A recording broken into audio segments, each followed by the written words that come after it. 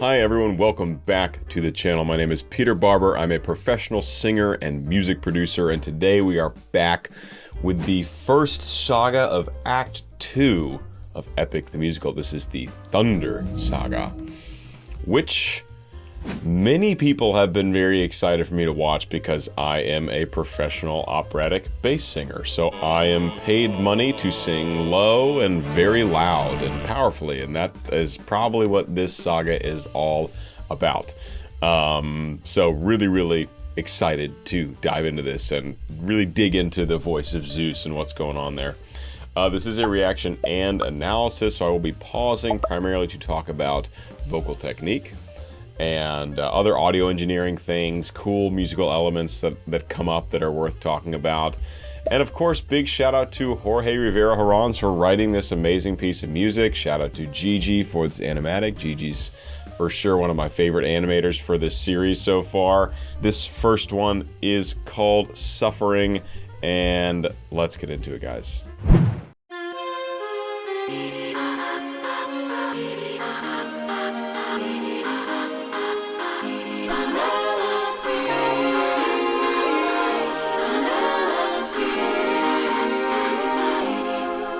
You miss me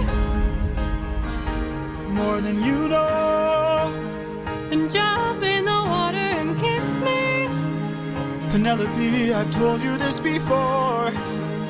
You know I'm afraid of the water. This is like a really interesting start. Also, I guess we got out of the underworld. So I don't know how that happened, but we're out of the underworld, it looks like, or unless this is a dream or a vision of some kind. I'm actually going to pop over to the wiki for a second and see who is singing our Penelope here. Okay, shout out to Anna Lee or Anna Leah, L-E-A, I'm not sure how to pronounce her last name, for the voice of this Penelope we have here in this vision.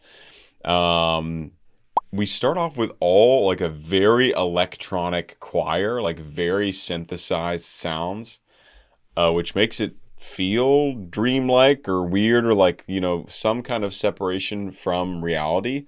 Aside from that, it is very light. It's very light and inviting musically, but yeah, super synthesized and electronic, which is really interesting. Usually the voices, if they're electronic, like if the gods have summoned them, they're like, it's like a choir way in the background, but this is like in your face synthesized voices, just like very, you know, not trying to hide or disguise it or anything, just like synthesized voices. Interesting. I don't think we've heard that in Epic so far.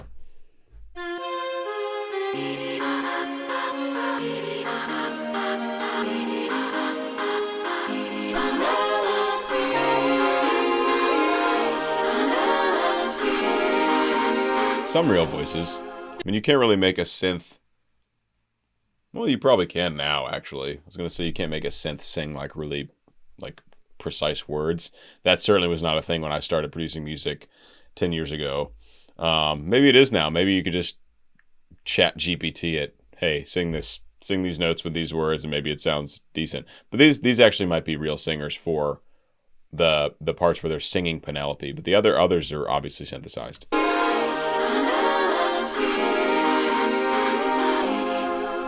You miss me more than you know.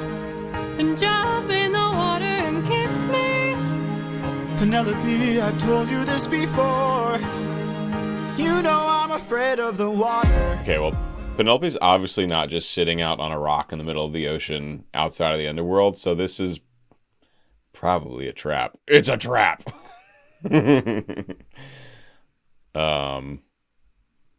Siren.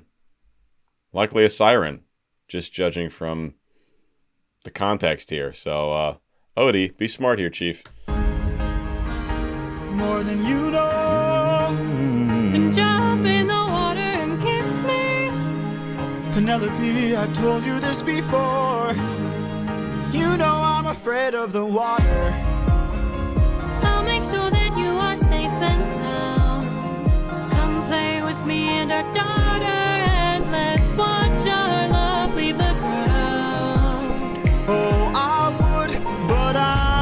It's so musically pleasant and inviting. We're in A flat major. do do do. Just we've got this just light, beautiful piano. It's all very positive feeling. There's like this light forward motion and this bounciness to it. Which if I think I know what's going on, that makes a lot of sense. It's supposed to be inviting and calming and like, come on, come swim with us, right? I feel invited by this music. So yeah, really just pleasant musically, a lot of light instrumentation, A flat major. Just I've said it 100 times, but I'm gonna say it one more time. Just very pleasant and inviting. Come play with me and our daughter, and let's watch our love leave the ground. Oh, I would, but I'd be suffering trying to float the whole time. I would take the suffering from you. As good as that sounds, right here I'm just fine. Wait a second. So, a couple thoughts. One, is Odysseus really bad at swimming? Because he has not picked the right career.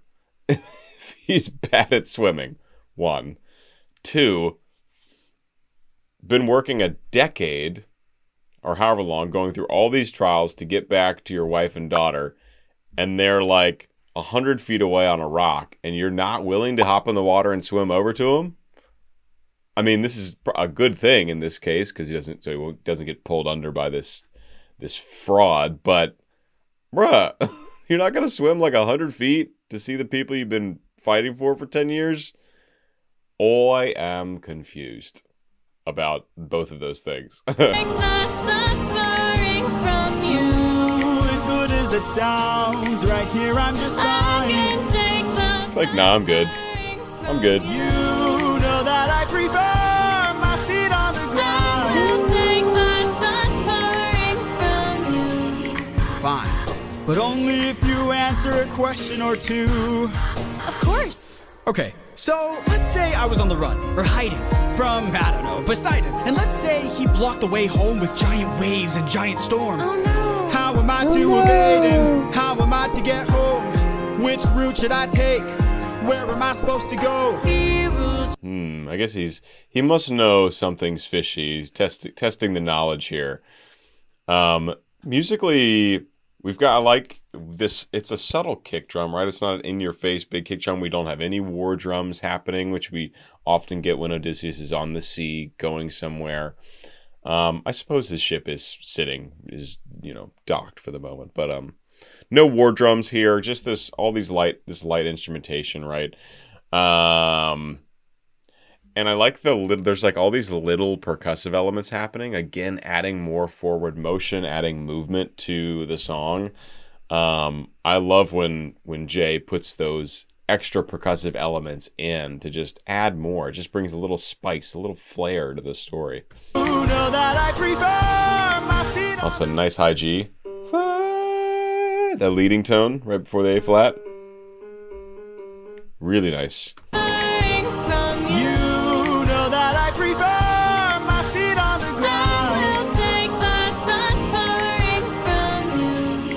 Fine, but only if you answer a question or two. Of course. Okay, so let's say I was on the run, or hiding, from, I don't know, Poseidon. And let's say he blocked the way home with giant waves and giant storms. Oh no. How am I to evade him? How am I to get home? Which route should I take? Where am I supposed to go? The instrumentation in the background is more subtle here. Some of the higher frequencies have been removed. It sounds a little bit like we're underwater. The kick drum too as well. A very subtle kick drum, just more like a pulse. And I like how, again, we get this fun section of pure dialogue, right? There's no obvious melody or pitch, no obvious, or at least no really strict rhythms happening. And I think Jay does such a good job of going back and forth between singing and kind of singing / speaking. Like Sprechstimme is a German word that describes kind of what that is in opera, and full-on dialogue. So we get kind of those three levels of vocal musicality happening, and it always keeps it fresh. It keeps it really interesting. And the spoken parts usually have more, they're more like plot based, more like exposition kinds of things. To get home, which route should I take? Where am I supposed to go? He will chase you high and low, so find a place he'd never go. The one way you'll get home is sailing where he's scared to roam. Oh, it's through the lair of Scylla. No. This is your only way home, the lair of Scylla. But Scylla has a cost. Well, you asked and now you know. Now jump in the water. Penelope. Yikes. Ooh, Scylla. There's this new show on Netflix called Chaos that I'm watching, and it's all about the gods, and it's really in like a modern context. It's really funny and cool and clever. And there was a moment with Scylla in the episode I watched last night. Scary creature. You do not want to have a run-in with the Scylla.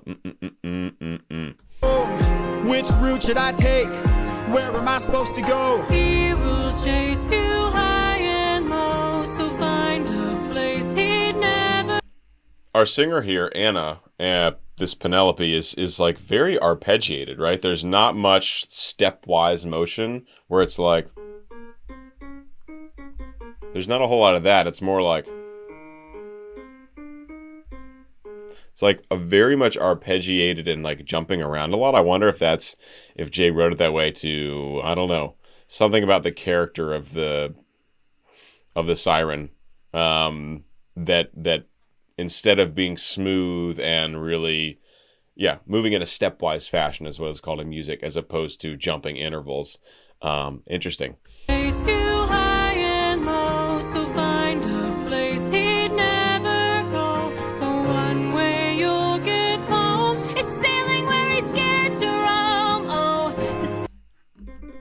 Some nice high C, tenor high C belts there. Power there. A little bit of airiness in the sound, but I love it. She's singing so smoothly and so seductively, right? It kind of comes out of nowhere, like, oh, she can absolutely belt as well. You'll get home, it's sailing where he's scared to roam. Metal. It's through the lair of Scylla.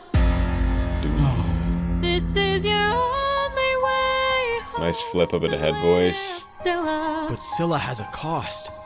Well, you asked and now you know. Now jump in the nice. water. I love that animatic choice by Gigi there. Well, you asked and now you know. Now jump in the water. Penelope, why? You know I'm too shy and terrified. I would take the suffering from you. For you I would die, but can't you let me stay dry? I can take the suffering from you. You should come onto the ship, we'll jump at the same time. I will take the suffering from you. Penelope, I'm like the world's greatest ship captain. What makes you think I ever want to step in the water? Are you insane? I can't swim. I've just been on the ocean for a decade.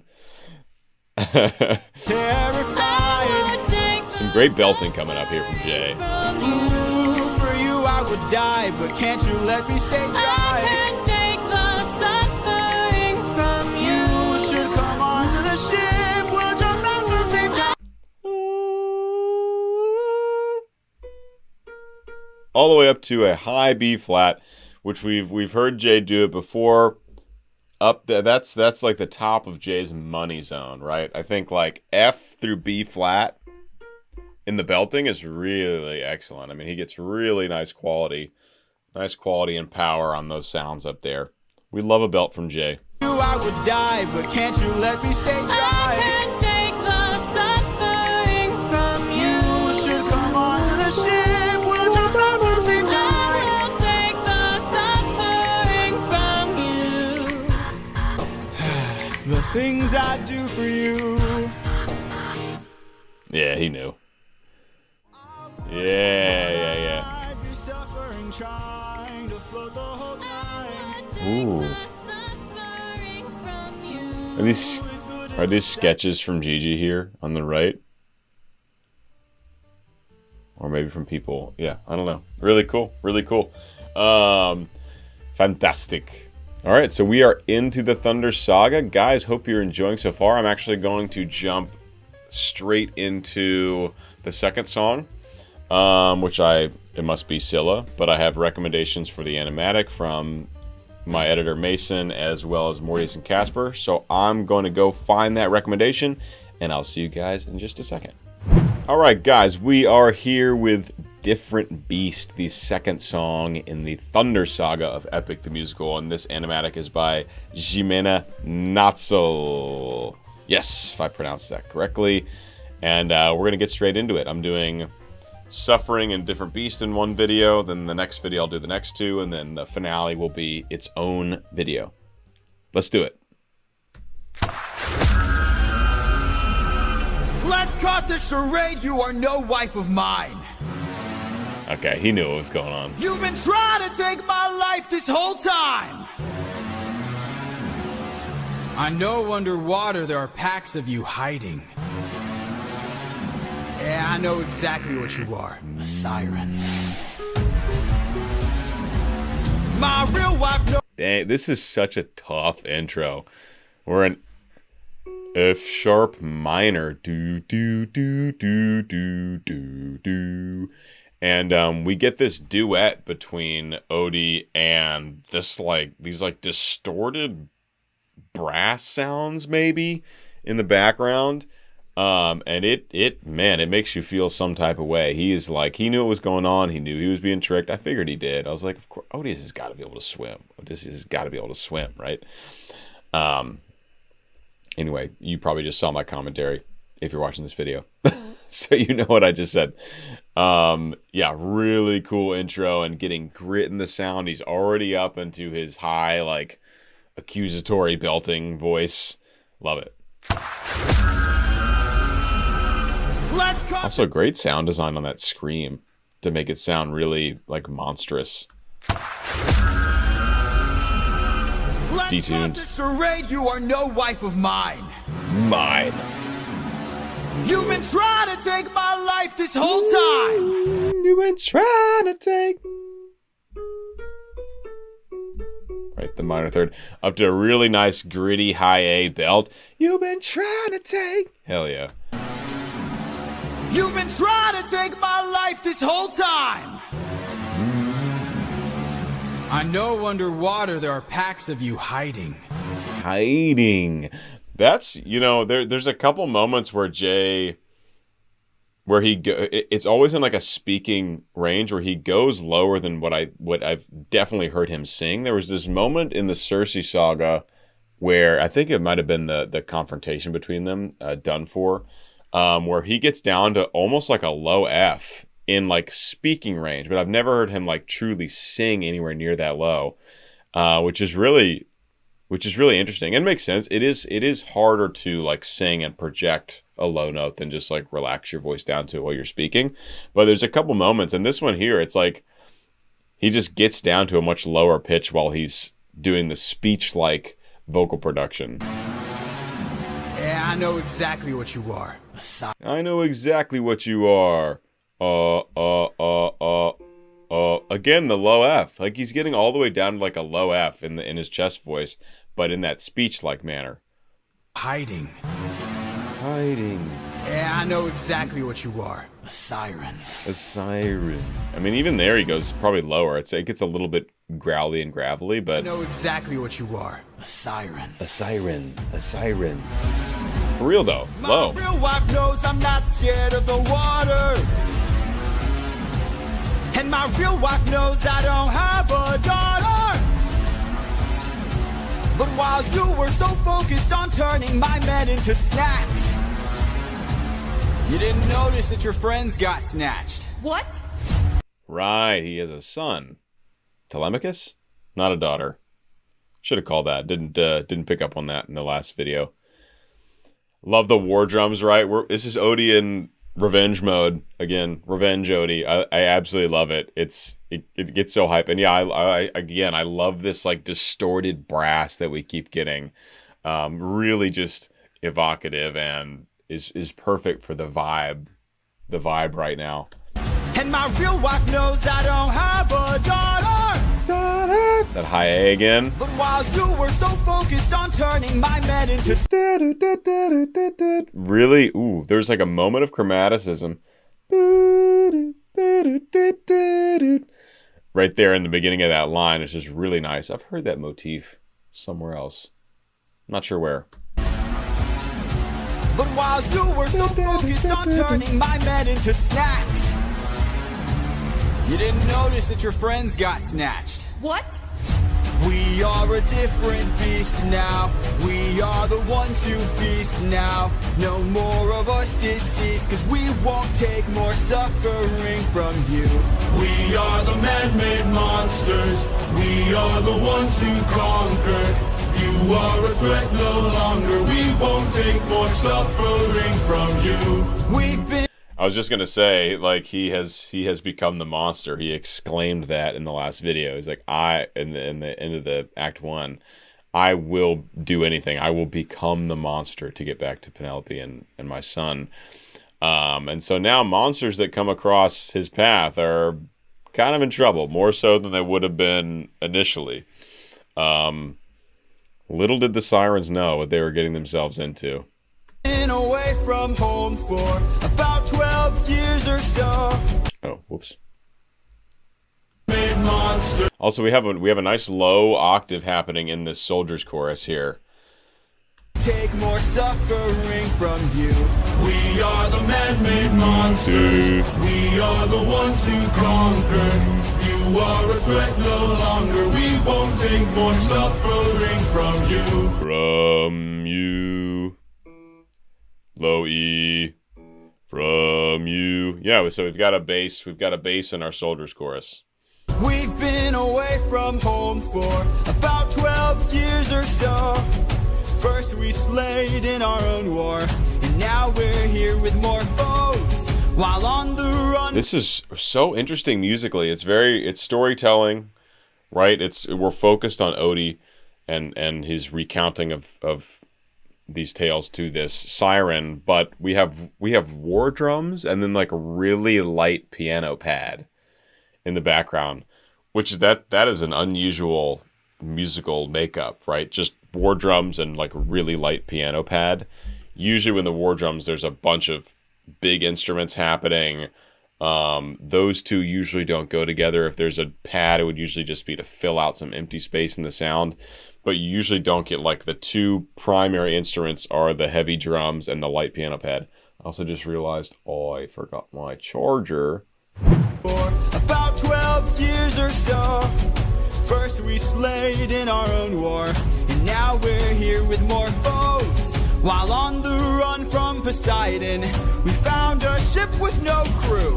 I realized nearby there were sirens, singing sailors to their dooms.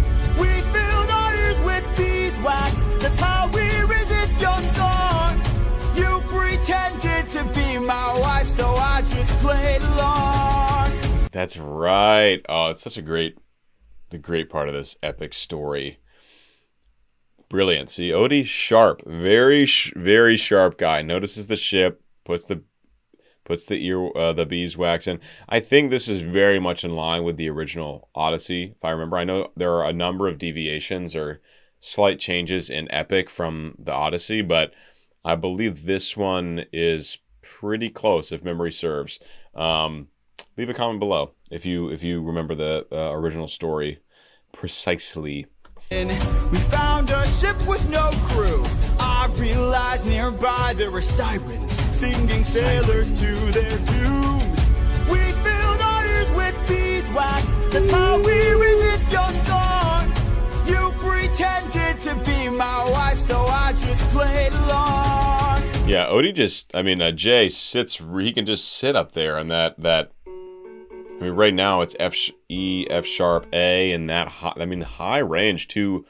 You have to be a pretty high tenor to comfortably be sitting up there. And I know studio session, what you can record is obviously different than what you might be comfortable with performing live, but this all sounds very comfortable to him. I bet if Jay performed these songs live, he would really have no trouble getting up to those high A's.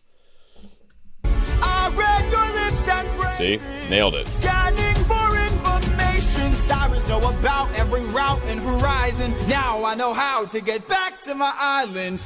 We are a different beast now. We are the ones who feast now. No more of us deceased, 'cause we won't take more suffering from you. We are the man-made monsters. We are the ones who conquer. You are a threat no longer. We won't take more suffering from you. Ooh, and we get a Sirens chorus. Excellent. So now with the war drums, this is more like what we expect when there's a war drum moment. Is like a lot of instruments, a big wall of sound, a chorus singing. That's why, just to highlight again how interesting it was to hear war drums, light piano pad, and voice. And that's it, because this chorus moment right here, more of the songs, it feels like, again, it's been a while since I watched the first 3 sagas, but it feels like more songs in the last few sagas have had like more of a typical like chorus, where there's repeated material with repeated musical elements as well, repeated melodies, repeated chords, that kind of thing. This one right here, this soldier's chorus, is very much a chorus. I mean, it's coming back, same material as we heard a couple minutes ago in the song. Take more suffering from you. Down to, what is that? Down to a low D, I think, from that bass in the chorus. We won't take more suffering from you. Yeah. Man-made monsters. We are the ones who conquer. You are a threat no longer. We won't take more suffering from you. Spare us. Oh, spare us, please. Why? So you can kill the next group of sailors in this part of the sea? Nah, you wouldn't have spared me. I made a mistake like this. It almost cost my life. I can't take more risks of not seeing my wife. Cut off their tails! We're ending this now. Throw their bodies back in the water. Let them drown. He is a different beast. Damn, he's such a savage now. Wow. I got chills from that. I also love how it revs up how Jay wrote these vocal lines to where it like builds it, and then like a lot of things cut out, and he delivers that final line like, let them drown. That is absolutely brutal. Spare us. Oh, spare us, please. Why? Cool so dissonance you can kill the in there. next group of sailors in this part of the sea? Nah, you wouldn't have spared me. I made a mistake like this. It almost cost I me. love that choir comes in. Ooh, it's so cool when a choir comes in. It just adds so much to the musical fabric, right? Nah, you wouldn't have spared me. I made a mistake like this. It almost cost my life. I can't take more risks of not seeing my wife. Cut off their tails! We're ending this now. Throw their bodies back in the water. Let them drown. Let them drown. Just like everything, all the rest of the music cuts off, and he says, let them drown. We're ending this now. Throw their bodies back in the water. Let them drown. He is a different beast now. He is the one who feasts now. No more of us deceased, 'cause he won't take more suffering from you. He is the man-made monster. He is the one who conquers. You are a threat no longer. He won't take more suffering from you. Whoa, whoa, whoa, whoa. Kill them all. Kill them all. Kill them all. Odysseus. That is dark. Wow. I don't blame him. I mean, it is dark and twisted, but they were going to try and kill and drown the sailors, so, you know, but God, that's brutal. And then the animatic of them actually getting their tails cut off and thrown back in the water, I mean, that's brutal. You get cut in half and then thrown, and that it's not that kills you. You get cut in half, and before you can die from that, you're thrown back in the water to drown. That is not the way I would want to go, personally. Absolutely brutal. Yeah, Odysseus Savage. I want to go back a bit just because just to flag all this wonderful high belting he's doing. Again, all up in this, like that high F sharp to high A range. Just a bunch of it. A couple riffs thrown in there. Adding to the sailor's chorus, soldier's chorus that's already kind of ripping away, creating this epic, this brutally epic moment. And the screams, yeah. So how you do that usually to create that kind of scream from audio engineering is you basically, I mean, the main component is you put two tones right next to each other. So you get that kind of sound, the really, really crunchy, dissonant sound. And if you do it really higher, it works even better.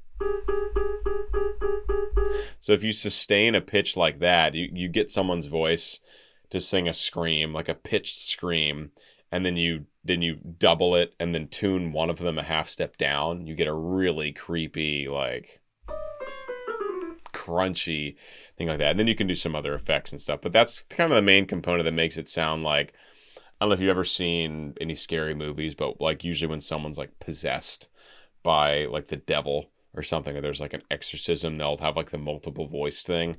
It's kind of the same effect where you have two or three voices very close to each other, and it creates this really horrifying dissonant sound. That's kind of what they're doing with the screams here.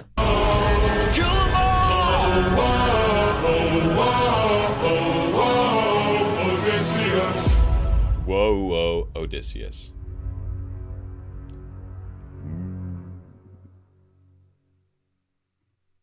All right. Oh, wow. That was heavy. That was heavy. Holy shit.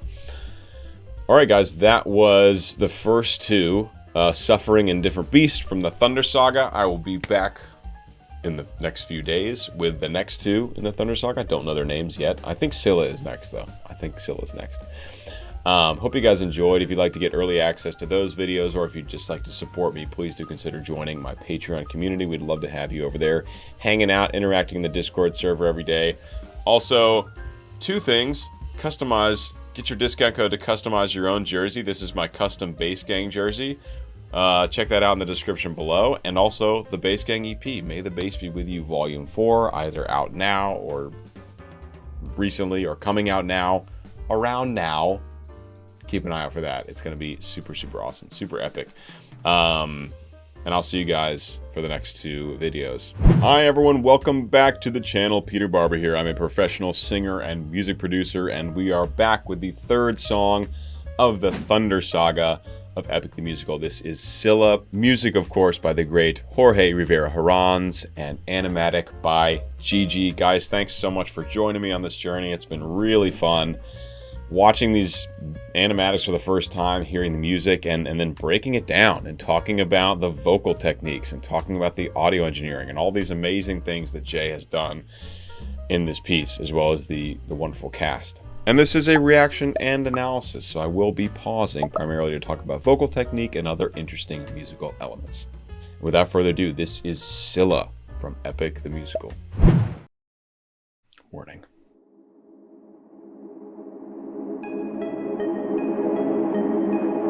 The lair of Scylla. This is our only way home. Deep down, You're quiet today. deep down, Not much to say. I don't remember what kind of monster Scylla is. I remember, well, I'm watching this show called Chaos, actually. It's really actually quite funny and clever show about the Greek gods. It's on Netflix now. And Scylla, I remember, is like pretty much like your classic sea monster, like a huge creature, big mouth, tons of rows of teeth. But we just got an eerie female voice, and I don't know where that came from. Also, I love the it sounds like rain cascading down. Really cool arpeggiation there. But yeah, very chill start to this. I mean, I have a feeling this is about to go stupid, go dumb as far as how chaotic it's going to get. But pretty chill start.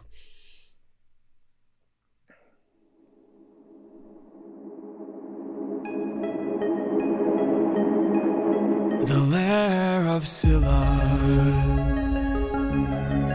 This is our only way home. Deep down, Like, who's that? You're quiet today.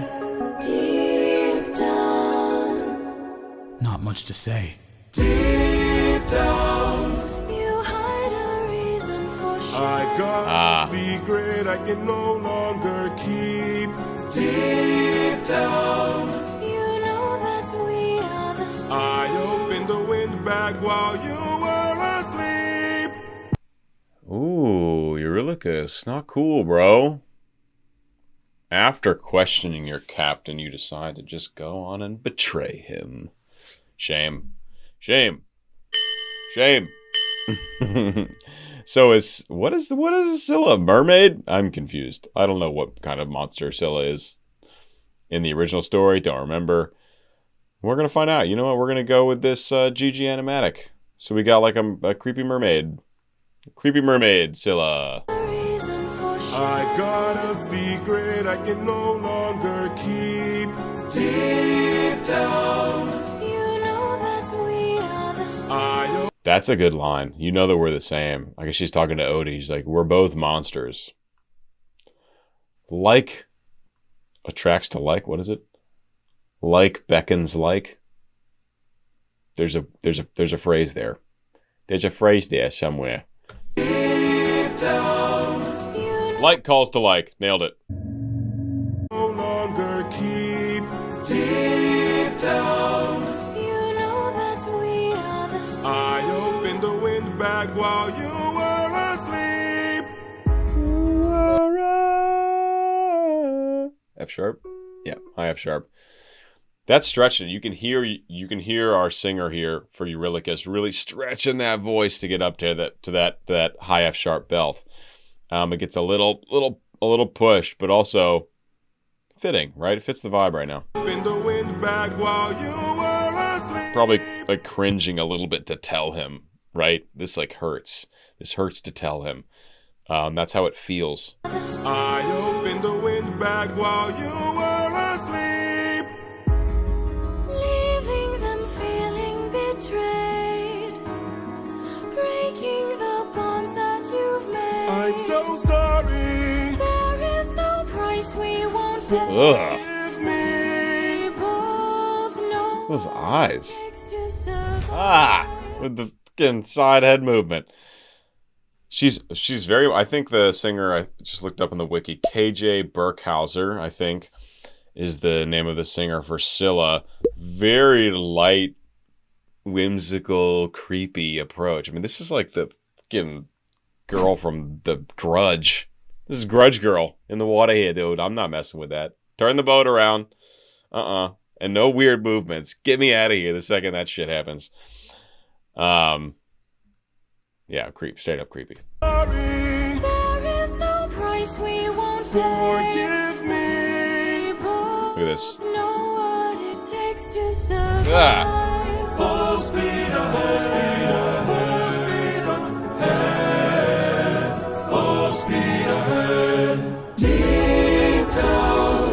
We only care for ourselves. Eurylochus, light up 6 torches. Deep down, we're lonely demons from hell. Captain, something approaches. He's got these creepy pads, like synth pads, this creating atmosphere, and it's perfect for this like scary dark cave. That is just absolutely perfect, like sound design. Essentially, we're getting an occasional war drum here just to push us along. I wager those are going to pick up here pretty soon. We get a full speed ahead reprise in a with in a musical fashion that I haven't heard before. I think every time they've done the Full Speed Ahead reprise, it's been very much like how it was sung in Full Speed Ahead, Saga 1. But this time it's a little different. There's a nice variation here on this Full Speed Ahead.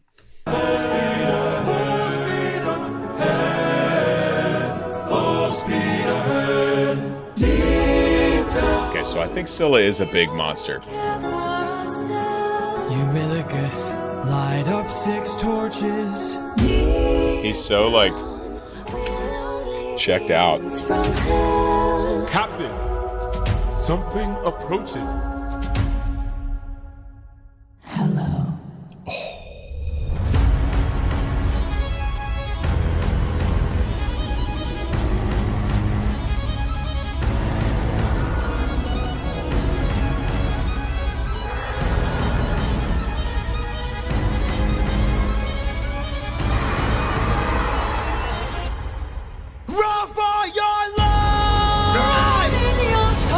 That is horrifying. Honestly, though, that right there, that to me is creepier than the giant sea monster. Just that, the grudge girl awaiting you in the water. I'm not getting in the water with her. I'll get in the water with the big eels. Yikes. Also, I want to break down what he did with the hello there. Thing approaches. Hello. Oh, that's so interesting. So there's like a flanging filter. Not a flanging filter. What did he use? There's a filter to make it go, so there's like a wobble in the sound. Approaches. Hello. Multi-tracked for sure, or chorused. Maybe one take, but chorus to make it sound like weirdly multiple voices. Approaches. Hello. And then like delay and reverb and stuff like that. Not a ton, actually.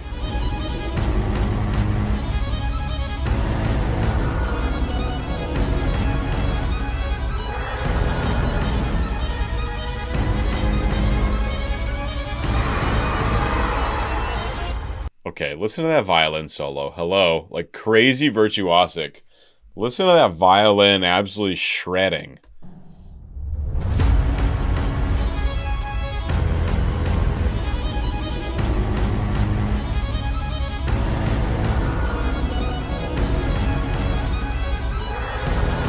Woo! That's amazing.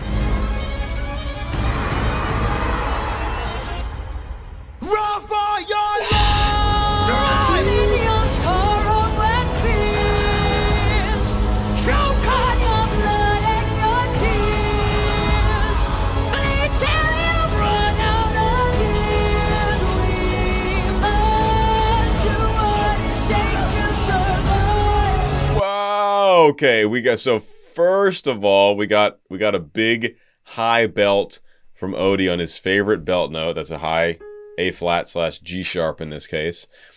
And then we get our Scylla, who the whole time KJ has been singing in this very, very light, creepy grudge girl head voice, and then comes out of the gate and goes in full like hard rock belt mode. Totally different vocal technique, totally different power. There's grit, like 2 different voices. So that's versatility as a singer right there. Shout out to you, KJ. All the way up to C sharp 5.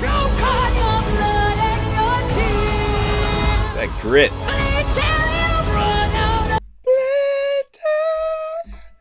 Yep, up to E5 above tenor IC. So that's a really high belt. And we got all this grit in the sound. This is like the... Whoop, my OBS is...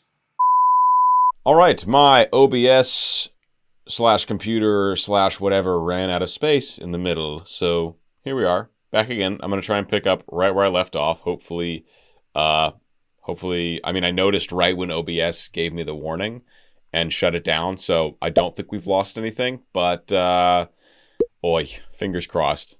Okay, here we go.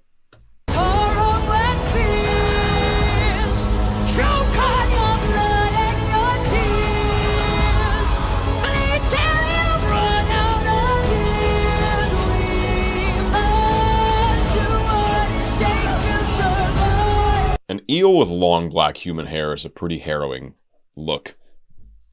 Pretty horrifying. I was just talking about how KJ is absolutely obliterating these high, gritty rock belts, and how for the first whole portion of the song, it was just like really high, floaty, grudge girl falsetto.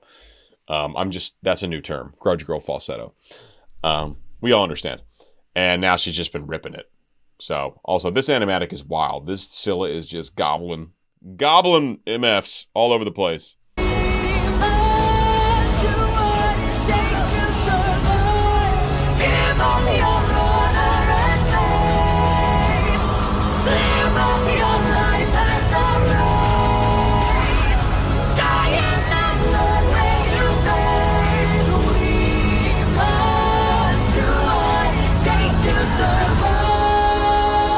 There's some crazy high harmonies above her really high belting, which they sound synthesized. They sound very electronic.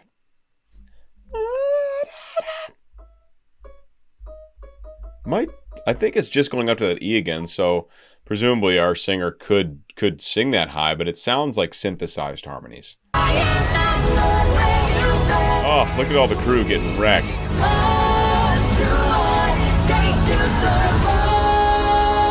Ooh. We are the same, you and I.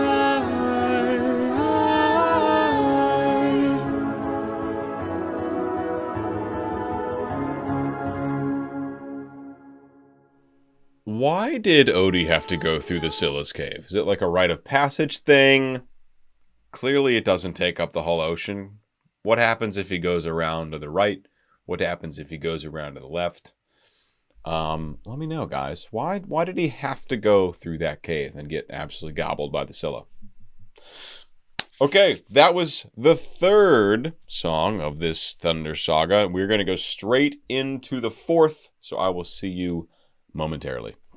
All right, guys, we are back with Mutiny, the fourth song in the Thunder Saga from Epic the Musical. And this is by a smaller animator called Crashite.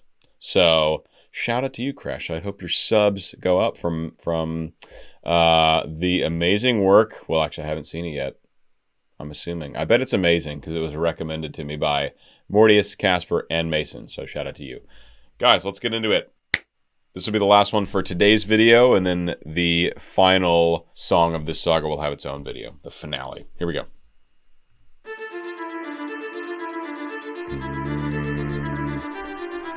D minor.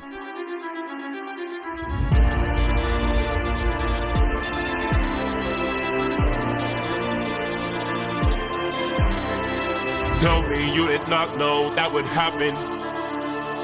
Say you didn't know how that would end. Look me in the eyes and tell me, Captain, that you did not just sacrifice 6 men. I love the kind of angry motion in this violin here. We're in D minor, and great key to be angry in. Great key to be angry in. And Eurylochus is real pissed at Odie because thinks he might have known that they were going to go in there. Most of the crew was going to get eaten, but it was the only choice to get home. And I'm guessing, great intuition here, I think Eurylochus might be headed towards a mutiny. So call me crazy for thinking that. But yeah, that's most of what we have. I mean, I love this starts with this moving this angry violin motion.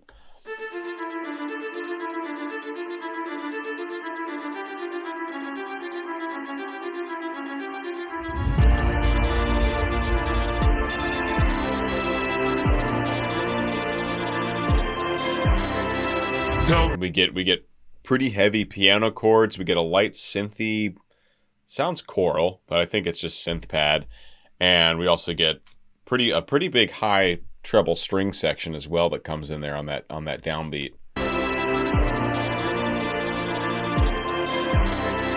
Tell me you did not know that would happen.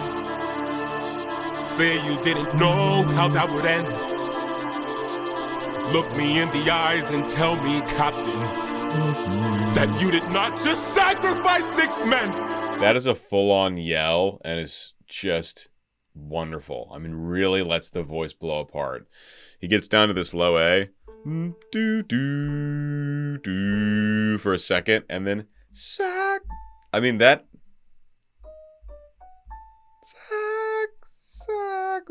I think up to the yell was around a high F, but I mean a full-on yell. I mean all like a normal human yell, not like a singer yell where it just like it's all air and turbulence in the sound, and it's an aggressive sound, and it's absolutely necessary. Captain, that you did not just sacrifice 6 men. Oh, great yell. Use your wits to try and say I'm crazy and mad. That this is all some trick the gods have sent. Tell me you did not miss home so painfully bad that you gave up the lives of 6 of our friends. I mean, more like 600 over the last however long they've been out there. But yeah, I guess the Scylla, he might have really known what was coming, right? Eurylochus is killing this one. I mean, he's way at the top of his chest range. I mean, really stretching it and hollering, and it's powerful, and it's evocative, and it's mutinous. I mean, for real, like it. You know, he's like right on the edge, about to probably do something crazy. Tell me you did not miss home so painfully bad that you gave up the lives of 6 of our friends. When we fought the Cyclops, you were quick to hatch a plan. And when we fought with Circe, it was you who left behind no man. But when we saw this monster, we didn't take a stand. We just ran. Say something! I can't! God, let's go. I'm here for all this yelling. Absolutely here for it. You don't hear it much in the theater, in any kind of theater world, like real yelling. You hardly ever hear it in opera for sure, because that's all about efficiency. Musical theater more often, but still not often. I mean, you only get it in like film and straight theater for the most part. Yeah, big shout out to Eurylochus. He's absolutely killing this one. Quick to hatch a plan, and when we fought with Circe, it was you who left behind no man. And he's also again doing this Sprechstimme kind of thing, where it's kind of singing, kind of dialogue. Sometimes there's very clear melody and notes, and sometimes it's just pure dialogue.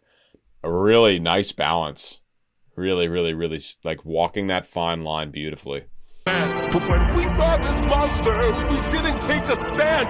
We just ran. Say something! I can't!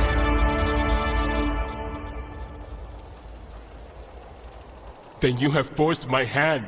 You really lower your weapon. No can do. You miss your wife so bad you drained the lives of your own crew. Don't make me fight you, brother. You know you'd have done the same. If you want all the power, you must carry all the blame. Eurylochus, Eurylochus, Eurylochus. Odysseus, Odysseus, Odysseus. There is no price he won't pay. I am not letting you get in my way!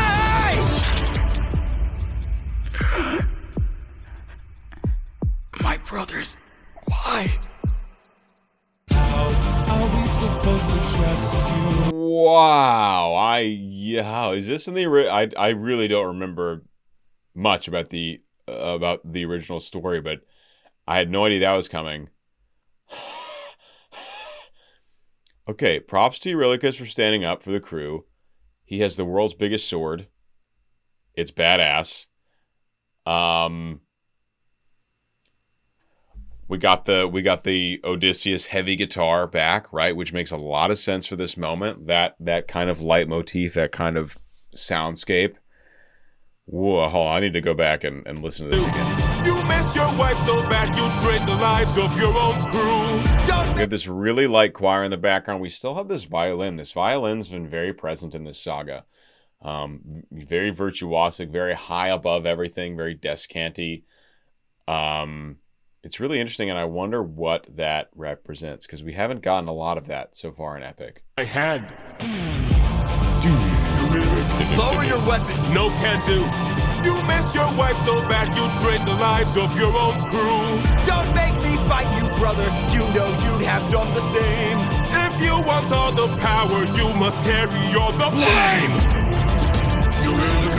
Oh, the chanting from the crew. Odysseus, Odysseus, Odysseus. There is no price he won't pay. I am not letting you get in my way! Big high A from Odysseus. Nice yelly, gritty. Letting you get in Okay. my way!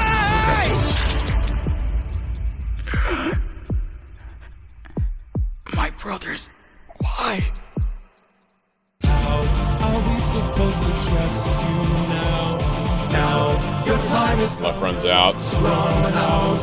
Now the time has come to shut you down. You relied on wit, and then we died on it. Whoa. Wow, full reprise of Luck Runs Out, which makes a lot of sense for this moment. That's wild. Odie getting straight up stabbed, very reminiscent of. Oh, I can't spoil this it's been out a long time. Game of Thrones. There's a very similar moment in Game of Thrones. Absolutely king brutal. My head. Where are we? Some island, the first one we found. It's bursting with cows, just roaming around, begging us to eat. So much meat, and hunger is so heavy. This statue, the god of the sun, don't know where it's from, but here's where we found all these cows to hunt. Right in front. And hunger is so heavy. Hunger is so heavy. Please don't tell me you're about to do what I think you'll do. Odie, we're never gonna get to make it home. You know it's true. You don't know that's true. This is the home of the sun god. I'm starving, my friend. But if you To go back, Odie, I love Odie gets back into the pleading feeling, and Jay always opts for this really highlight falsetto here to show submission and kind of begging and like vulnerability, and it perfectly does it. It's happened a number of times throughout Epic, a bunch of times, and it's pretty consistent about the certain kinds of moods that Jay likes using that specific vocal technique for. And this is one, and it's perfect. It's like, please don't tell me you're about to do what I think you're going to do, which is, I guess, leave him there, right? Leave him there to die. please don't tell me you're about to do what I think you'll do. Okay, these are absolutely horrendous captions. Odie, we're never gonna get to make it home. You know it's true. You don't know that's true. This is the home of the sun god. I'm starving, my friend. But if you kill his cattle, who knows what he'll send. This is the home of the sun I'm god. tired, my friend. But we're so close to home, this can't be where it ends. How much And the sun god, Apollo, is the son of Zeus, I believe. I might know what's about to happen. You eat those cows. Be very careful, mate. This can't be where it ends. How much longer must I suffer Please now? don't do How this. much longer must I push through I need that? to get How home. much longer must I go It about really my does. life like this when people die like this? Whoa, how much I longer? think this is a really nice way to bring back Luck Runs Out. Really, really nice, because, I mean, Eurylochus kind of called it. He's like, at some point, shit's going to hit the fan, and it's going to be a real problem. And they have gone through a lot. I mean, almost all of their entire army is gone, right? Even a lot of their closest shipmates are gone. Which is like, he's like, this is time to throw in the towel, man, and cut our major losses and move on. And so really, really nice reprisal of this theme that Eurylochus first brought up in the Ocean Saga many moons ago. How much longer must I go about my life like this when people die like this? Whoa, how much longer must we suffer now? How much longer must we push through now?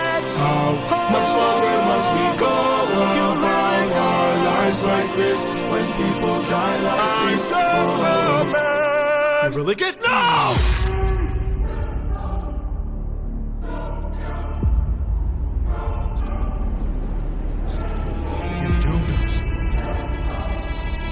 You've doomed us all, Eurylochus! Captain? His sword keeps getting bigger. We need to get away from this island now! Grab an arm with all the strength your arms allow! These cows were immortal. They were the sun god's friends. And now that we've pissed them off, who do you think you'll send? Full speed. Also, is getting back on the ocean a good plan? With Daddy Thunder potentially coming down. Look at this sword. This is an absolutely gargantuan sword. Dude is a tank to be able to even hold that thing. Yeah, they're really in trouble. Again, back to this dialogue, like real yelling, like real desperation to get the F off this island and away from this. He should have told him the cows were immortal before that. He told him the cows were Apollo's, but he didn't say the cows were immortal and they were his friends. That might have influenced Eurylochus's decision. But they are in deep shite right now. Captain? We need to get away from this island now! Grab an arm with all the strength your arms allow! Oh, listen to this rising chord progression. It's perfect. It's just going up, ascending, just more and more intense, more and more chaotic. We need to get away from this island now! Grab an arm with all the strength your arms allow! These cows were immortal. They were the sun god's friends. And now that we've pissed them off, who do you think you'll send? Full speed ahead! Full speed ahead! Faster! Full speed ahead! Faster! Full speed ahead! We're too late.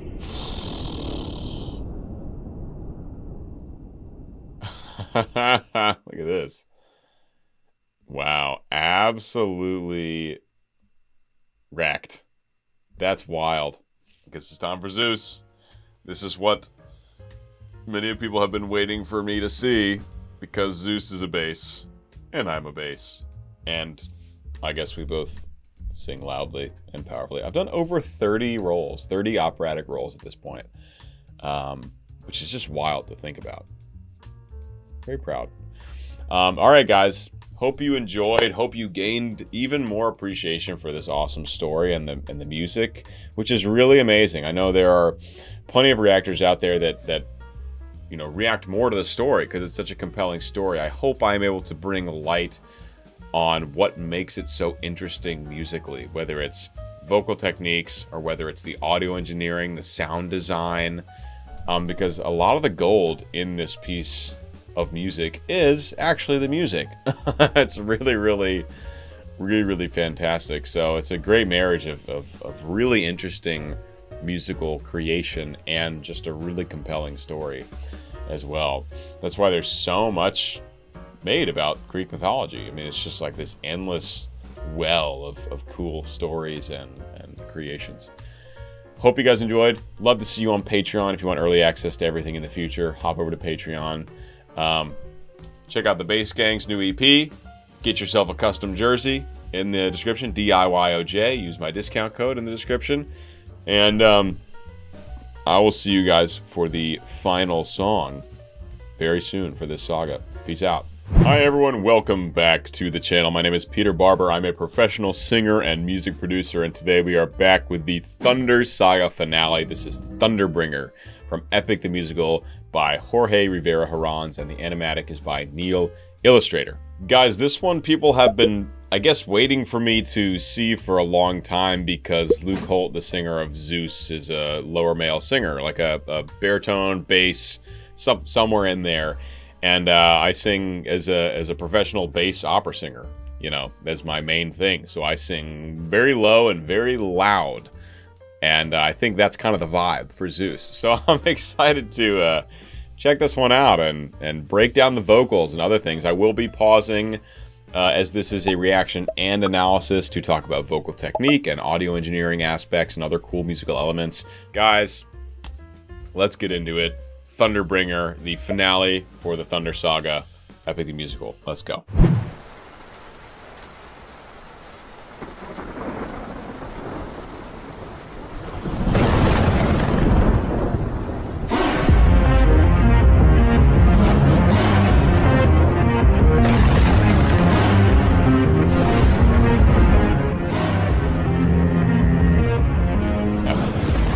F minor.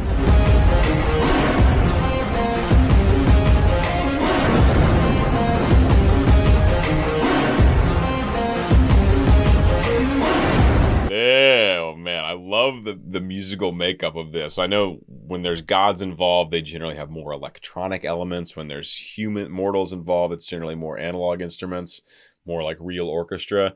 So we've got a lot of synthesization going on, a lot of synths and electronic elements happening, a lot of buzzy guitar-like sounds happening. We've got this kind of like stomp clap beat happening, and we also have these chants going on as well, and it's really bringing the vibe of our thunder god here.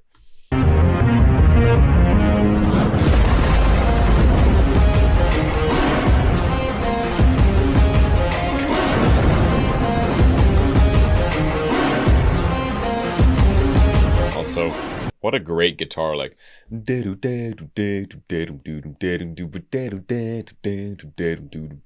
really, really nice, pretty powerful driving guitar lick.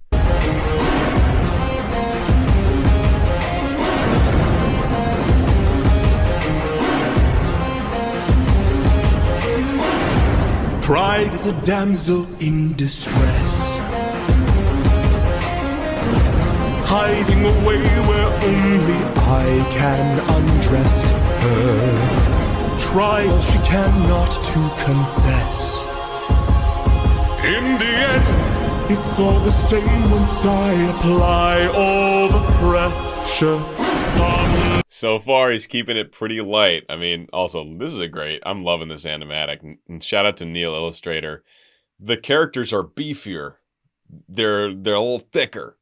You know, a little more muscle bound than we've seen previously. I mean, Zeus is an absolute tank. Look at this physique. Sheesh. And Odie and Eurylochus are absolutely stacked too. Really, really nice. But yeah, Luke so far, our Zeus here, keeping it pretty light. He's got a little bit of that classical space going on, but overall, for the most part, keeping the singing pretty light here in the first verse. We're not getting big power vocals yet. Pride is a damsel in distress. Pride is a damsel in distress. Like keeping it, there's a little bit of warmth in the sound, a little bit of the classical warmth, but overall keeping it pretty light. Pride is a damsel in distress, hiding away where only I can undress her. So down to B flat. Okay, low B flat so far. Where only I can undress her. Trial she cannot to confess. In the end. So there we go. There's a little bit getting into that more power belting. Oh, I should have like warmed up or something before I did this video. Not to confess. In the end, it's all the same once I apply all the pressure. Thunder, bring her through. judgment call, the one who makes her kingdom fall. Lightning wielder, use and yield her. Show her what she can't conceal, for true nature will be revealed. Yeah, this is nice. This is really nice. This is a nice blend of, because I know Luke has, I think he has a degree in classical training, so he's got some of that. He's got some of that operatic training in there. And he also has musical theater training. And we're hearing actually a nice blend of these two styles, because he's doing a lot of very straight tone singing, which is much more like musical theater. Once in a while, he allows the vibrato to come in, which is what we do pretty much all the time in opera. And he has the space in his pharynx, which is more similar to an opera singer, adding some of that darkness into the sound, which is used to create space for resonance. Because in opera, fun fact, we sing in, big opera houses or big spaces with orchestra with no microphones. And part of what creates that large sound is being able to create that space in your pharynx without blocking it with your tongue. And there's all kinds of other mechanical things that go into it. But with Luke here, we're getting a nice balance of that musical theater training. We got some straight tone, but we've also got some vibrato in places. We've got some of that classical, darker space in his sound as well. Very much a baritone voice, I would call Luke. He's got a nice dark color, but the way he sings in this high C to high F, baritone, high C and high F, not tenor, high C and high F, the ease in which he sings up there, having heard hundreds and hundreds and hundreds of operatic and musical theater baritones, the ease in which he sings up to that high F, to me, is very much baritone. And I don't quite get the really bass quality when he gets down into his lower register. So to me, he sounds like a very strong baritone voice, but I would like to see kind of how far his range goes. I actually just looked at his resume because I was interested in his background, and he has his vocal range listed as F2, so low F at the very bottom, to high F, I think, or to high A, so tenor high A, A4, with like a G above that in falsetto. So right now, according to him, we've gotten a fourth from the bottom of his range with that low B flat, and a third from the top of his range with that high F. And low F at the very bottom to high A is very much baritone. Like if they really push the bottom, they get to an F. If they really stretch the top, they can get to a high A. Totally checks out. That's a long rant about voice types, and I am just scratching the surface. I'm a huge nerd about voice types and vocal technique and such. So there's my TED Talk. There will surely be more of them in this video. Thunder, bring her through the ringer. Show her I'm the judgment call, the one who makes her kingdom fall. Lightning wielder, use and yield her. Show her. There's that high F there. Very nice. Use and yield her. Show her what she can't conceal, for true nature will be revealed. Tell me, Odysseus, Tell me. if I were to make you choose the lives of your men and crew or your own, why do I think they lose in life? See, he's got this nice balance. So chorus, we have, full-on singing, right? We've got this blend of musical theater and opera. But in the verses here, he goes back to this more speech-like casual singing where he lets the voice slide around a little bit. He lets the voice get breathy. He's not trying to be in your face with resonance. He's trying to be more conversational about it. So it's a really nice balance between verse and chorus here, and how Luke is actually delivering the vocals. If I were to make you choose the lives of your men and crew or your own, why do I think they lose? Enlighten me, King of Ithaca, since hunger was far too great. I wonder who'd take the weight of the damned and suffer a gruesome fate. To the thunder bringer here. Okay, these captions suck. Your ears until you're deaf with fear, and spear you while your death is near.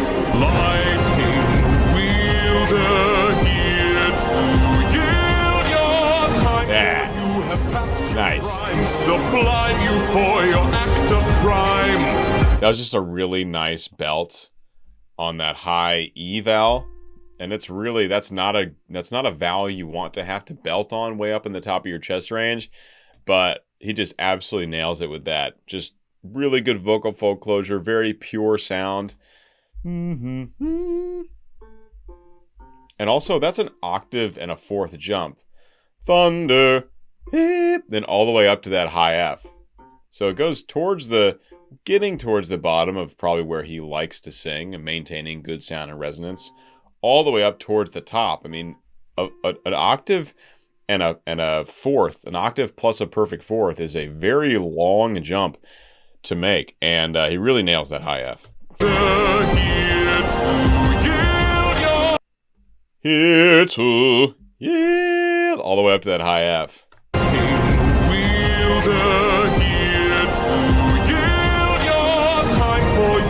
Past your prime, sublime you for your act of crime. Choose. Very nice there. That's bassy. Choose. It's growly and airy, but that's, yeah, hell yeah. And I think he also works as a voice actor as well. That's listed on his resume. Act of crime. Choose. So Odie has to choose basically between his crew and himself, essentially, right? I think the ultimatum is sacrifice the crew, get home, or sacrifice yourself to save the crew. I think I've been nerding out so hard about the vocals I actually kind of missed, but I think that's what's going on.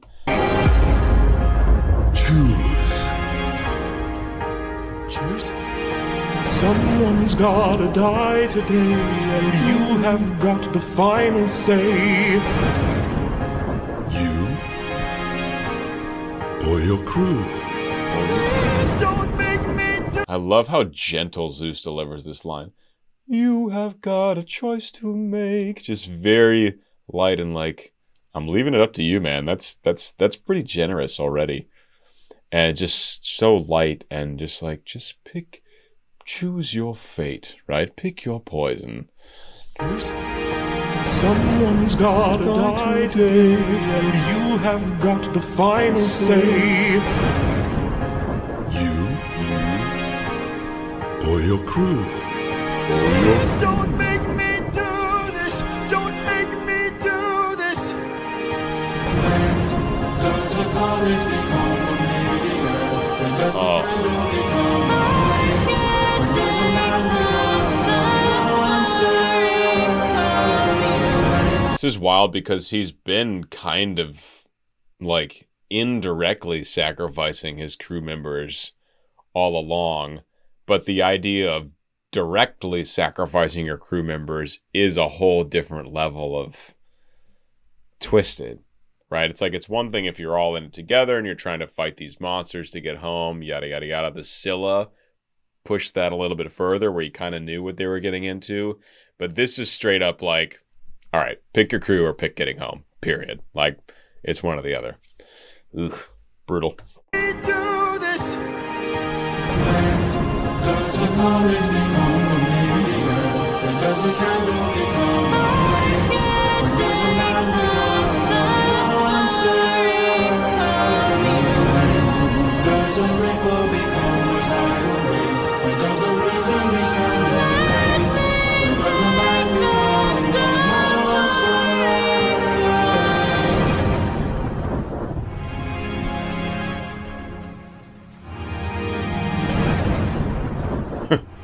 We're waiting. Captain, Oh, jeez. I have to see her. but we'll die. I know. Thunder, bring her through the ringer. Show her I'm the judgment call, the one who makes her kingdom fall. Lightning. Brutalness aside, Zeus's hair is absolutely top tier. I mean, really luscious and wild. Thunder. This is awful, though, actually. again, it's the direct sacrifice. So I guess the crew's pushing back. They're gonna fight him here and try to get out of this thing.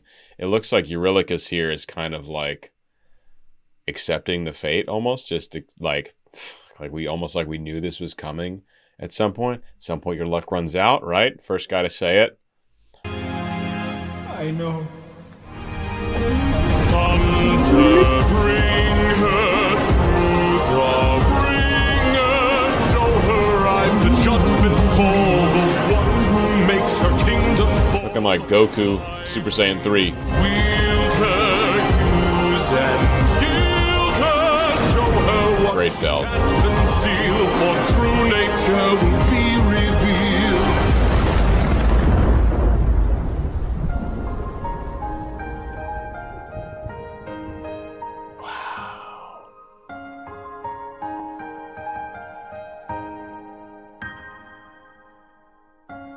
Gone. Crew gone. So now it's how is he going to sail the ship all the way back? Wow. Also, I just said it a second ago. Zeus looking like Goku Super Saiyan 3. If anyone has watched Dragon Ball Z, you'll know exactly what I'm talking about with the hair. And then he shoots like a very Dragon Ball Z looking energy ball, lightning ball down to kill the crew. So I bet this artist is familiar with Dragon Ball Z.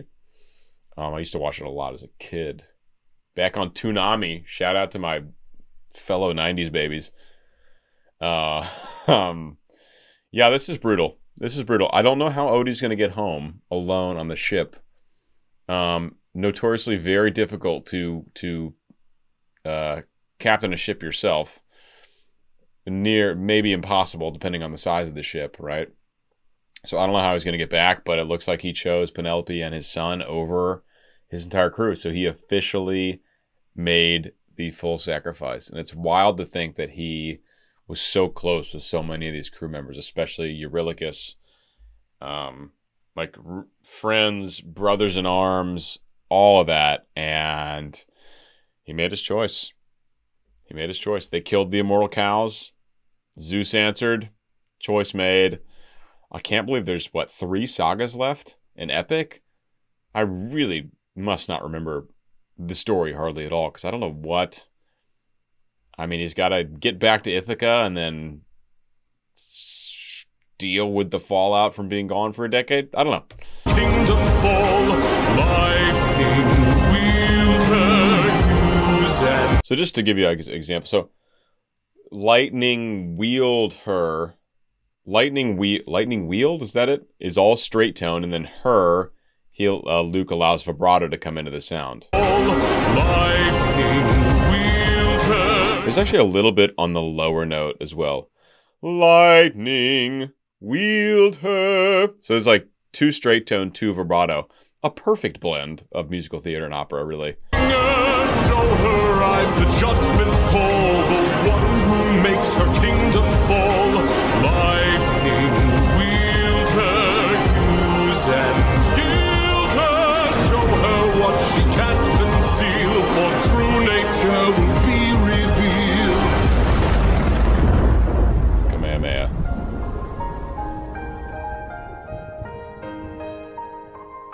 Oh, just a gorgeous piano motif to finish. Sounds like Studio Ghibli. And the little animatic drop with that final chord. Nice touch. Very nice touch. Whew. Actually, let's see. I don't think there's anything else, but... Beautiful piano part. Sounds a lot like Studio Ghibli, for real. Anyone who's seen, like, Spirited Away, Princess Mononoke, which is my all-time favorite, My Neighbor Totoro, all those. There's a lot of amazing, so much stunning music from those movies. Joe Hisaishi is the composer for those. Absolutely stunning, and a lot of really amazing piano themes. Go check those out. All right, guys, that's it for the Thunder Saga and the Thunderbringer. Hope you guys enjoyed the commentary. Hope you learned a lot about bass and baritone voices. Good Lord. I talked about 1% of it. I can really get in the weeds and the rabbit hole talking about vocal technique, especially when it comes to opera, because that's what I do at the highest. It's what I personally do at the highest level. So can really nerd out and talk shop about operatic technique, and know a lot about the other techniques as well. So it's cool. It's really fun and interesting, I think, for me to talk about how they're similar and dissimilar. Whenever I do Q&As, I get a lot of questions about singing pop and singing opera because I do a lot of both. And they are radically different. They are radically different, especially when you talk about recording techniques and studio versus live performance and all that good stuff. Hope you guys learned something. Hope you enjoyed. Go check out my Patreon. Love to see you over there. Check out the Bass Gang. Check out this custom jersey, DIYOJ, in the description below. And I will see you guys in the next saga, the Wisdom Saga, with my dear friend Tegan Early. Who, by the time I release this video, we might have already released something together. So we'll see. But we've got some things in plans. All right. See you guys next time. Peace.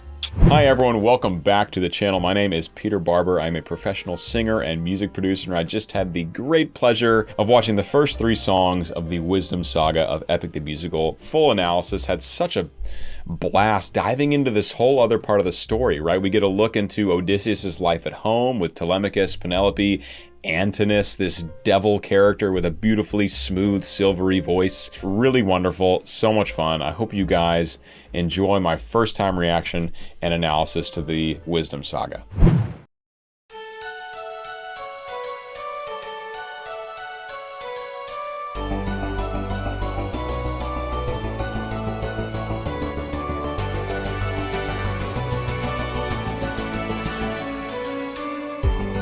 Just me, myself, and I, stuck in my bedroom, living in this world you left behind, dreaming of all these monsters that I'll never get to fight.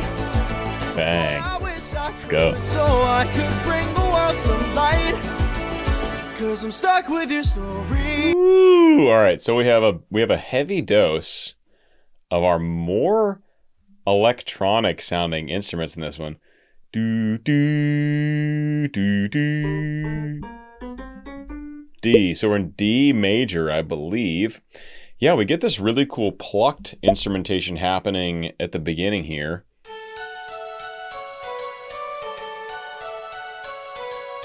So, sort of like an electronically enhanced, some kind of synthy instrumentation. It sounds almost analog, but I think it is actually sampled.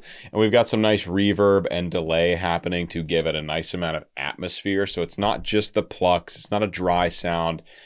There's a sort of airiness around it too, which kind of, you know, delay and reverb as a tool really mainly intended to create an atmosphere around a sound, right? If you have a raw vocal, for example, that came straight out of the studio, you don't want that super dry sound like how my sound is going into the mic.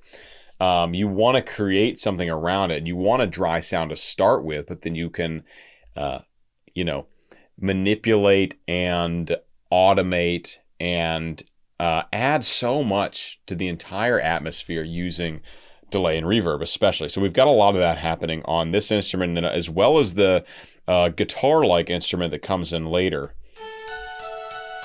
7 years later. Of course. Right, so we also get a couple measures of this, which is a more like synth bass kind of sound, not super low in the range, right? I think it's the so so we're on, I think, a G2, so not a super low bass instrument, but a synthy instrument leaning towards the bass register. And then we get, of course, we get a nice strummed guitar that comes in shortly after that.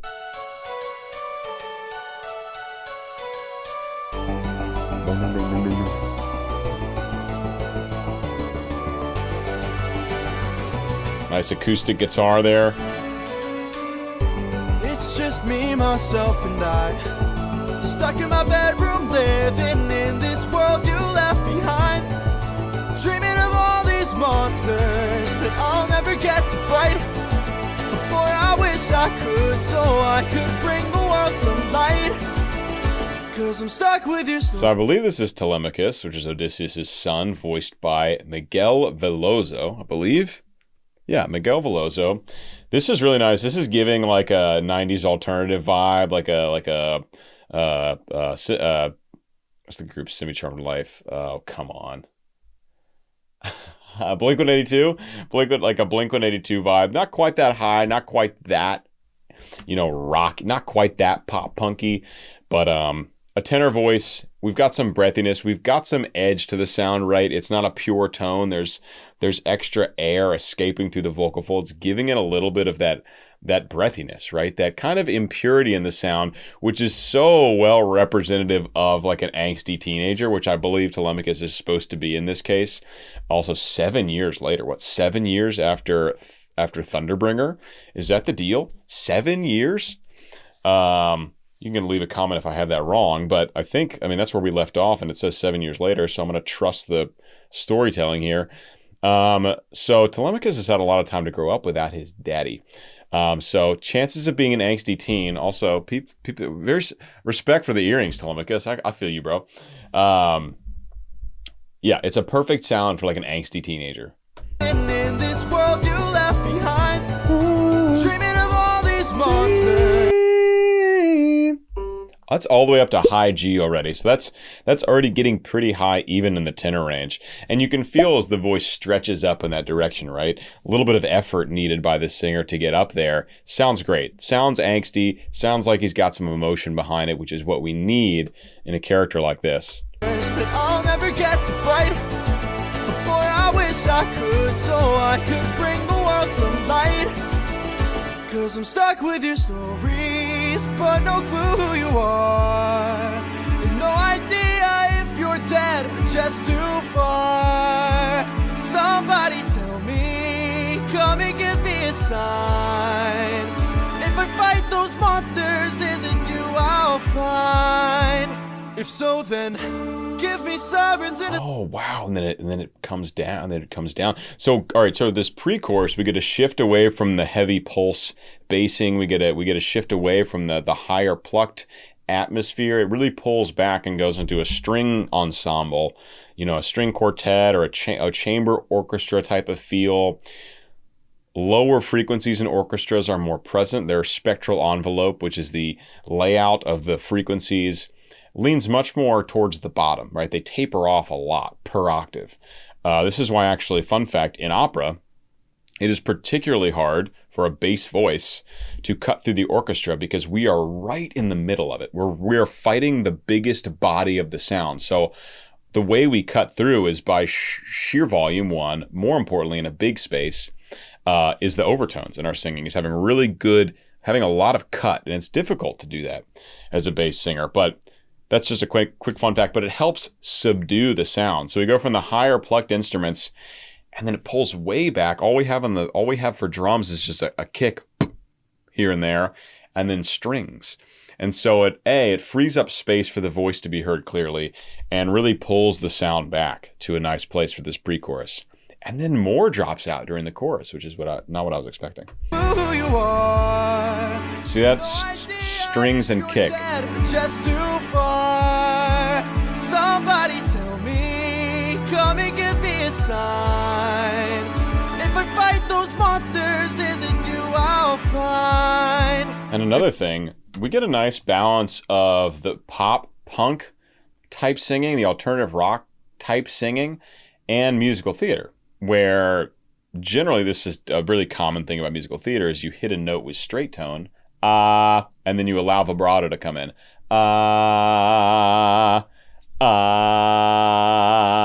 As you get towards the phrase, it adds excitement. The singer's doing a nice job of that. So on a lot of the longer notes, especially the ends of phrases, attack with straight tone and then allowing that vibrato to come in. If I fight those monsters, is it you I'll find? Find, right? Straight tone goes into vibrato, keeps it exciting. If so, then give me sirens and a cyclops. Give me giants and a hydra. I know life and fate are scary, but I wanna be legendary. I'll fight the harpies and chimera's, the minotaur, even Cerberus. I know life and fate are scary. scary, but I wanna be legendary. That's legendary. This is really beautiful. We get a very classic chord progression. Do do do do do. I think 1 5 6 4. Is that what we're doing here? I'll check it more closely in a second. But it's very subdued. We get no drums. We get no competition with the voice. We just get this very classic. It feels both like inspired about the future, like positive looking into the future, and also nostalgic. That's a great thing that this chord progression does. And we get that. And, you know, it really fits well with the text that he's saying. I pulled up the closed captions a second ago here. The heartbeats are scary, Cyclops.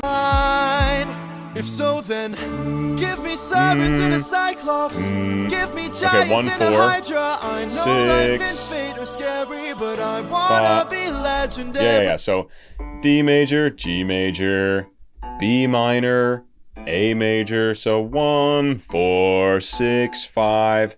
Classic chord progression. We hear it all the time. You can go look up a million songs of that chord progression. And I think that's probably part of what makes it a positive feeling and nostalgic, is because it's so familiar. Like, this chord progression is just incredibly familiar that anyone that listens to Western music. I'll fight the harpies and command brush. The minutes are even Cerberus. I know life and fate are scary, but I wanna be legendary. And I like how in the latter half of this chorus we get that snare coming in, like classic, like band snare drum. I don't mean like rock band. I mean like drumline, snare drum happening there. And we also do throughout this chorus have a very subdued choir sound happening in the background too. I don't know where the choir is coming from, right? Telemachus is not a god who's going to summon the choirs like we've heard from, we've heard throughout this show. But there is a subtle choir sound adding some atmosphere, adding some foundation in the background. No life and fate are scary, but I wanna be legendary. There are strangers in our halls, trying to win the heart of my mom, but she is standing tall. Damn, he looks dope. Wait, this guy looks dope with the suitors. So the suitors, a group of 108 people, men who are trying to win the hand of Penelope in Odysseus's absence. And I gotta say, this guy looks pretty badass. This guy with the big eye scar. Look at this guy. Look at this mofo. Couple earrings. Four earrings. Big eye scar. Look at those. Look at these delts. Death Star delts. Mason, put up a picture of the Death Star right above this shoulder cap here. Death Star delts. Great term coined by a YouTube channel called More Plates, More Dates. Who's a total bro, but also like an exercise and nutrition genius. Anyway, Death Star delts is his term for big shoulders, so we're going to use that for this fella here. In our halls, trying to win the heart of my mom, but she is standing tall. 108 old faces. 108. Men who call me small. They keep taking space, and it's not much longer we can stall. Cause they're getting impatient. This is so well written for an angsty teenager. Jay, bravo, sir. This is really, it is capturing the vibe. This guy's sick of these dudes. He wants his dad home. Although he's got respect for the mom. You know, a lot of teenage boys don't get along with their moms so well. But he's like, yo, my mom's staying strong. She's shrugging on all these dudes. Let's go. Call me small. They keep taking space, and it's not much longer we can stall. Cause they're getting impatient, dangerous too. And I would fight them if I was half as strong as you. Somebody help me, come and give me the strength. Can I do whatever it takes to keep my mom safe? If so, then it's all the way up to a high A there. I think it gets up to the high A there just for one note. Otherwise, very similar in this pre-chorus here. We've got the strings, everything's pulled back, right? So very similar there. Something I love about how Miguel is delivering this is he's singing it full out. he's really not doing anything speech-like aside from the rhythms feel very natural. So he's taken the really specific written rhythms that you could notate, right? And he's turned it into much more conversational speech. It's of course sung, it's all on pitch, it's being sung very well in this alternative rock kind of style. But it just sounds very organic, right? It doesn't feel so much like we're listening to someone really sing. He is, but to compliment him, it feels very organic. Come and give me the strength. Give me the strength. Yeah, all the way up that high A. Somebody help me. Come and give me the strength. Can I do whatever it takes to keep my mom safe? If so, then give me sirens and a cyclops. Give me giants and a hydra. I know life and fate are scary, but I wanna be legendary. I'll fight the harpies and chimeras, the minotaur, even Cerberus. I know life and fate are scary, but I wanna be legendary. See, you gotta admit, this chord progression is both uplifting and nostalgic. Like, it nails those two things. And it really just depends on, the text that's going along with it is really what it depends on. Instrumentation plays a role too, but the chord progression, I mean, they really, if you've heard a chord progression a lot, it's going to trigger memory of some kind for you. And this one he's saying he wants to be legendary. So this is more of a forward-thinking kind of feel rather than nostalgic. You don't get as much nostalgia vibes coming from an angsty teen. They're generally thinking like, I want to get out of this teenage crap and be an adult. Not so much thinking about childhood. That comes later. That becomes when you get as old as I am. Then you start thinking about childhood and being nostalgic. But right now, angsty teen, trying to live up to his dad's, stories basically. Fate are scary, but I wanna be legendary. I'll fight the harpies and chimeras, the minotaur, even Cerberus. I know life and fate are scary, but I wanna be legendary. Where is he? Where is the man who loved you to wife? Oh, where is he? Where is the man with whom you'll spend your life? 'Cause it's been 20 years and we still have no king. Give me a chance, a single opportunity, and I'll overcome these obstacles and scrutiny. And Boy.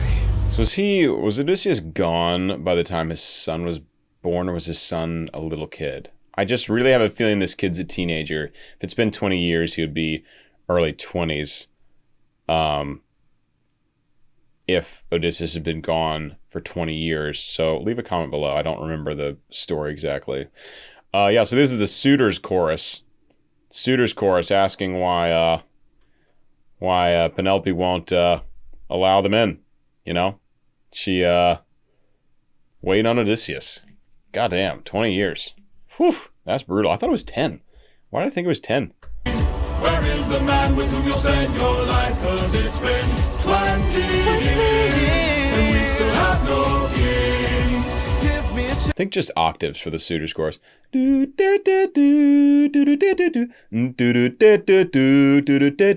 think it's just octaves. So no complex harmonies there. Bunch of brutes. Come on. And we still have no king. Give me a chance, a single opportunity, and I'll overcome these obstacles and scrutiny. And Boy. When's your tramp of a mother gonna choose a new husband? Why don't you open her room so we can have fun with her? don't you dare call my mother a tramp. I just did. What you gonna do about it? We're probably in B minor. Yes, we have moved to the relative minor of D major, which makes sense for this section.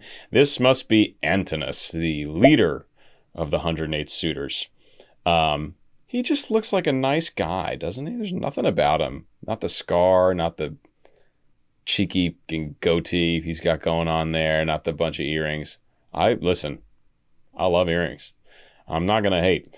But then he comes in with this slimy style of singing. Who is this? This is Aaron. They probably pronounces it Aaron, doesn't he? Ayron. Aaron Alexander. We're going to go with Aaron. Aaron Alexander's our Antinous. Antinous, antagonist. Clever writing. Clever characterization. husband. Why don't you open her room so we can have fun with? Why don't you open a room so we can have fun with her? Like, just a slimy guy.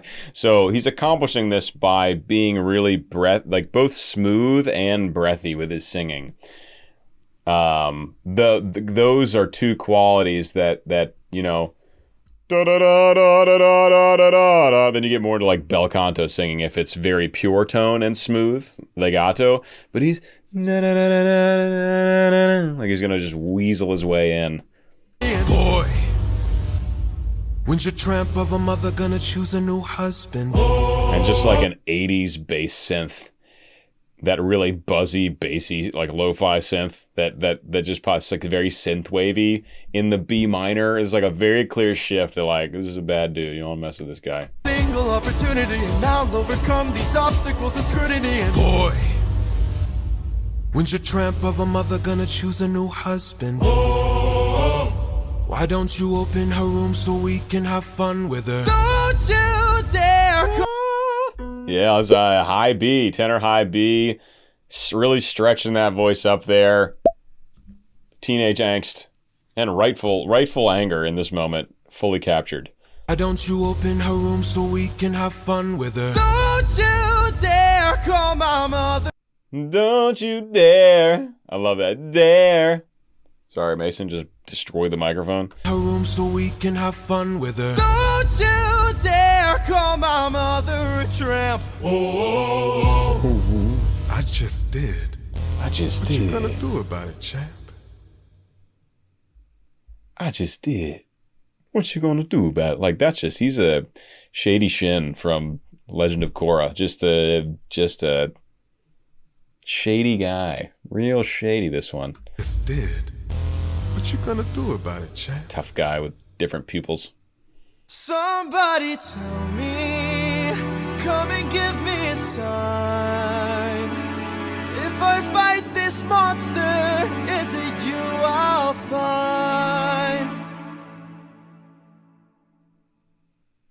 Oh! What in the whoa? Why do I think that was longer? Alright. First one. Okay.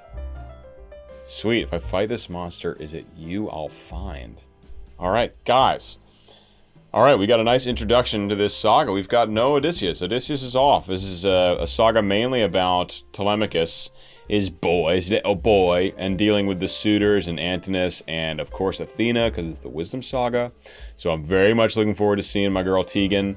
By the time this saga comes out, fingers crossed, Tegan and I will have a song out together.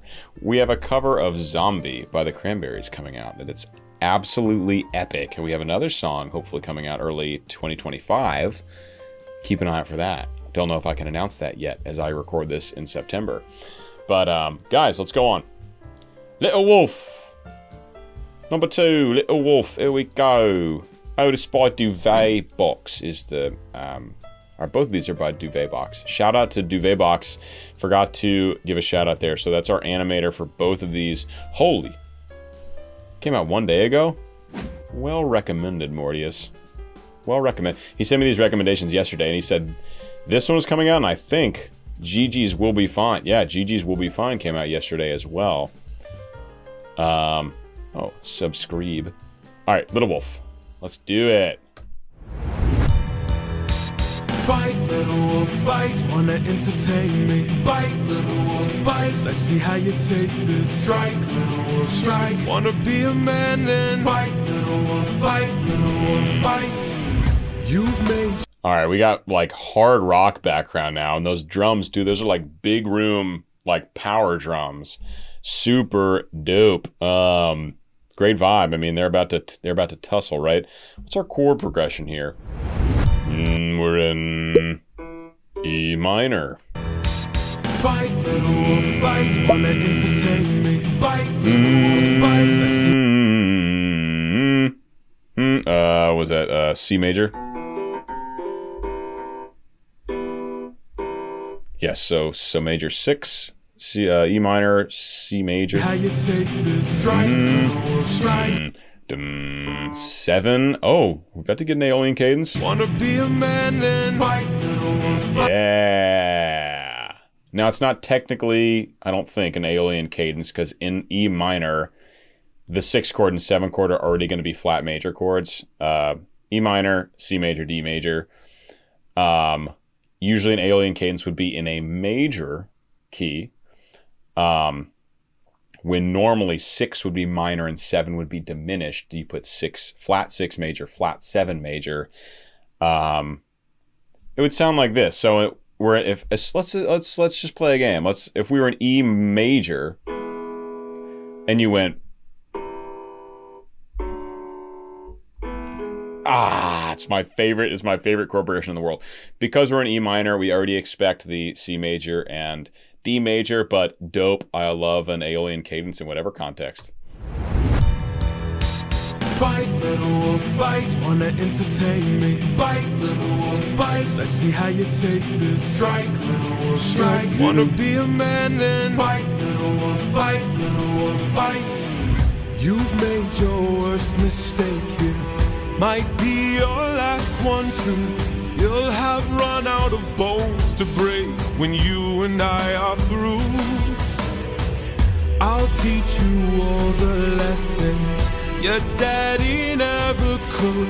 This cruel world doesn't give out presents just for being good. So I love Aaron's voice. It's so buttery smooth and seductive. Often this is the kind of voice you pick for like the devil character. For a devil character, you can either pick like a big scary bass voice or a really seductive voice. In opera, it's usually a bit of both. So you have a Don Giovanni, who is a low-voiced character, baritone, bass. They can all sing this character, and it's supposed to be a strong, like a robust sound, but a beautiful, elegant sound, especially for the duets, and like De Vieni alla finestra, where he's seducing this woman out of a window, or La ci darem la mano, where he's seducing a girl at her own wedding. But he's very smooth, very handsome. Supposed to be favorite role I've ever played in my life. It's just a wonderful, complicated, fun role. Or you can, and like Mephistopheles is an opera literally about the devil, written by Charles Gounod, in the opera called Faust, and he's usually a bass baritone. So basically my voice type supposed to sound beautiful and dark and seductive, right? And then you can also have the kinds of characters that are just like, really scary, dark, especially, like a devil character in like, I don't know, maybe you'd see it in cinema or something, or like a voiceover. But this is a great portrayal because it's so seductive. And the idea is that the devil can seduce anyone. That's like a power the devil has, is just the art of seduction. And I think Aaron's voice, to bring back off my rant about devils, I think Aaron's voice perfectly captures that beautiful, seductive, but you can totally tell he's evil kind of vibe. Be a man then. Fight, little wolf, fight, little wolf, fight. You've made your worst mistake here. You've made your worst mistake here. Like it's just it's just silky smooth, but there's breathiness to it, which is a seductive quality, right? Like you're breathing on someone's neck or something. Yeah, this is a perfect voice for it. Great casting. You've made your worst mistake here. Might be your last one too. You'll have run out of bones to break when you and I are through. Bones to break. And then he goes through and puts some, like, lightens up and puts a nice vibrato on through. But I like bones to break. Oh. I've run out of bones to break when you and I are through. I'll teach you all the lessons your daddy never could. Ooh. This cruel world doesn't give out presents just for being good. So fight, little wolf, fight. Wanna entertain me? Bit. Little wolf, bite. Let's see how you take this. Strike, little wolf, strike. Wanna be a man, then fight, little wolf, fight. Little wolf, fight. What time? Also clearly, like, Antinous not just a pretty boy given that scar. Not someone you'd probably want to tussle with. Respect for Telemachus for giving him a bite on the hand that draws blood. That's tough. And wolf, little wolf, biting. Okay, okay. Let's see how you take this. Strike, little wolf, strike. Wanna be a man, then fight, little wolf, fight, little wolf, fight. What? Die, little wolf, die. Don't you know it's vital? Fly, little wolf, fly. Or because you had to. Try, little wolf, try. Run away before you. Die, little wolf, die, little wolf, die. This is twisted. And we're about to get a classic J, totally changing the music and vibe. Like, is this the best way to win Penelope? Probably not. By beating up her, killing her son. Wouldn't recommend, but who am I to judge? Yeah, he's wrecking Telemachus right now. Just left to right, left to right. Yeah, this guy's, he's a seasoned fighter. I don't know what his deal is, but he's clearly tough. At least in this animatic, right?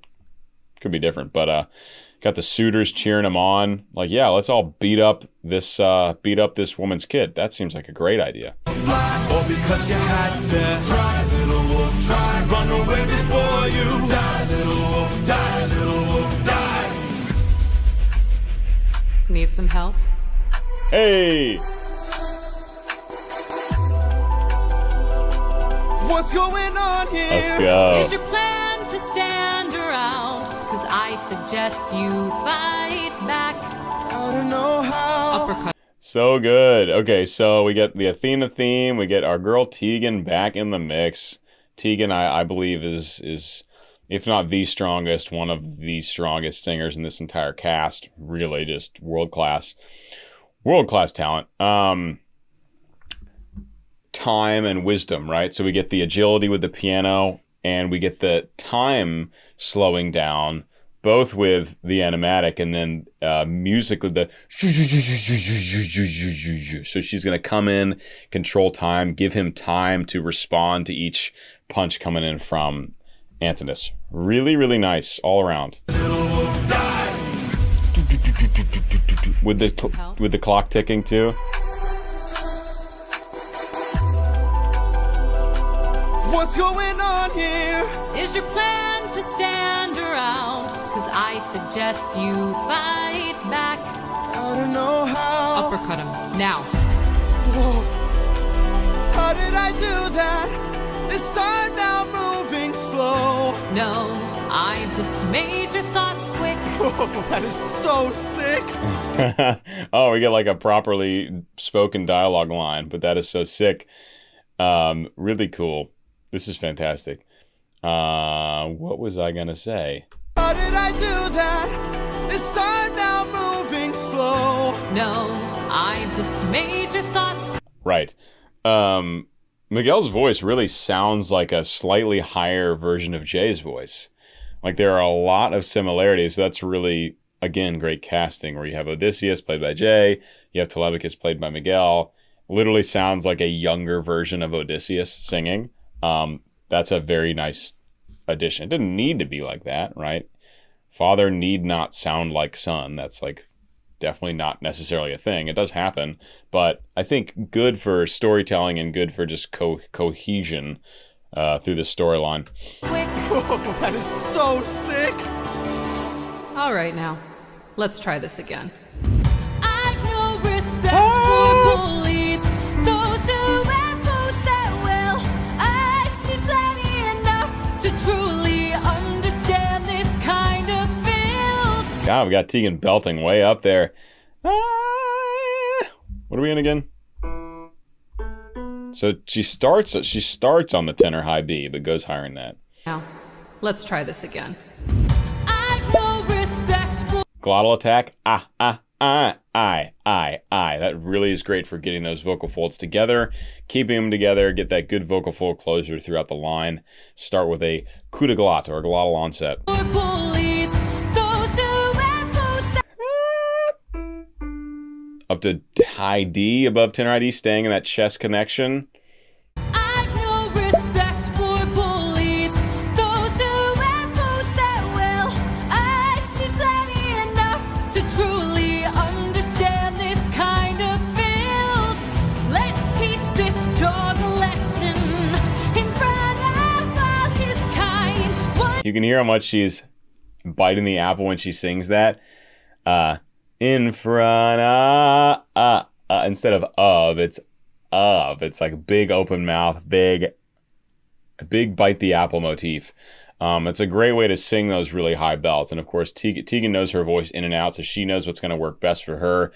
That kind of mouth shaping generally works very well for super high singing in chest voice, and then super high singing in head voice as well on your falsetto. Draw the lesson in front of all this kind.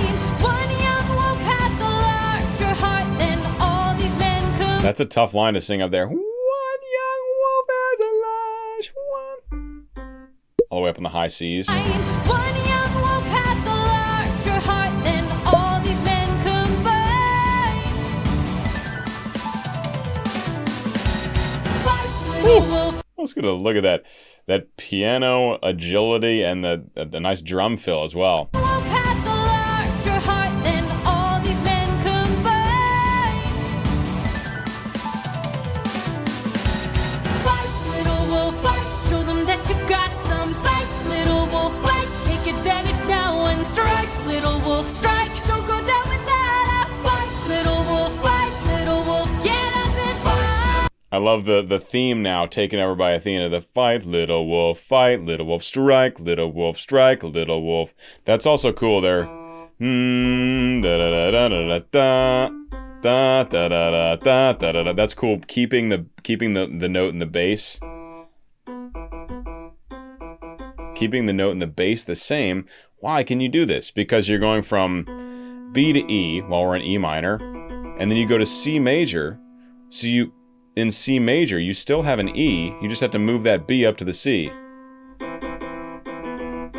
Really cool. Really good writing there. And it's a great thing about learning how to write vocally to be able to use stepwise patterns when you're changing chords. Also, like fingerings for chords, where, instead of just like moving your hand to the next chord, you can actually make smaller adjustments to change the chord.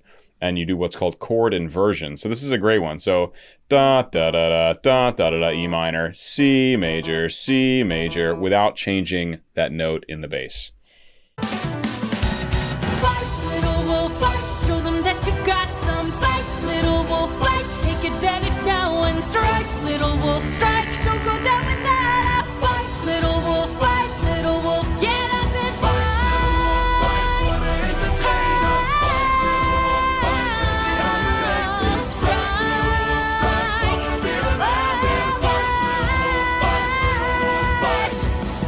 Just a big, long series of belting from Tegan, keeping almost entirely pure sound, only allowing a little bit of like a tiny touch of grit to get in there, but it's a pretty pure tone up there in her high chest voice.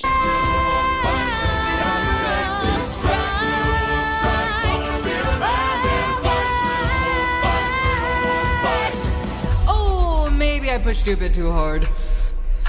Ow. Go back and cry in your corner. Make sure your mother hears. If she won't choose a man to adorn her, will bring blood and tears.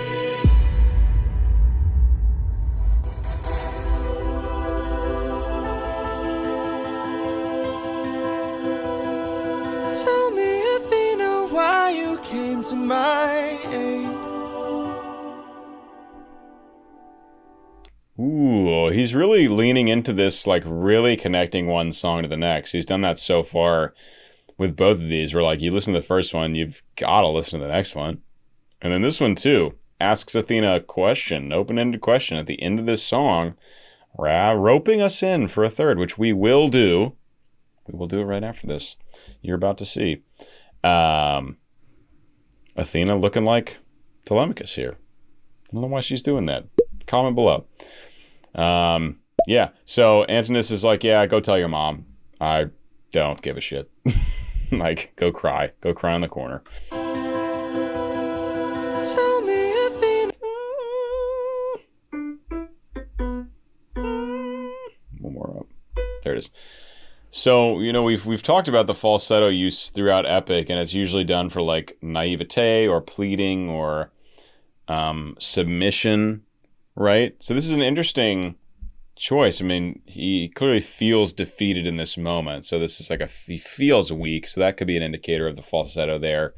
This could have been written a number of ways, I think, and all would have worked. And the falsetto is a pretty cool choice. It's like kind of, pleading and asking for help, right? And that makes sense for that kind of much lighter mechanism of singing.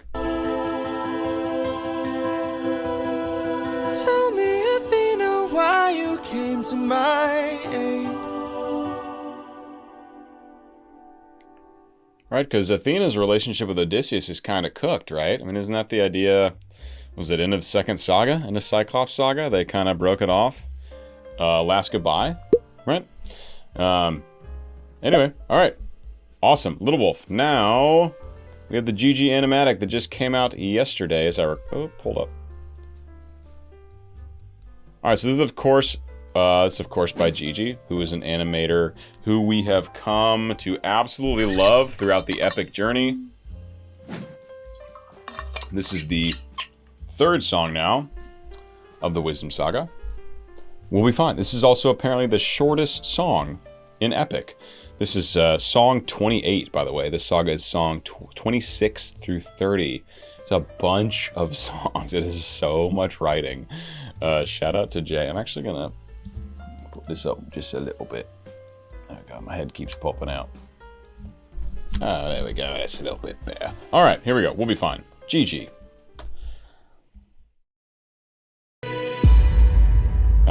Recognize that animation.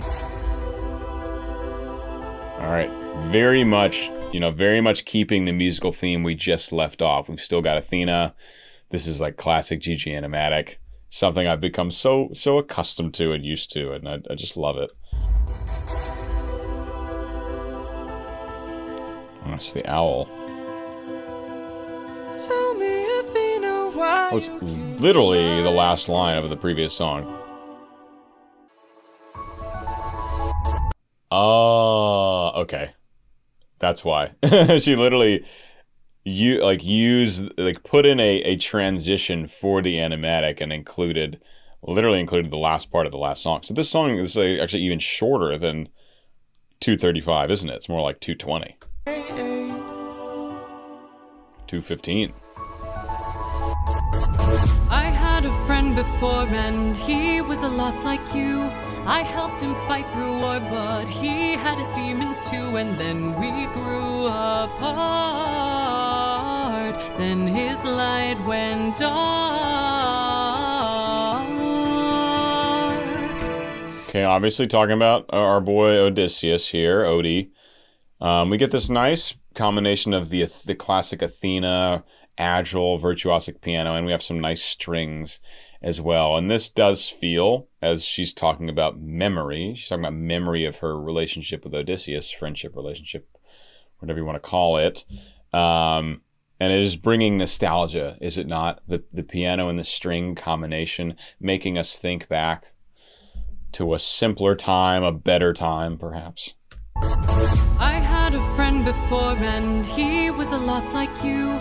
I helped him fight through war, but he had his demons too, and then we grew up. Then, hello, Low E. Was she telling me about that? Tegan and I were on a Zoom call for like 2.5 hours the other day. We were planning some collaborations and then mostly just chatting for fun. I think she might have mentioned that she sings down to a low E in Wisdom, which is, so I'm doing it the octave lower, but very, very low to put that functionally in a song, like a low E for a male voice and an E3 for a female voice. Yeah. Oh, no, this one. So for me, this one. Very, very low. It's very rare you hear that. And sung very well. Good grief. That's got some nice weight to it. Helped him fight through war, but he had his demons too, and then we grew. Listen to that then. Then. That's a fantastic low E. I helped him fight through war, but he had his demons too, and then we grew apart. Basso. Then his light went dark.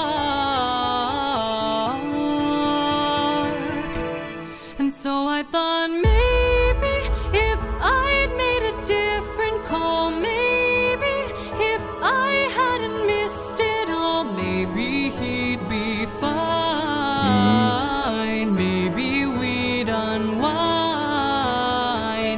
This is really interesting. We're getting a lot of range from Athena. I mean, she's getting up into this really nice mix voice, right? She's not carrying a lot of weight up into that higher part of her range, and then coming all the way back down. Maybe we'll be fine. I think she's getting down to F sharp 3, but she popped way up too into that mix earlier. Not super high for Tegan, but like, this is a rangy song. And so I thought maybe. So what are we in? A ma-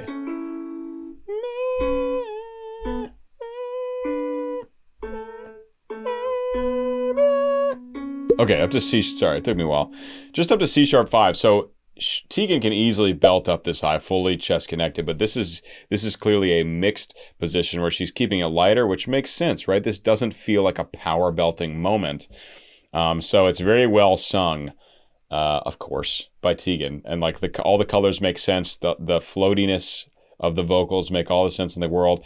Perfectly accompanying this beautiful piano and strings backing here. Really nice.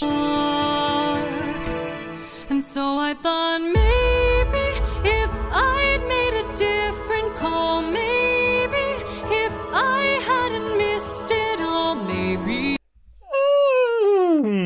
Like goes up to that C sharp, then goes all the way down to that low F sharp. So an octave and a fifth, which doesn't seem like a lot, but it is to do it well. I mean, it's the whole thing about being a good singer. It's not about range. It's about quality of notes. And I just can't believe how solid Tegan is. Like, I knew she could sing high notes. I didn't realize her voice carried that strongly into the low end. So that's awesome. Oh, maybe if I hadn't missed it all, maybe he'd be fine. Maybe we'd unwind. Maybe if I help another soul, maybe if I helped you reach your goal, life could be that bright. I could sleep at night. All the way up to high E and very light. This is just pure light mechanism, right? Not carrying any of that chest weightiness all the way up there to that high E. It's cool. We still have Athena's piano theme running, whatever her piano theme is, that fast, agile wisdom theme. That's constantly running in the background, but it is pushed back in the mix far enough to where it doesn't get in the way, because this doesn't feel like a moment that should have a bunch of it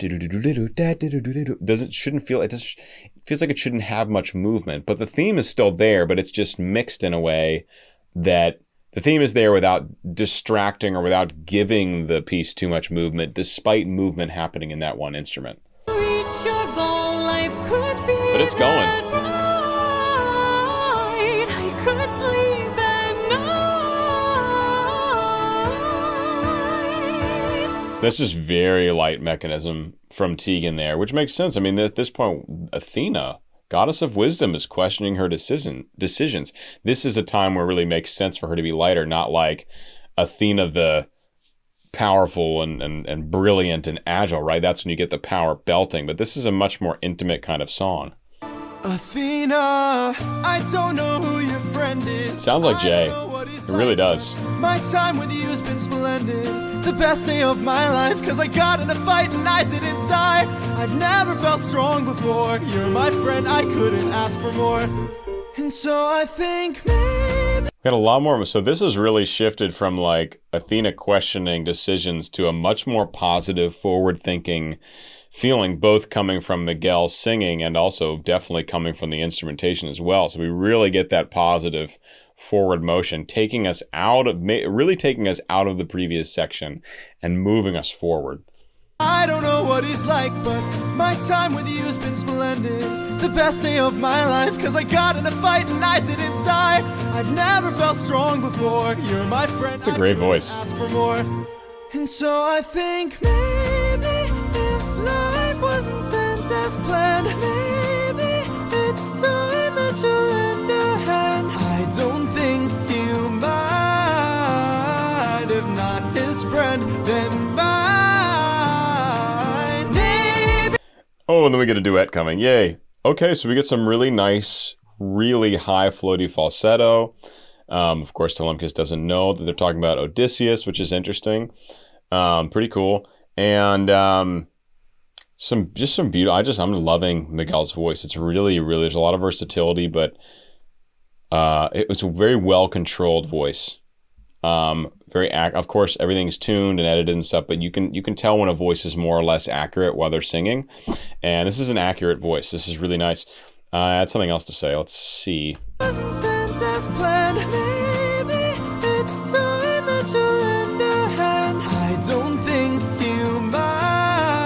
Oh yeah. Nine. So that's different than her rhythm slightly.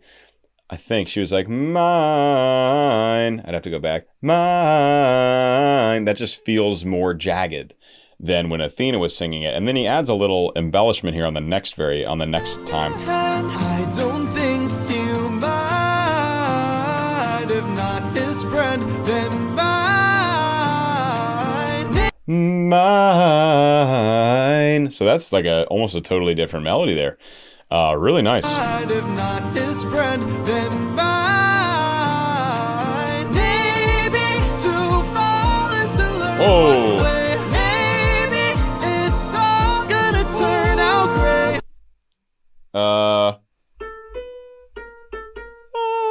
All the way up to B flat. What are we in again?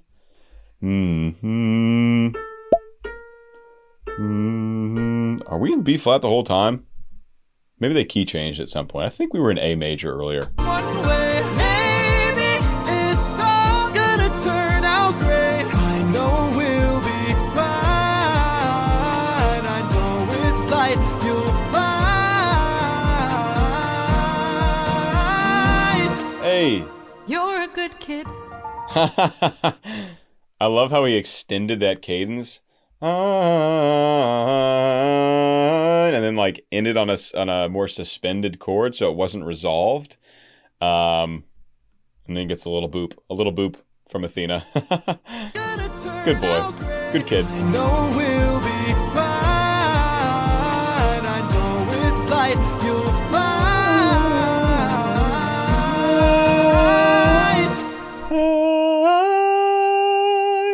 Yeah. Just extending that cadence out, right? It doesn't really resolve.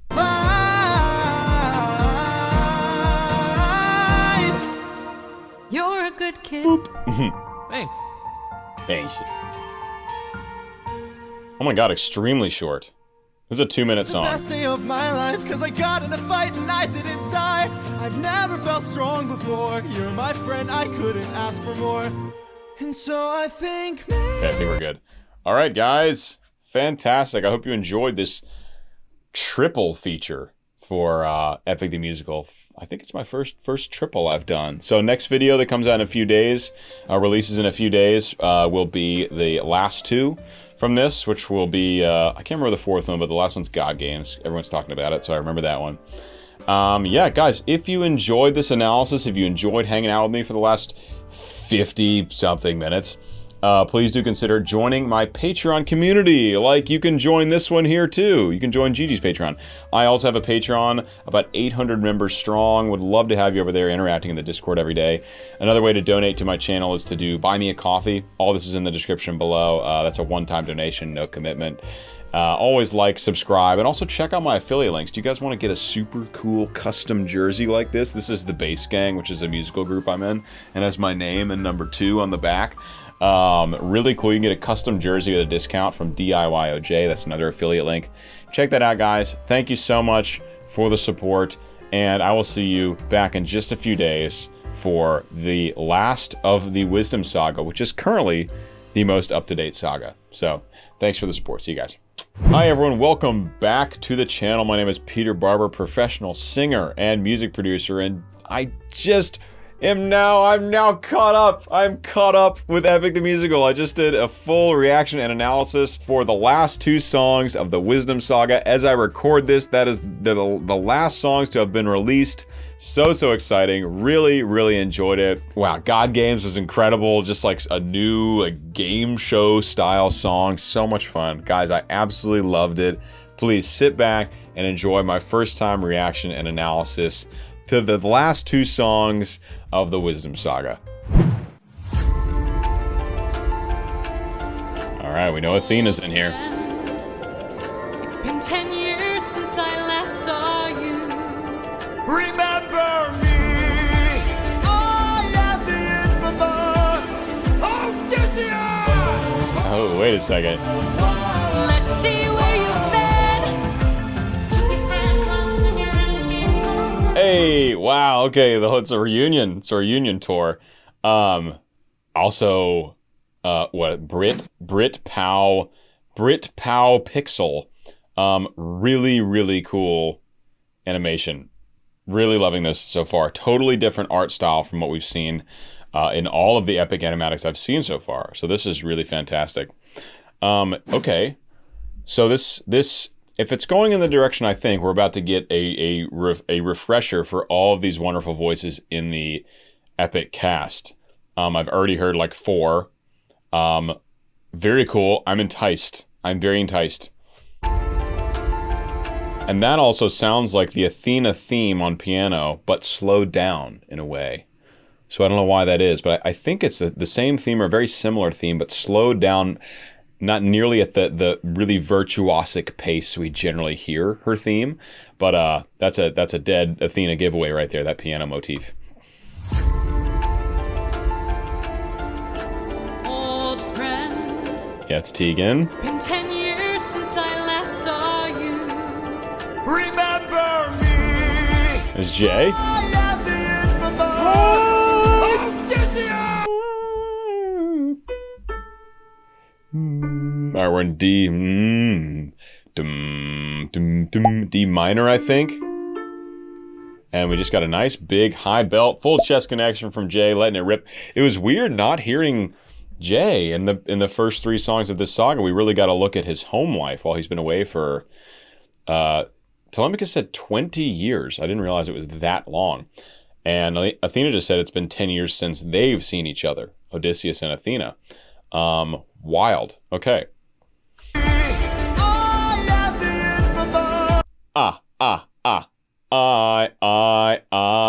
Nice glottal, coup de glot, glottal attack to get the vocal folds really coming together nicely. That makes it, usually, that is really helpful in aiding for a very pure tone, a much cleaner tone. If you don't do that, like,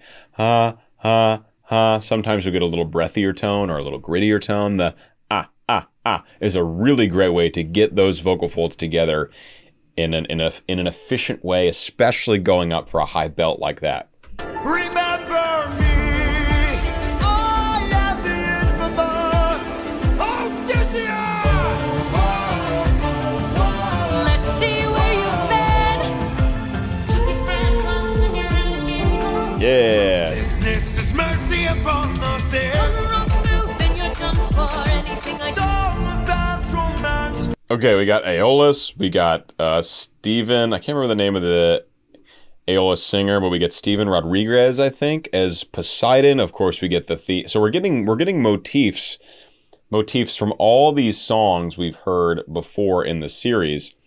Really cool. I think I read on the wiki, I was scanning through the wiki to kind of see what I'm up against in this saga, and I think a guy named JP is the mixing engineer for Epic, and he said this one was really difficult to mix because he's combining motifs from all these songs. Now, I'm guessing these singers didn't re-record parts. They're probably using stems that have already been used for the previous songs and remixing them in this way to create this kind of collection of all the bangers in Epic we've heard so far. Interested to see what other songs make an appearance. let's see where Mashup. you've been. Friends close and your enemies closer. Ruthlessness is mercy upon us here. On the wrong move and you're done for. Anything like Song of past romance. I see the Oh, More suffering from you. drown in your sorrow and fears. Captain, yeah. I have to see her. but we'll die. I know. So just, I guess with Athena looks like scanning back through all these memories. Is that kind of the deal that's going on? I love this animatic, looking back through this window into the past, exploring all these dramatic, epic, life-shifting moments that Odysseus has gone through on his journey. This is really cool. I'm feeling the nostalgia having gone through this whole series so far of all these moments. But we'll die. I know. Eurylochus looking like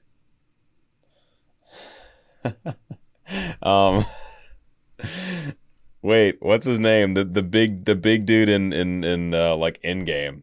Oh, come on. I should really know this. Can't remember it. Mason, you know the guy I'm talking about. Put it up on screen. That's who Eurylochus is looking like right here. But we'll die. Wait. Look at this guy. Absolute Jerry Stackhouse, dude. Look like a brick house over here. Incredible. Tank. I have to see her. But we'll die. I know.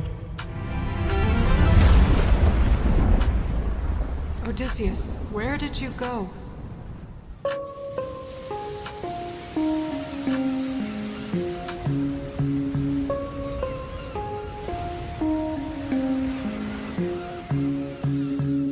Morning, sleepyhead, you've been resting for a while. I swore that you were dead when you washed up on my aisle. Did you know you talk in your sleep? Tell me though, who's Penelope? She's my wife. Wait a second. Look how yoked. I'm sorry. As a fitness enthusiast, I'm always admiring the physiques in these animatics, and Odysseus is looking absolutely stocked right now. A blood factory, dude. Tell me though, who's Penelope? She's Look at this. Are you kidding me? Absolutely ready for the Olympia stage.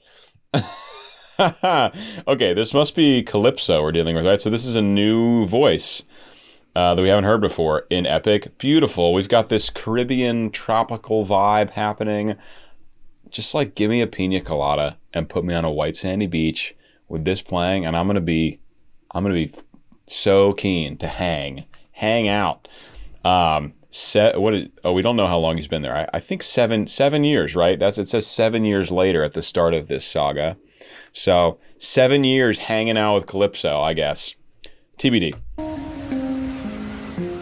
Look at that. We get the seagulls, we get the waves crashing, we get this like really mellowed out, almost steel drum-like sound. This is like very tropical Caribbean vibes. Morning, sleepyhead, you've been resting for a while. I swore that you were dead when you washed up on my aisle. And just a very inviting, sweet, lightly sung voice, right? There's a lot of breathiness coming through. I feel so invited to stay a while and listen, which is, I guess, what Odysseus has been doing for a while as well. Did you know you talk in your sleep? Tell me though, who's Penelope? She's my wife. Oi! Anyways, I've got all you. She's my wife. Anyway, let's talk about something else. I'm gonna seduce you. Tell me though, who's Penelope? She's my wife. Anyways, I've got all you could want here, all you could need here. Just you and me, my dear, my love for life. Soon into bed we'll climb and spend our time. I'm not your man. Oh my dude, you're in trouble. You are in trouble. Although he resisted Circe, so shout out. But this has the tropical vibe too. That's an added bonus. That is an absolute added bonus. Odysseus, the odds are against you. May the odds be forever in your favor, but they're not right now. Although, not a bad place to stay. I mean, you know, not a bad place to stay. Oh, my camera's about to die. Mason. What? Mason, if you're still listening to the OBS, it died 1 second after I said that. Okay, stopping both. I'll be back. As I was saying, back to the video, this is not a bad place to hang out for an eternity. If you're gonna die on a hill, so to speak, this is a great one. So, you know, love for the family back home, but tropical paradise with this honey, not bad. Here we go. Anyways, I've got all you could want here, all you could need here, just you and me, my dear, my love for life. Soon into bed we'll climb and spend our time. I'm not your man. I'm what you want here, I'm what you need here, just you and me, my love in paradise. Now till the end of time, from here on out you're mine, all mine. Dude, Odysseus is so jacked, I cannot get over it. He's distractingly muscular. I love this animatic. I really, really love this animation. Big shout out to our animator here. Her voice is so perfect. This saga has been I can't even talk. It's been such good voice casting to capture the vibes, the moments, the emotions, the story, right? I mean, this is just a beautiful, inviting, soft-spoken, like seductive without being seductive voice. It's perfect. Odysseus, good luck, brother. Time, from here on out you're mine, all mine. I could kill you where you stand. Shift to minor. Do. So we shifted to B flat minor when Odysseus makes a stand for himself with his Arnold Schwarzenegger level shoulders. All mine. I could kill you where you stand. I'm no pet, I'm a married man. Oh, handsome, you may try, but last I checked, goddesses can't die. Goddess. Oh. You're adorable. Bow down now to the immortal Calypso. What? Here to Whoa. entertain, but fear not, I bring no pain, 'cause we got all we. Hell of a rack on Calypso. That's not what you expect when that happens, to see a glowing Iron Man type orb. You're adorable. Bow Like- down now to the immortal Calypso. Here Wild. to entertain. PG rated for this animatic. Bow down now to the immortal Calypso. Here to entertain, but fear not, I bring no pain, 'cause we got all we could want here, all we could need here. Under my spell we're stuck in paradise. No one can come or go, my island stays unknown. I love how as she's unveiling her goddess qualities, there's like more and more glowy elements to the animatic, which adds to the kind of mysticism and magic, right, that's surrounding the gods and goddesses. Like even her eyes got more glowy, and she brings out this like blue whip. Really, really nicely done. I just love this animatic. Seriously. No one can come or go, my island stays unknown. No, I don't belong here. There's something wrong here. I won't be drawn to love in paradise. Whoa. Not till the end of time. There is no way. You're mine, all mine. 7 years she's kept you trapped out of your control. Time can take a heavy toll. So is Athena just now, like, okay, first of all, how is she doing this? I don't know all her powers. B, could she have done this at any point in the last decade and known what was going on? But like just now, she's like, I wonder what's going on with Odysseus. Why is he not back yet? You know, boom, let's see what's been up. I guess time does function a little differently for the gods and goddesses. So a decade is like, you know, not much time for an immortal being. But I guess she's just now scrying into what's been up. Time can take a heavy toll. Listen to that classical training coming in. That last note Tegan delivers with this perfect vibrato. 7 years she's kept you trapped out of your control. Time can take a heavy toll. Toll. Just a nice, beautiful toll. Nice, perfectly even vibrato. Nice and easy. We love that. Your control. Time can take a heavy toll. Key change. A major now, I think. Odysseus? A minor. All I hear are screams. Oh god. Odie, get away from the ledge. You don't know what I've gone through. You don't know what I've sacrificed. Every comrade I long knew. Every friend, I saw them die. And all I hear are screams. It will be fine, dear. Come back inside, dear. Love of my life, come back to paradise. I know your life's been hard. I'll stay inside your heart. All I hear are screams. I love you, my dear. I love our time here. Life would be so much Just worse let if me you close had my died. eyes. Please stay away from harm. Stay in my open arms. Oh my gosh. We're getting, there's Polites. Rip. So it's really interesting. We're getting, okay, so I don't know, someone comment.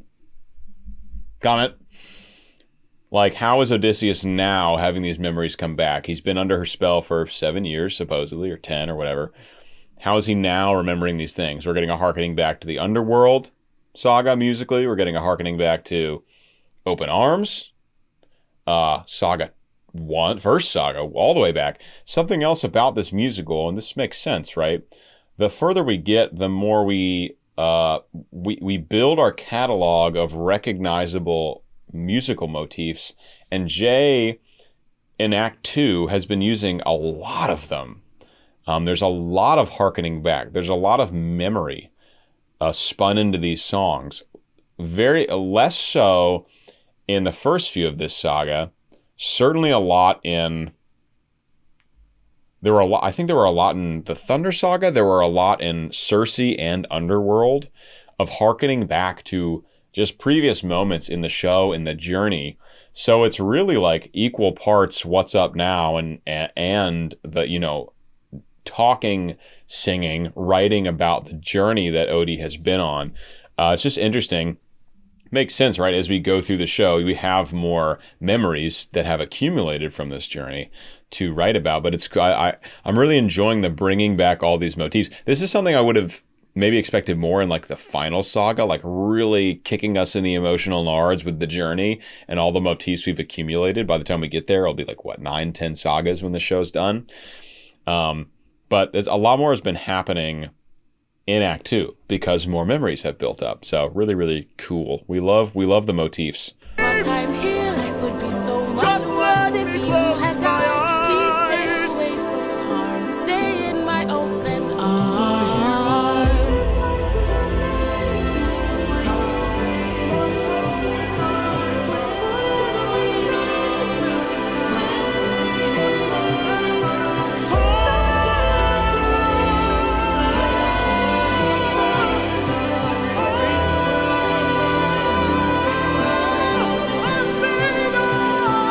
Wow, way up there. What are we in now? Up to tenor high C, really stretching that voice all the way up there. I think also Jay, and of course our mixing engineer here, JP, I believe, has done a great job kind of capturing memory and what that might sound like, where it's a lot of swimming thoughts, right? It's not crystal clear. Memories shift over time. Memories shift based on experience. The other circumstances in that memory, play an effect over time. So it's not this perfectly clear thing. And I was talking about this at the start of the last video, adding reverb and delay to create atmosphere. And of course, this is perfect for this. It's very swimmy. It's very like, here's one motif, here's another motif. Now they're kind of combining in a weird way.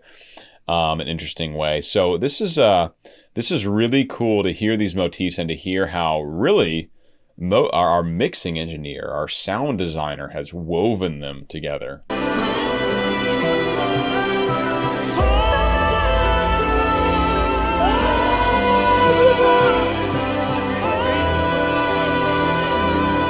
Tenor high C. And then actually says some words on the high C. That's awesome. I feel like you can hear Jay's improvement and development as a singer throughout this saga. I feel like I don't know if he could have done this, in the Troy saga, for example. Like I hear him improving his technique and improving his abilities as a singer as we go through. So that's also a cool progression.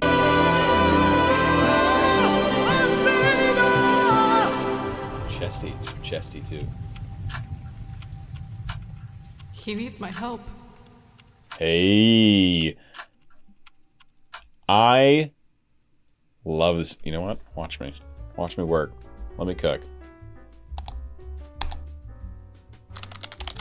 This is weird to be. This is so meta. I don't know if I've ever commented on camera. What a weird thing. God Games. It's time for God Games by Mumder. Don't know you, Mumder. Did I like this one? Sure did.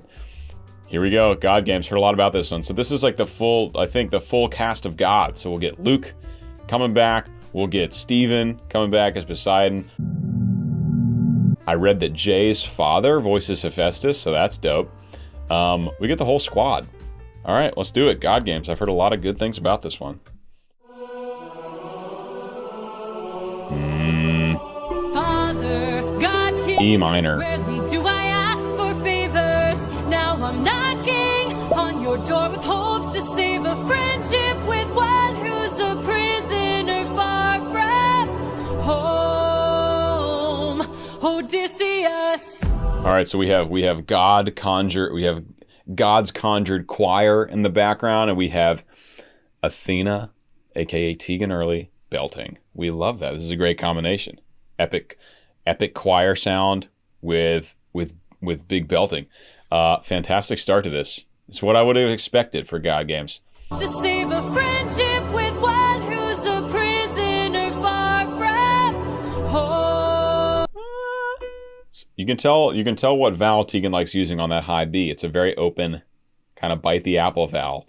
When she can get away with it. You know, you don't want to change the vowel so much where the word doesn't sound like the word. That's the whole thing behind vowel modification. You do operate in a window.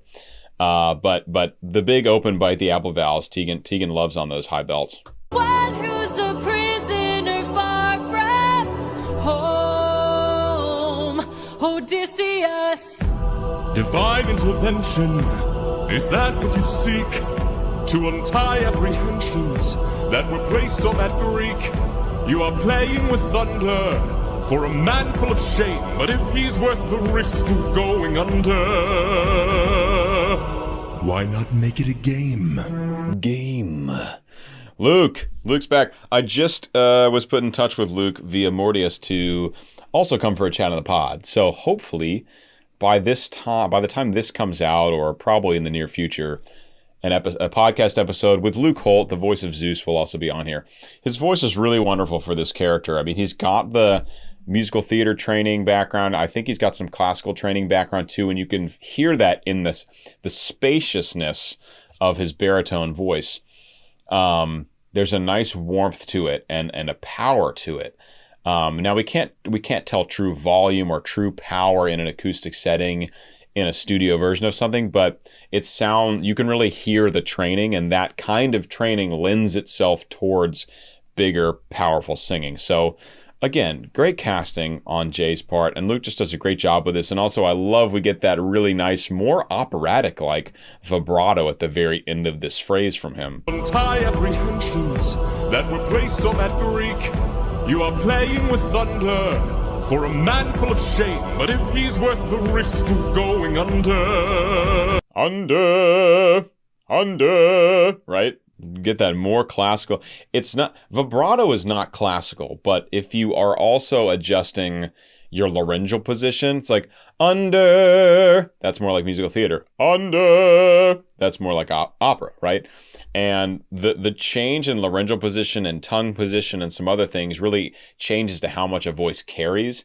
And creating that space in the voice is really important when you're singing acoustically with an orchestra. It has to be loud and spacious and very resonant. And so that's a bigger difference, actually, is like vibrato.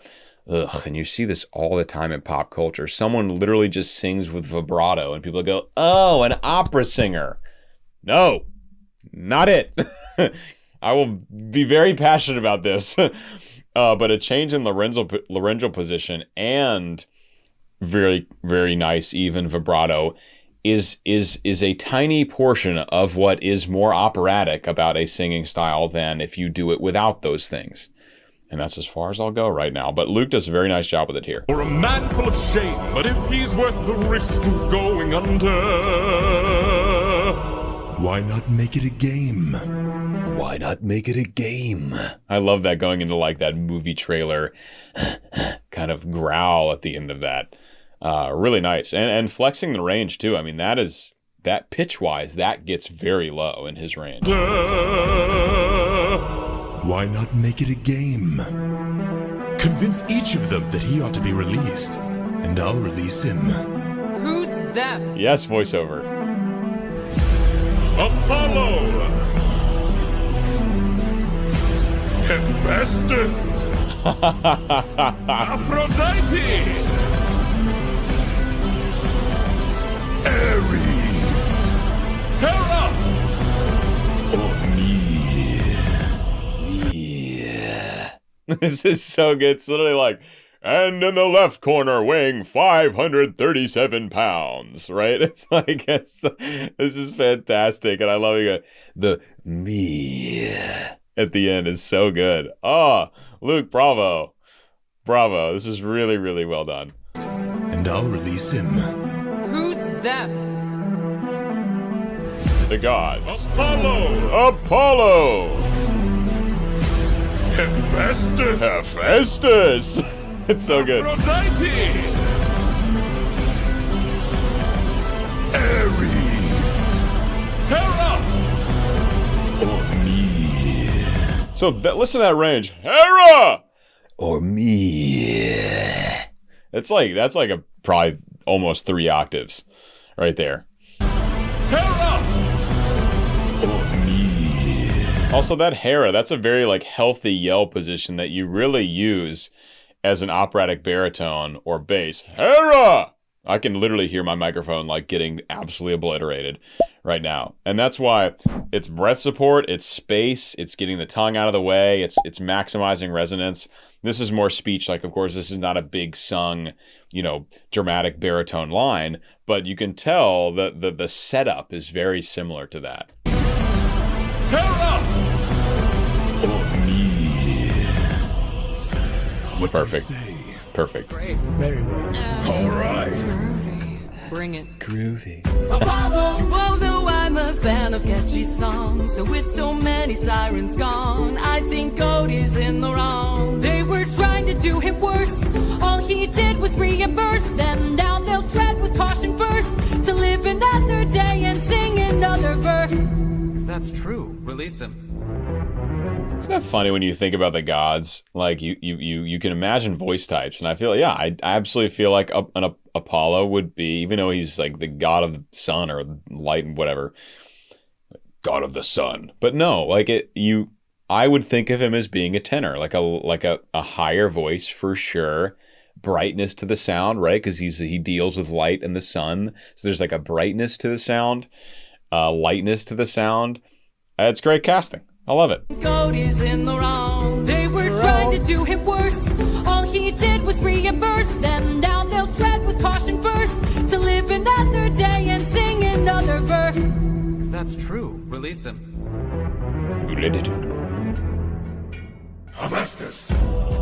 Trust is not given, is forced. Why should I give in my support? He sacrificed his own cohort. So this is Jay's dad, I believe, which is really cool. I mean, what a cool thing to include your family in a project. I think his mom was a voice earlier as well. I actually just featured my mom. My mom actually is playing cello on the cover of Zombie I'm doing with Tegan. So there's a small world for you. So I wanted to include her because my mom was a really wonderful cellist and she had never been recorded. So I recorded her playing cello for a couple songs coming up.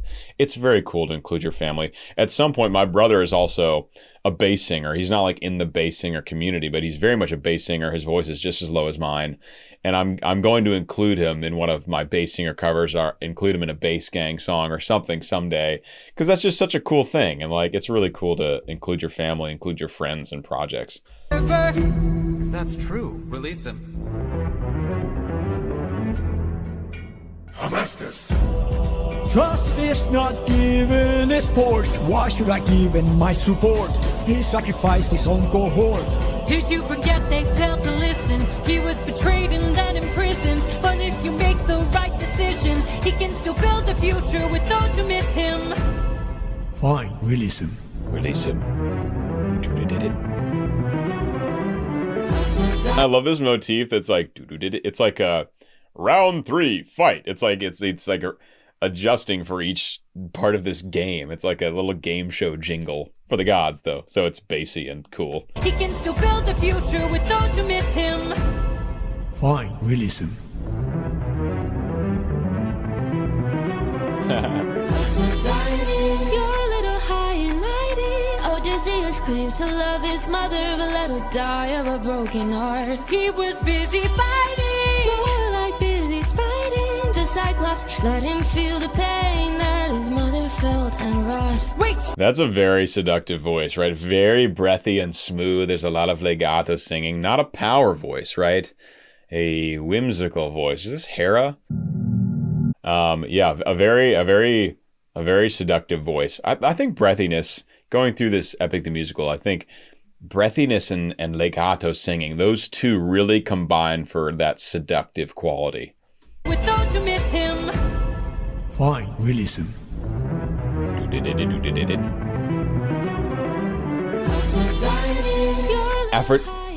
Aphrodite, of course, that's why. Dumb, not Hera. Hera's probably gonna have a more powerful voice. Aphrodite, god of love, goddess of love, right? Gotta be seductive. You're a little high and mighty. Odysseus claims to love his mother, but let her die of a broken heart. He was busy fighting, More like busy spiting. The Cyclops let him feel the pain that his mother felt and wrought. Wait! Damn. I love hearing the difference, like singing in the same vocal range, Aphrodite and Athena, two totally different voices, right? Tegan's much more suited for the power belting type stuff. On our Aphrodite, the breathiness, the seduction, right? Totally different. Please reconsider this. Really, Athena? These old tricks? Ares!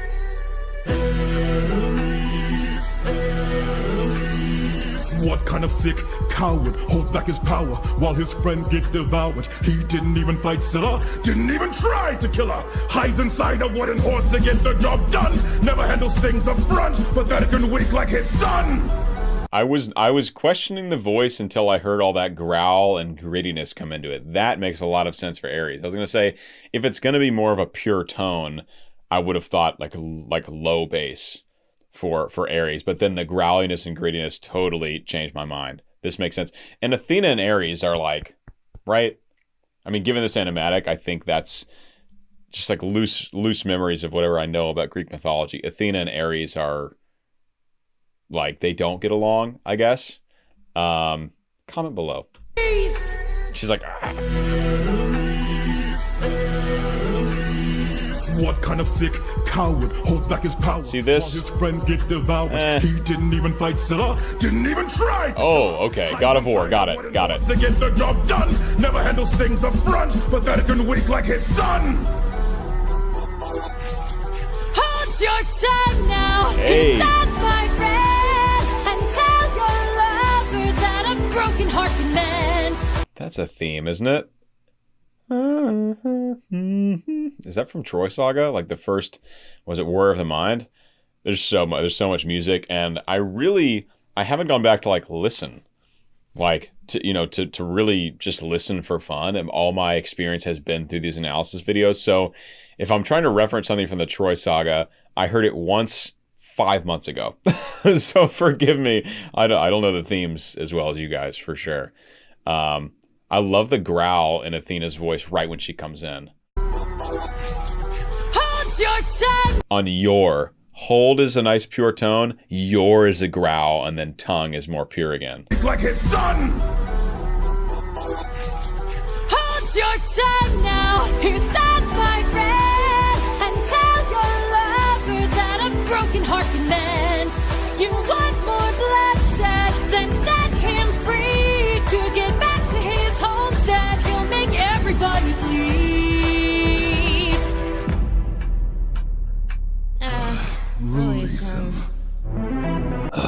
Release him. Hey, baby. So many heroes, so many tales. Yep. One good reason Yep. why you should prevail. He's got the mind of a genius, lighthearted. He's pretty skilled with words. You can do better than that. He's kind of funny. Never once has he cheated on his wife. Release him. Oh, this is great. We get like almost like a disco, like Earth, Wind, and Fire kind of vibe from Hera. Hey, baby. So many heroes, so many tales. Give me one good reason why you should prevail. He's got the mind of a genius, lighthearted. He's pretty skilled with words. You can do better than that. He's kind of funny. Never once. So I love that animatic. He's pretty skilled with words. You can do better than that. He's kind He's like, what else? What else about him? He's kind of funny, I guess. of funny. Never once has he cheated on his wife. She's like smoking gun. This will get Hera for sure. He's kind of funny. Never once has he cheated on his wife. Because Zeus. We know Zeus took a lot of lovers, right? He's kind Lovers. of funny. Never once has he cheated on his wife. Bang. Release him.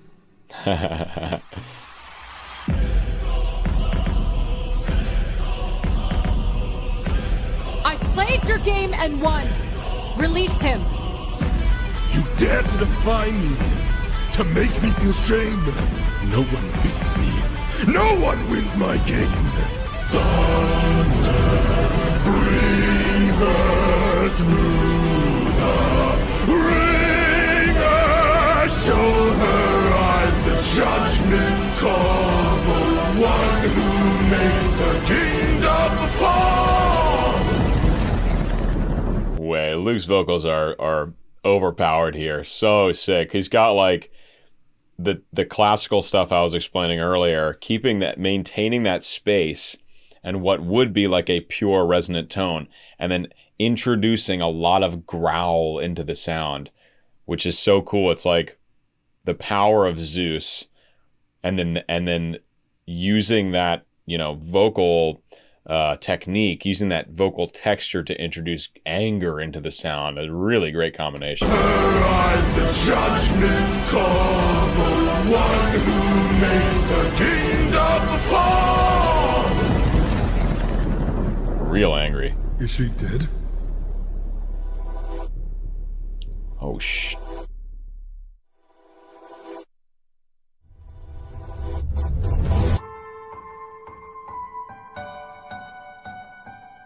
Warrior of the Mind, yes.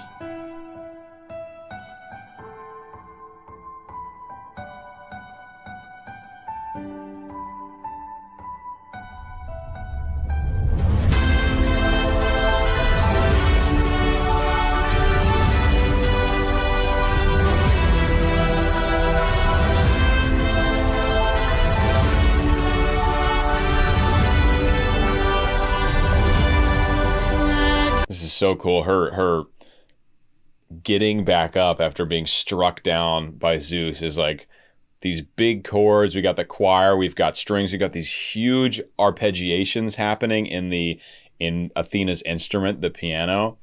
Really, really epic, and really, this is like, a scene in like Rocky, when he like gets knocked out and then he hears his coach Mickey telling to get up, you son of a bitch, because Mickey loves you. It's like that kind of moment. You hear this big triumphant music coming up, and then he gets up and he knocks out the other guy. That's what this is.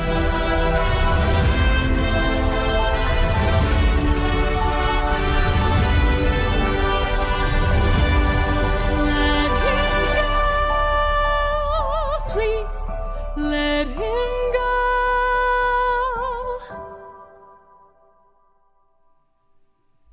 She die? Gods can't die. I guess Zeus probably could kill a god, right? Hope not. That would be tragic. Athena's definitely one of my fave characters, and obviously one of my favorite voices because it's Tegan. Wow, God Game's really cool. Like a totally different kind of song that we've heard. It was like a game. and we got to hear all these new god voices. I think all really voice acted and sung well and really fitting for their characters. Very, very cool. Guys, if you enjoyed this analysis, this breakdown, and this reaction, please do consider supporting me via Patreon. We're about 800 strong over there. Would love to have more. Love to have you in there interacting in the Discord server. It's a lot of fun. So please do consider joining me over there. Also, you can donate with no commitment to my channel at any time with Buy Me a Coffee in the link below. And also check out my affiliate links. Do you guys like this super cool custom Bass Gang jersey? Yeah, you do. Well, you can get a discount from DIYOJ to make your own custom jersey. You can get one that says Athena on it. You could get one that says God Games and then has your last name on the back. I don't know. You make it up. It's a custom jersey. Check out those as well. And yeah, guys, what a joy. And now I'm fully caught up. Maybe I can actually join the Epic Discord server now and like talk to you guys and not avoid all spoilers. I am caught up. As of September 22nd, 2024, that's when I'm recording this. Guys, I'll see you for the next 2 sagas, I think, to make it all the way to the end of Epic the Musical. So, cheers. See you there. Hi, everyone. We are back with the Vengeance Saga from Epic the Musical. My name is Peter Barber. I'm a professional singer and music producer, and I just had such a blast watching and doing analysis for the first 2 videos of this saga. Not Sorry for Loving You and Dangerous. Not Sorry for Loving You. Absolutely amazing, beautiful piece, both musically and the vocal lines just soaring from our Calypso. And then Dangerous, we're synthwave, baby. 80s synthwave. We're back in the club with Hermes. So much fun. Guys, sit back and enjoy my first time reaction and analysis for these 2 songs, and I'll see you after.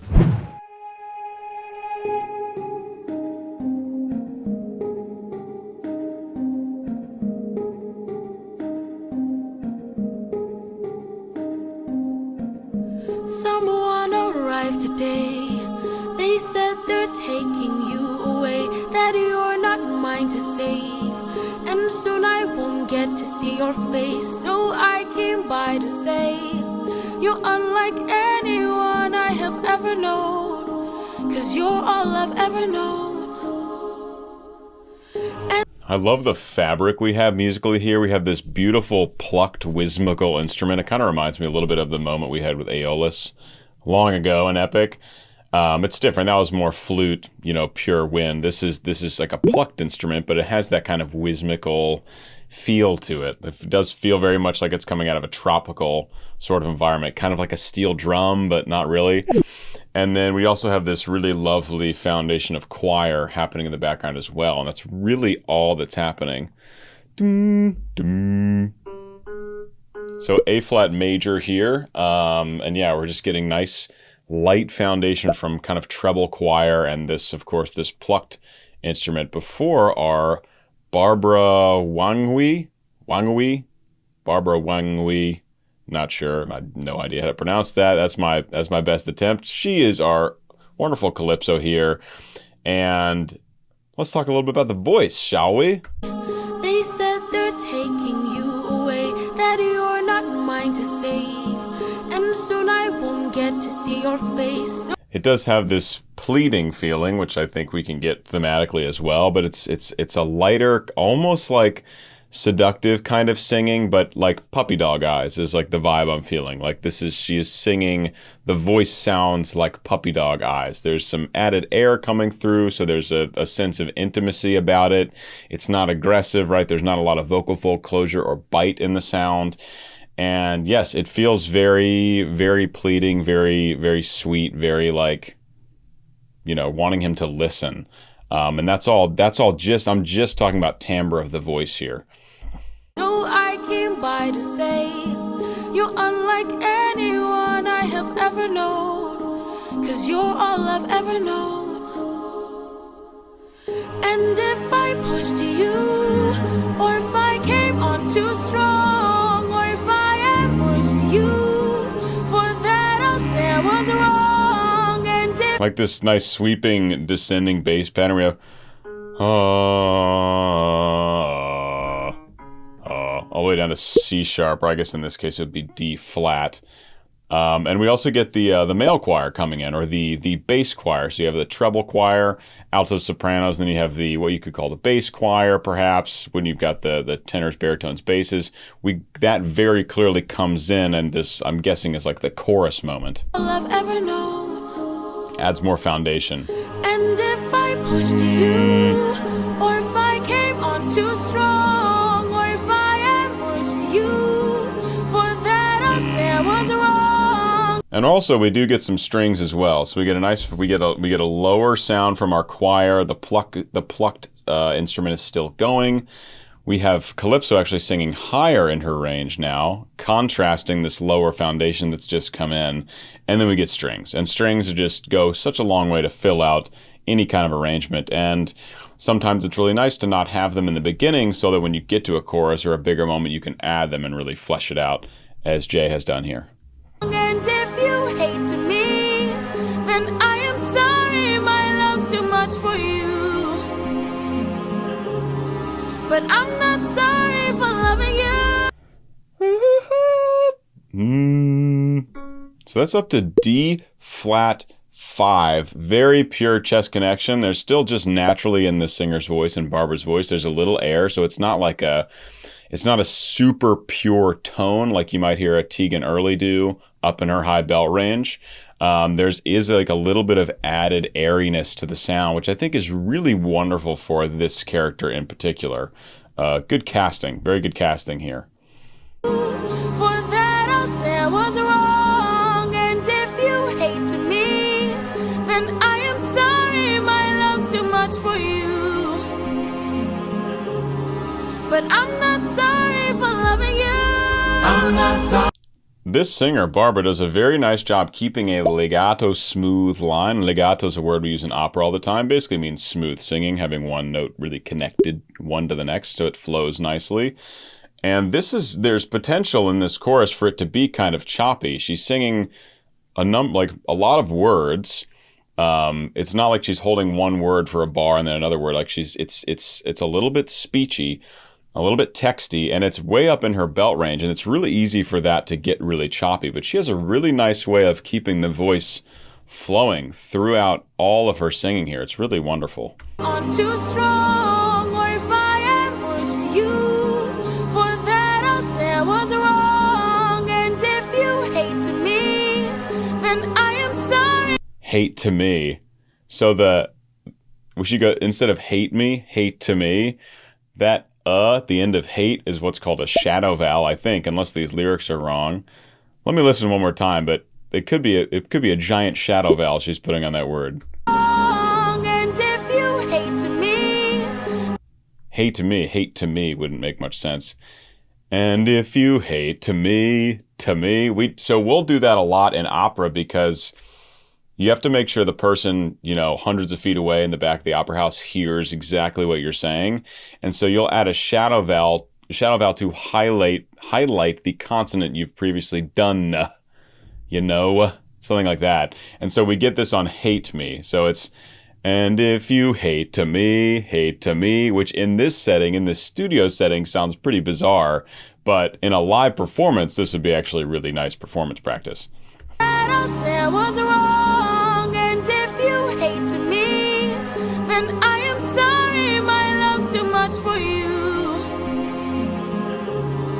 But I'm not sorry for loving you. I'm not sorry for loving you. I'm not sorry for loving you. I'm not sorry for loving you. Calypso, let me speak. Okay, little high, like upper bass choir, right? Tenor choir action happening here. I guess Calypso's conjuring that. Odie's crew's definitely nowhere to be found. Let's go with that. I'm sorry for loving you. I'm not sorry for loving you. I'm not sorry for loving you. Calypso, let me speak.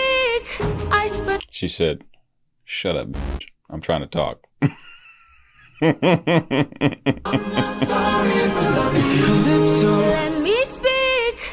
I spent my whole life here. Was cast away when I was young, alone for 100 years. years.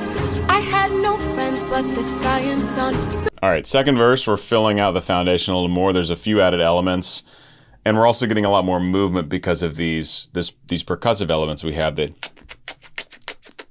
all these like rim shots and stuff like that, or just in general, probably like wooden mallet type instruments, giving us a sense of movement.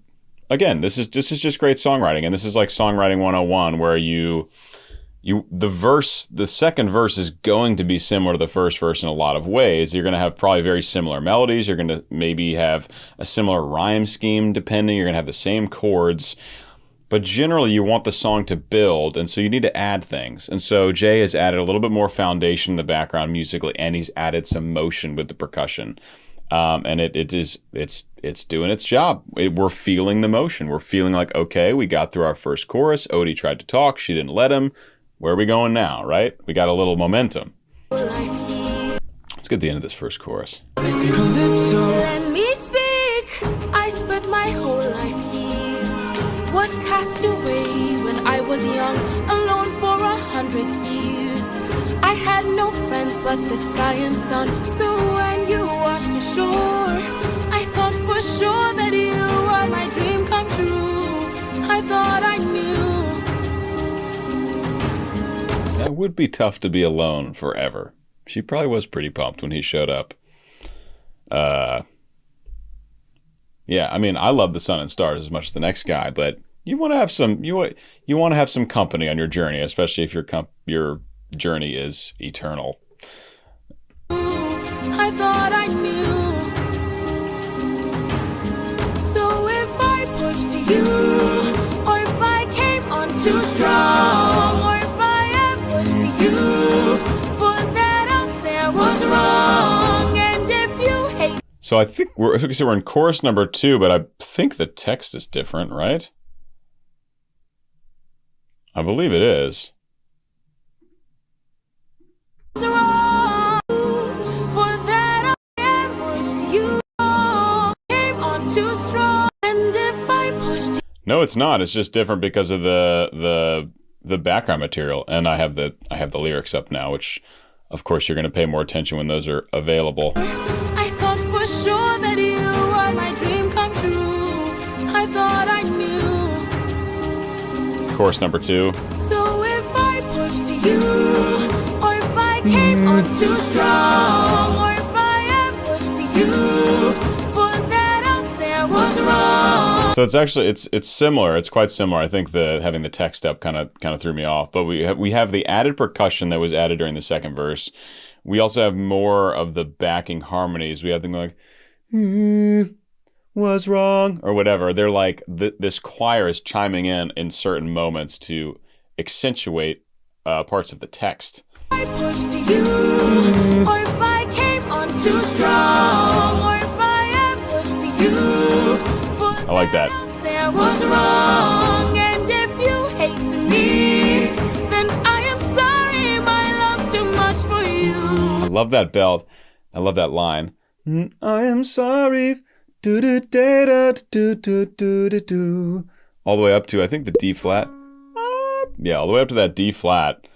Just a really nice melodic line. Jay. So actually, I hadn't gone back and listened to anything aside from doing these videos, and I went back and listened to the start of the show through Wisdom, because that's what I had recorded so far. And Jay, something Jay does really well, especially in my opinion, is melodic writing. He writes really, really wonderful melodies. A lot of the chords he uses are not terribly complicated or unusual. A lot of them are very like standard chord progressions throughout a lot of the show, and written in a very stylistically a lot like musical theater. Truly, Epic the Musical makes a lot of sense. But the melodies he writes are very, very captivating, and he has a lot of melodies that I came away like humming to myself, and I was like, huh, that's something I didn't really realize going through doing the analysis song by song. It was something I had to listen all the way through, and I was like, this guy writes really catchy melodies. Very, very big strong suit for Jay. For that I'll say I was wrong. And if you hate me, then I am sorry. My love's too much for you. Great line. But I'm not sorry for loving you. I'm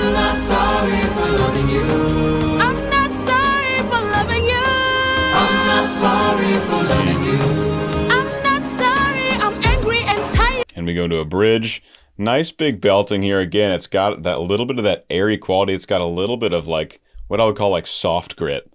It's not like harsh vocal grit, but there's a little bit of added air and like coming through the sound, which just adds a little something to it, and adds a little. It can add a little intensity to the sound, and again, it does add to this vibe she's giving, where she's like sounding like kind of desperate, and yeah, and I think that vocal quality actually can add to that, which is really interesting. But I'm not sorry for loving you. I'm not sorry for loving you.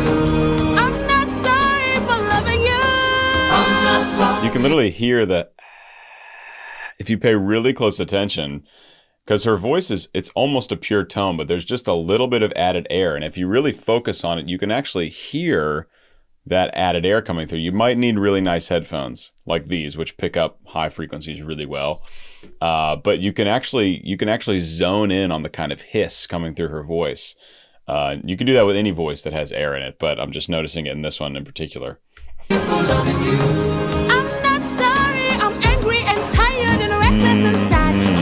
I think we went to the relative minor. The F minor probably. I'm not sorry, I'm angry and tired and restless and sad. I'm so Maybe not. What did you do?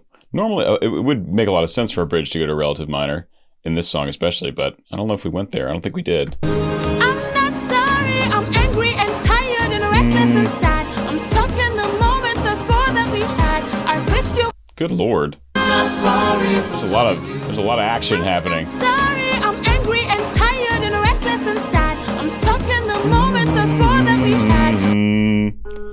We are still at A flat. Mason, take more time than I'm taking right now and tell the good people what's happening.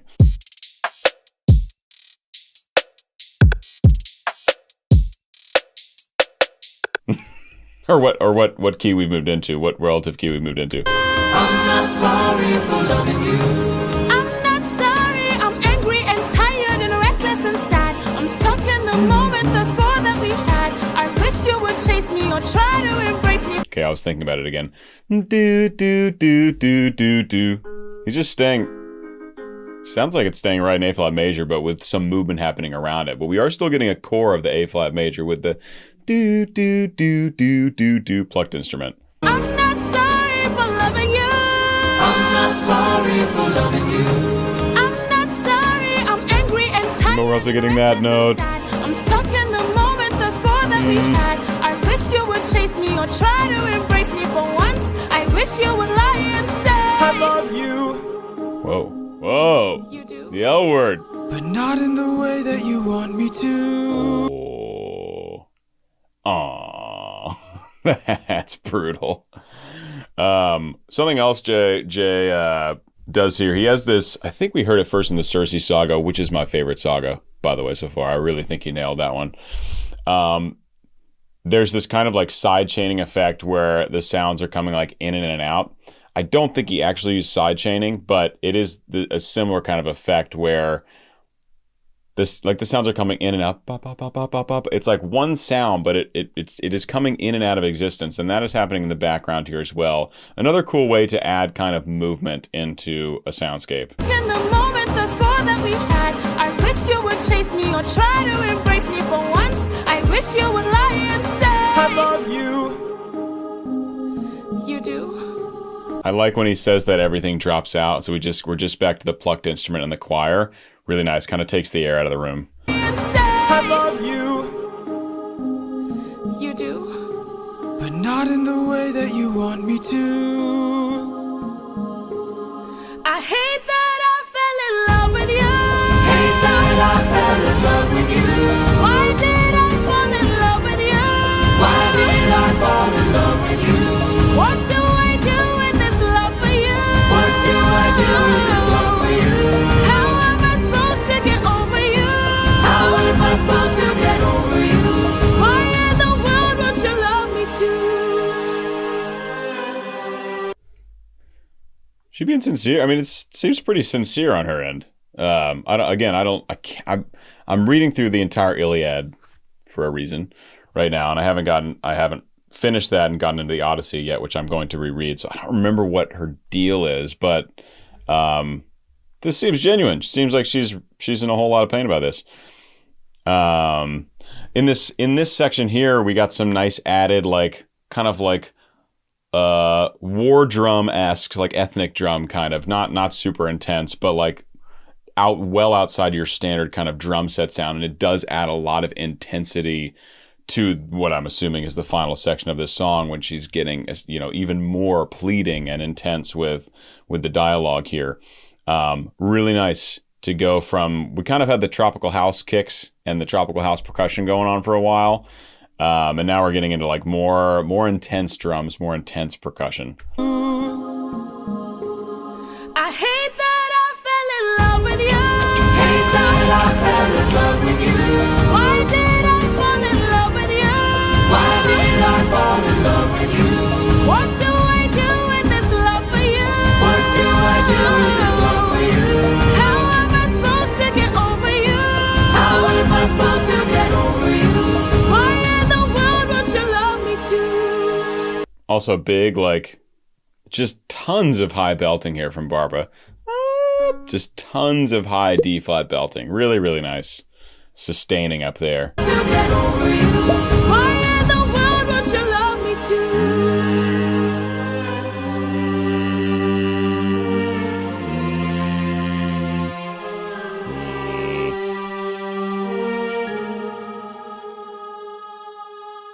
Gone. Ooh, all right. I know there's a ton of controversy about this one, which I don't really pay attention to. I'm not a drama person, and I'm not on TikTok at all, and I'm not really in the community as much outside of these videos. So I missed a lot of that drama, but some of my very dear friends in the community were caught up in the middle of all that drama, and they were like, "Listen, when you do this video, just either be prepared for a lot of backlash or just focus on the music." And hey, you guys know me. I focused on the music, baby. Let's go. Woo! All right. Hope you guys enjoyed. Hope you enjoyed. And I'll see you in one moment for... oh boy, what's next? Dangerous. See you for Dangerous. Hi everyone, welcome back. You just saw me do an analysis for Not Sorry for Loving You, and I forgot to shout out the animator. So shout out to Brit Pow Pixel for a wonderful animation on Not Sorry for Loving You, and this is Dangerous, animation by Jimena Natzel. Boom, we know this artist. We're familiar with both artists actually. Guys, without further ado, Dangerous from the Vengeance Saga. Let's do it. 600 men, 600 deaths under my command. 'Cause Okay, I had we know one this theme. goal in mind. No fleet, no band, only this raft that I made by hand. How will I reach my homeland? All you have to do is not open this bag. Hermes. Oh, Daddy Hermes is back. Or Granddaddy Hermes, right? Granddaddy Hermes to Odysseus. Oh, I believe. We know this theme. We've heard this theme a bunch throughout. Jay brings back a lot of motifs. And as the show has gone on, he's been bringing motifs back more and more.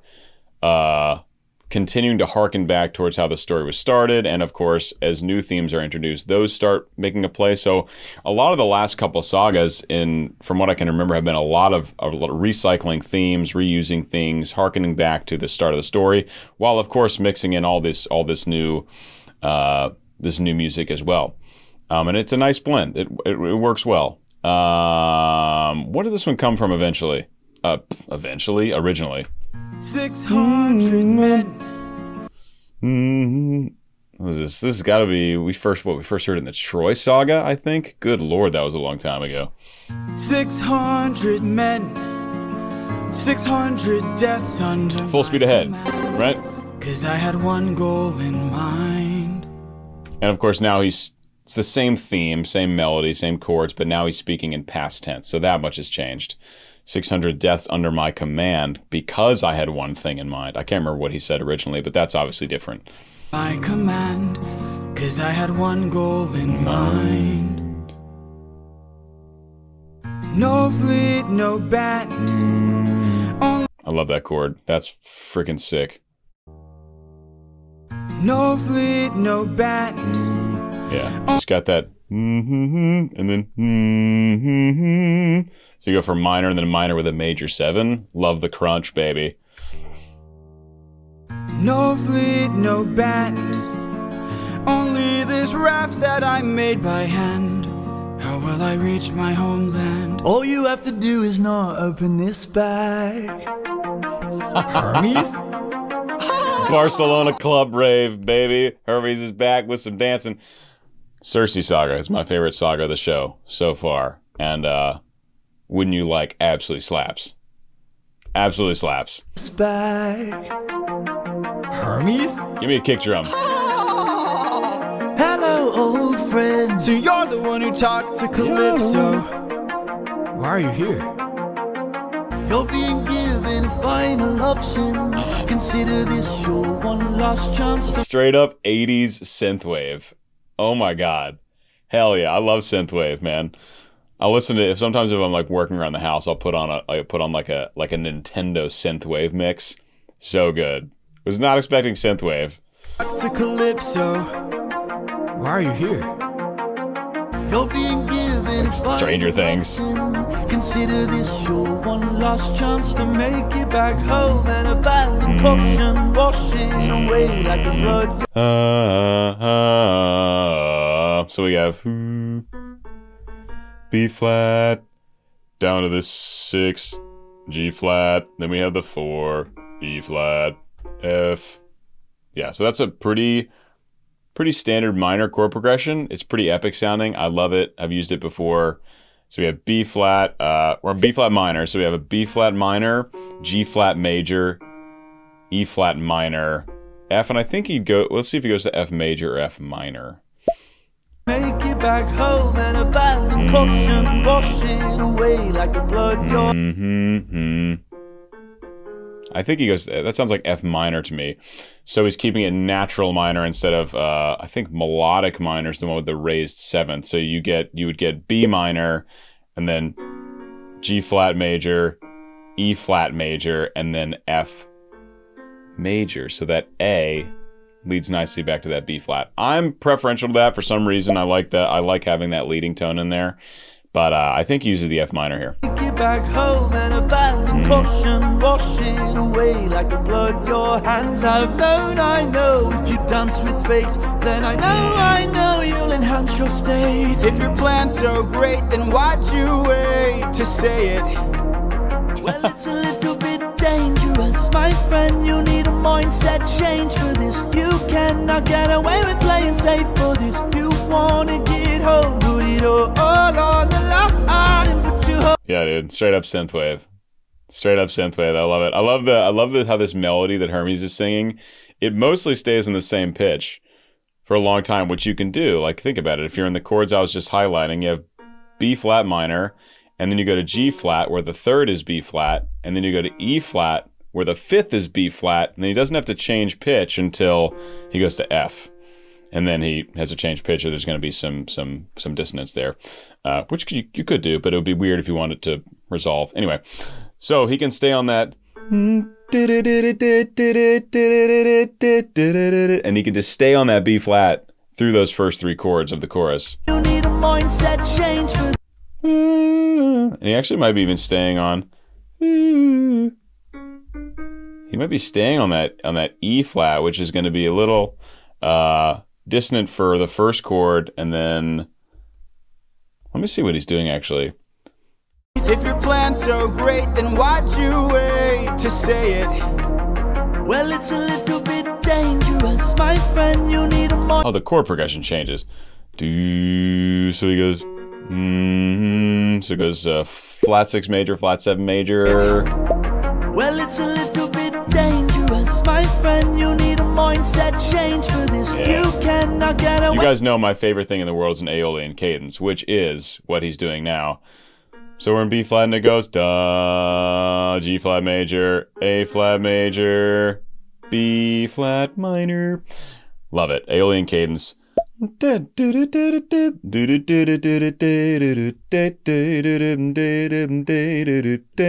he is staying on that. He's staying on that E flat while those progressions are happening. Dangerous, my friend, you need a mindset change for this. You cannot get away with playing safe for this. You wanna get home, put it all on the line, put your whole brain in it. Got a little grit in that sound up there. Oh, that's got to be all the way up to F. Oh, excuse me, A flat. All the way up to A flat. Put it all on the line, put your whole brain in it. Remember every trick in your domain for this. You gotta treat it like it is the main event. You wanna get home, put it all on the line, be dangerous. Synthwave's cool because you have like a pretty clear drum pattern and you have a pretty clear like melodic synth. This one that's going do do do do do do all over the place, and the rest of it's like all atmosphere. So it's like you have the clear drum samples, you've got the clear leading synth, and then a lot of the rest of it is just like tons of different synths completely filling out the whole atmosphere. This is like classic synthwave. So it's like, it's both direct with the drums and the lead synth, but it's also super vibey with everything else happening. That's exactly what Jay's done here. Wanna get home, put it all on the line, be dangerous.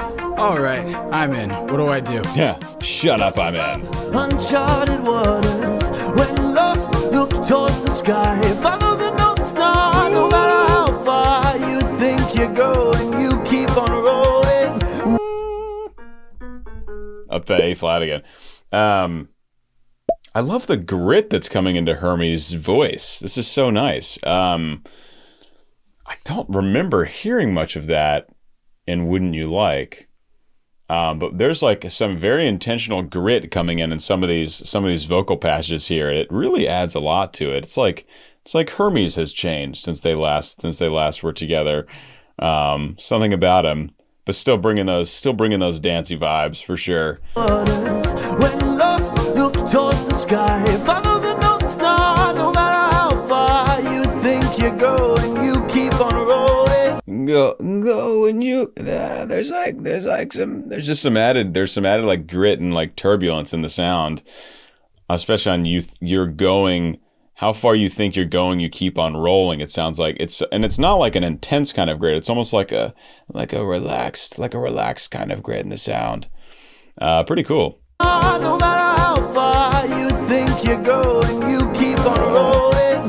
When strangers look around the aisle, when danger greets you with a smile, fight your way through, do what you must do. But no matter what, keep moving. It's gonna be dangerous, my friend. You need a mindset change for this. You cannot get away with playing safe for this. You wanna get home, put it all on the line, and put your own breath.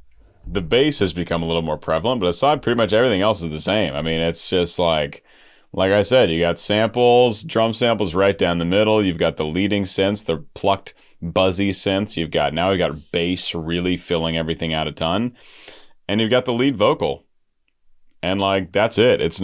And plus the filling out the foundation with some other synths, but it's a pretty simple breakdown as far as what synthwave generally consists of. But dude, it's a catchy dancey bop. I'm in. The mindset change for this. You cannot get away with playing safe for this. You wanna get home, put it all on the line, and put your own bread in it. Remember every trick in your domain for this. You got it. I like the percussiveness that he added on that particular line. Bread in it. Remember every trick in your domain for this. You gotta treat it like it's the main event. You wanna get home, put it all on the line, be dangerous. And lastly, the win back. We went through so much to get this. Keep this bag closed if you wanna get home, sir. Keep your friends close and your enemies closer. Harkening back to Aeolus. Mortius' favorite song from the whole piece, unless that's changed since Ithaca and Vengeance have come out. Vengeance and Ithaca. Ithaca just dropped like 5 days ago as I'm recording this, so I still have to hold off for like another month probably. Very excited to see how the show turns out. You wanna get home, put it all on the line, be dangerous. And lastly, the win back. Little breakdown where all the drums are gone and it's only this harp-like sound in the background. Everything goes away. And lastly, the wind back. We went through so much to get this. With so much reverb, and so there still feels like there's their atmosphere, but I think it's all coming from this one synth. So we have the Hermes voice lead, and we have this harp-like instrument happening, and that's all we get here in this bridge. Really nice, pulling back all of those more intense elements we were just hearing. And lastly, the wind back. We went through so much to get this.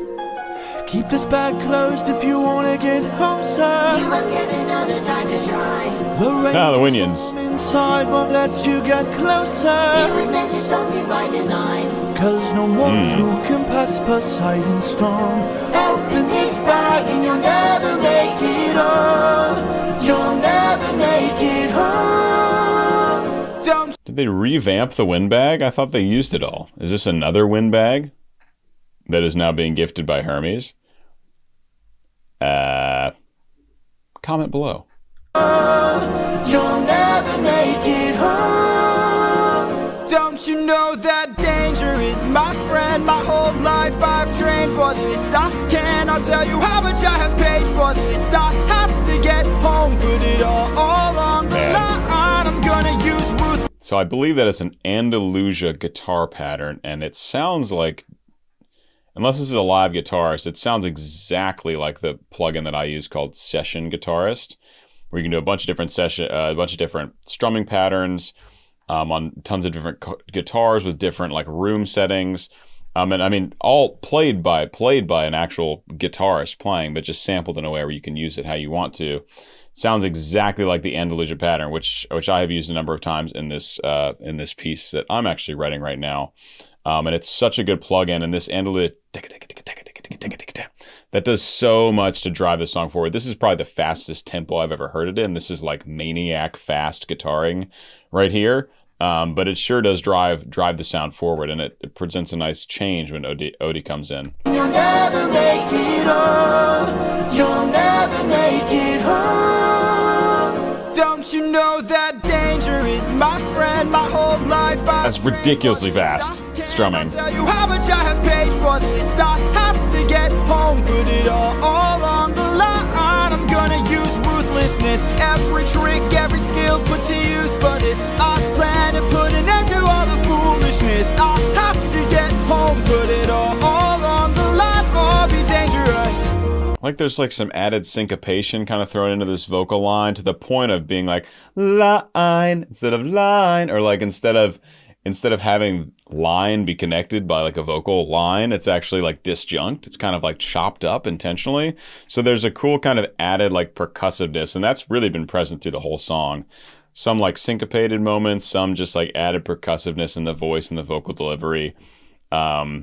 Really, really cool. And also cool to hear two different tenor voices attacking this thing, because they're all singing same notes, same rhythms, right? Same chords, all that stuff, but different voices. They have totally different voices. So it's always cool to hear, the same voice type on paper singing, the same thing. You're like, no, they sound totally different. Like same range, but like there's so much more to a voice than range, right? To get home, put it all on the line, or be dangerous. Hermes. Thank you. Don't thank me, friend. I'm not the one who fought for you. Then who? Good luck. Hermes always leaving with like a little wink and a like, you'll figure it out at some point. Guys, I hope you enjoyed this first time reaction and analysis for the Vengeance Saga. Not Sorry for Loving You and Dangerous. Guys, if you enjoyed this, please do join my Patreon. It's the best way to support me. Join my Discord as well. And if you want early access to all my epic content, that's the place to get it. And I'll see you guys very soon for videos 3 and 4 from the Vengeance Saga. Peace. Hey guys, welcome back. We've just done videos 3 and 4 from the Vengeance Saga. That's Charybdis and Get in the Water. Woo! Pretty intense couple of songs. Really, really enjoyed watching them for the first time and breaking them down musically. So guys, please sit back, relax, and enjoy. And I'll see you afterwards.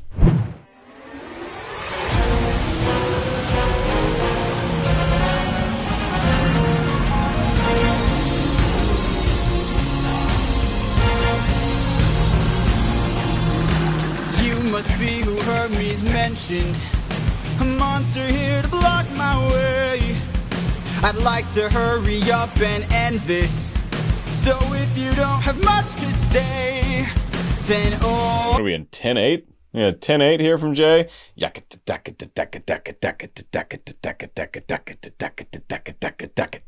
think we're in 10-8 or 5-8. Pretty cool.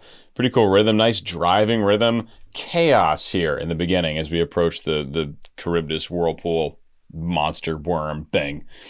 There was like a crazy piano motif that came in for a second. Obviously, we've got some drums and guitars happening. I got to run that back in. We also have this cool like string build into this first section where the strings just like slide their way up into the opening here. Horror movie.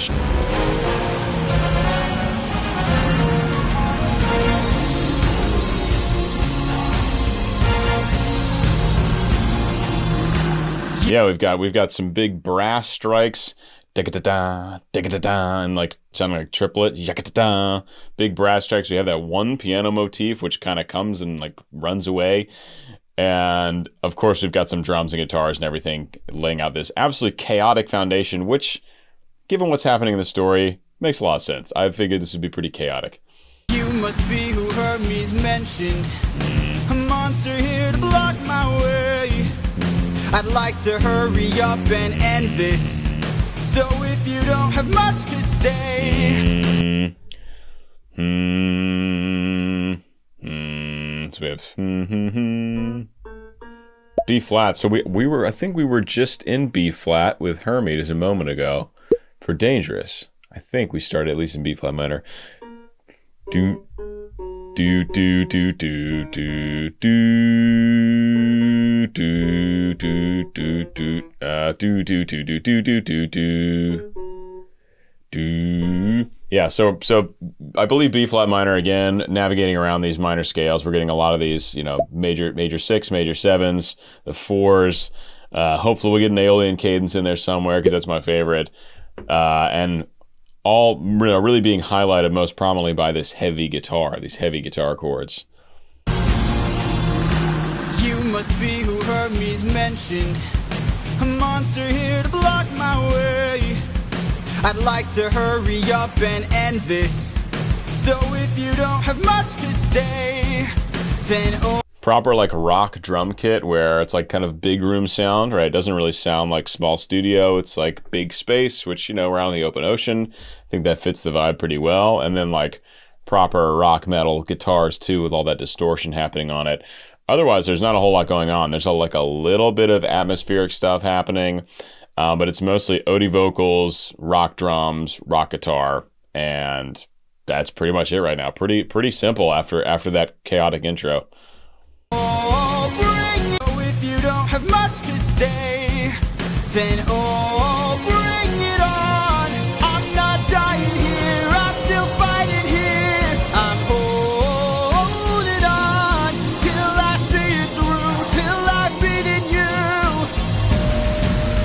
you. Some nice clean belting from Odie. Now, given the rock and metal sounding elements elsewhere, I would not be surprised if we get some grit from him at some point in the song. But right now, his vocals are very clean, pure tone. Up to high A flat, I believe, A flat 4 for tenor voice. Yeah, I think it could use some grit if we're going to really go for truly the rock metal feel here. And there's still a long way to go in that direction as well. Right now, it's more just like some of the elements of it, but the intensity of like a metal song, we're not there yet. We'll see where it goes. I see it through till I've beaten you.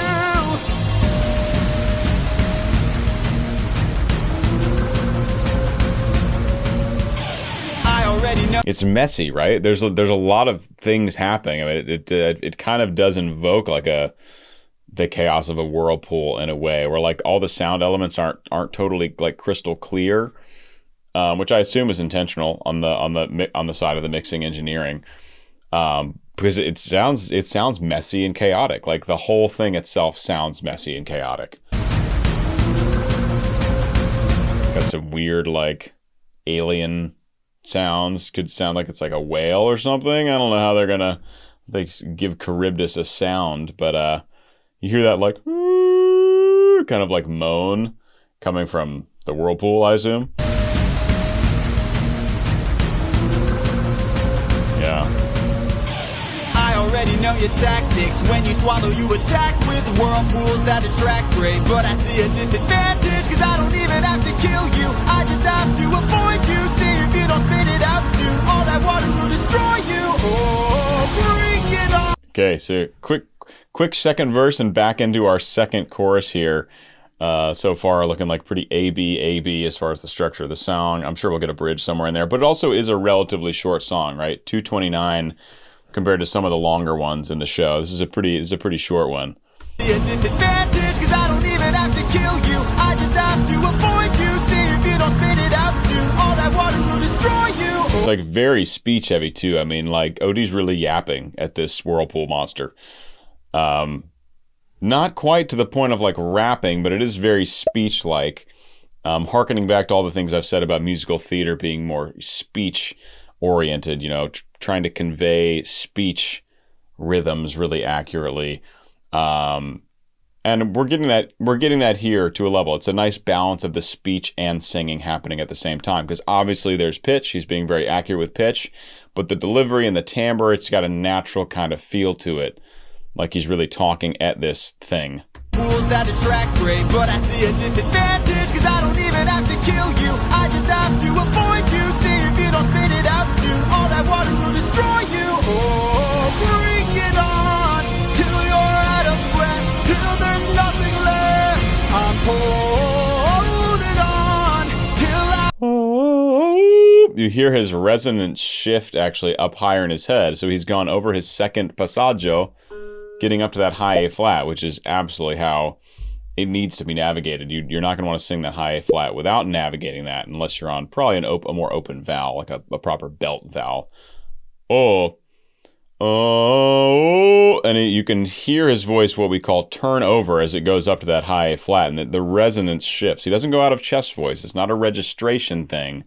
It's a resonance thing. It's a resonance strategy thing. nothing left. I'm holding on. We would call that a hook, actually, in opera. Sometimes you'll sing a note right below the note you want to sing and hook up into it. Tenors do it all the time. There's a funny thing we say in opera called hook, push, and pray when you're like desperately trying to hit a high note. So you just hook it and then you push it and you squeeze and you just hope the note comes out. That's not what he's doing here. This is a hook where you kind of sing the note below it and hook up into the note. Till there's nothing left, I'm holding on. Till I'm in the clear, till I'm out of here. Oh. There's that high B flat. I hadn't heard a high B flat from Odie in a while. But we do love a high B flat from Odie. We've gotten a good chunk of them throughout the series. Till I'm out of here. Oh. And really nice vocal fold closure up there. Very pure tone. You know, that's really stretching those TA muscles, those thyroarytenoids, really stretching that chest register all the way up to the brink. I think this is very close to as high as Jay can sing, truly staying in proper chest voice. I'm in the clear till I'm out of here. Oh. I mean, it's so chaotic and like muddy and messy. This whole thing is like, there are these monstrous drums happening, but you really don't feel any punch from them because they're just getting completely lost in the chaos of it. Again, I have to assume this is intentional. There's so much happening and nothing's really at the forefront of it aside from Odie's voice. So you've got the guitars and the weird piano motifs and the strings and the brass and the war-like drums all like evenly placed instead of really prioritizing one or the other. This is all from a mixing engineering, audio engineering perspective. So the balance is odd. I mean, it's like it's all Odie's voice in the front and then just everything else happening background. But again, I do think that is nicely representative of the chaos that Odie's facing in this moment.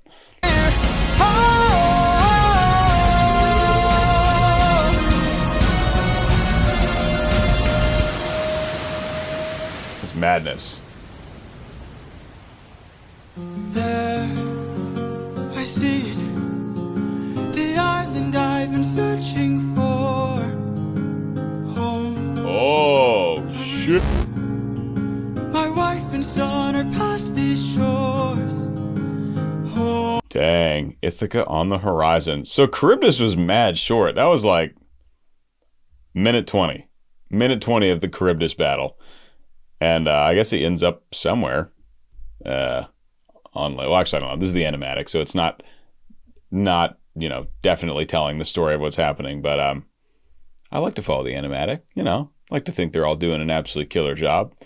I see it. Oh, no. He's chilling on his raft. Just kidding. Totally misspoke. Chilling on the raft, looking at Ithaca. Right on. Lemon Poet.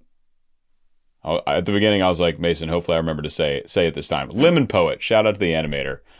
Bravo, brava. I see it. The island I've been searching for. Home. I've reached it. My wife and son are past these shores. Holding on. I am almost there. My love, don't be scared. Hold on. I am on my way. I'll be there today. I really like that. Repurposing the super intense vocal line from the Charybdis showdown to a totally different context. That's really cool. I guess now he's talking towards Penelope. I don't think he was talking to Penelope earlier. If he was, then I totally missed that in the chaos. But I think this is a repurposing of the text to mean something totally different, which is really nice. And of course, all of you noticed this. All the chaotic instrumentation and everything completely went away as soon as he got through and then saw Ithaca. We went back to like this nice, very mellowed out guitar sound. Pretty much just that and Odie's voice until he repeats, and then a little bit more foundation comes in. But it's all so stripped down. Of course, now, with so many fewer elements, now everything's quite clear. The whole first minute and a half was a mess, just like absolute musical chaos. And there were so many elements all packed into one thing. All like no one thing giving space to the other except for Odie's voice. And now we get everything's calm. We hear all the elements clearly. It's like a nice palate cleanser after that. Still, that top goes into a new register. I'm not going to demonstrate it that high in chest voice right now. I would destroy myself in this microphone. But when Jay goes up into that high flat, that is just a very clear register shift over his secondo passaggio, as we would say in opera in Italian, or the second passage of the voice, which is different for male and female, biological male and female singers, which is really interesting. There's a whole lot of interesting biology and physiology around that thing that I won't go into right now, but he's shifting his voice. Boom, TLDR. Don't be scared. Hold on. I am on my way. I'll be there today. Penelope. Haha, yeah. What? No!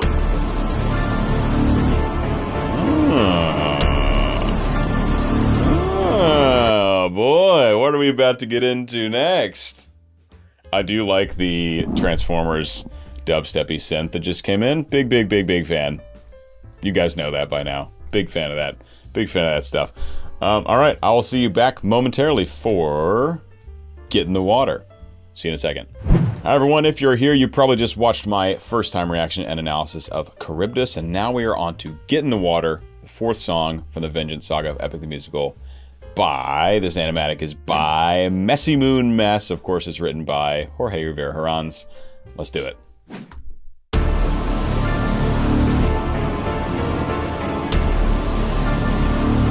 Yes. Oh, Poseidon coming back. There you are, coward.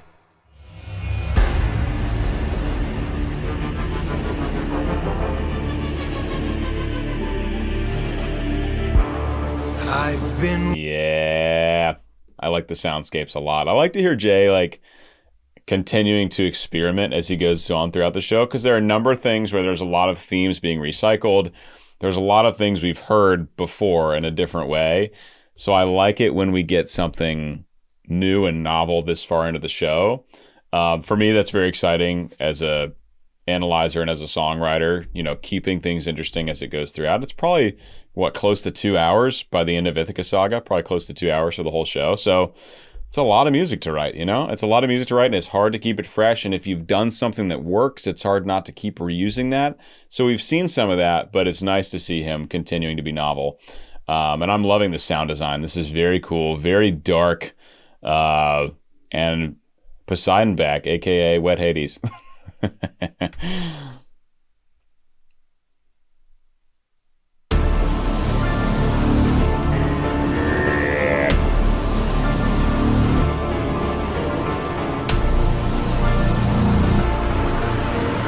There you are, coward.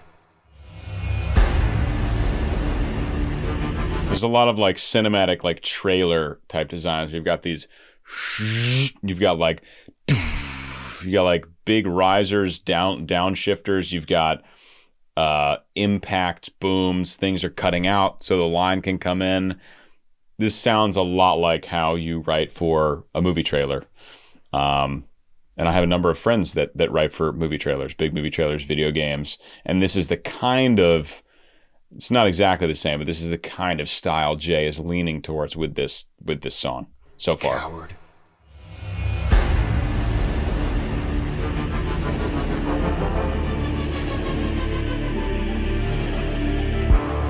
I've been waiting for this moment, for the perfect time to strike.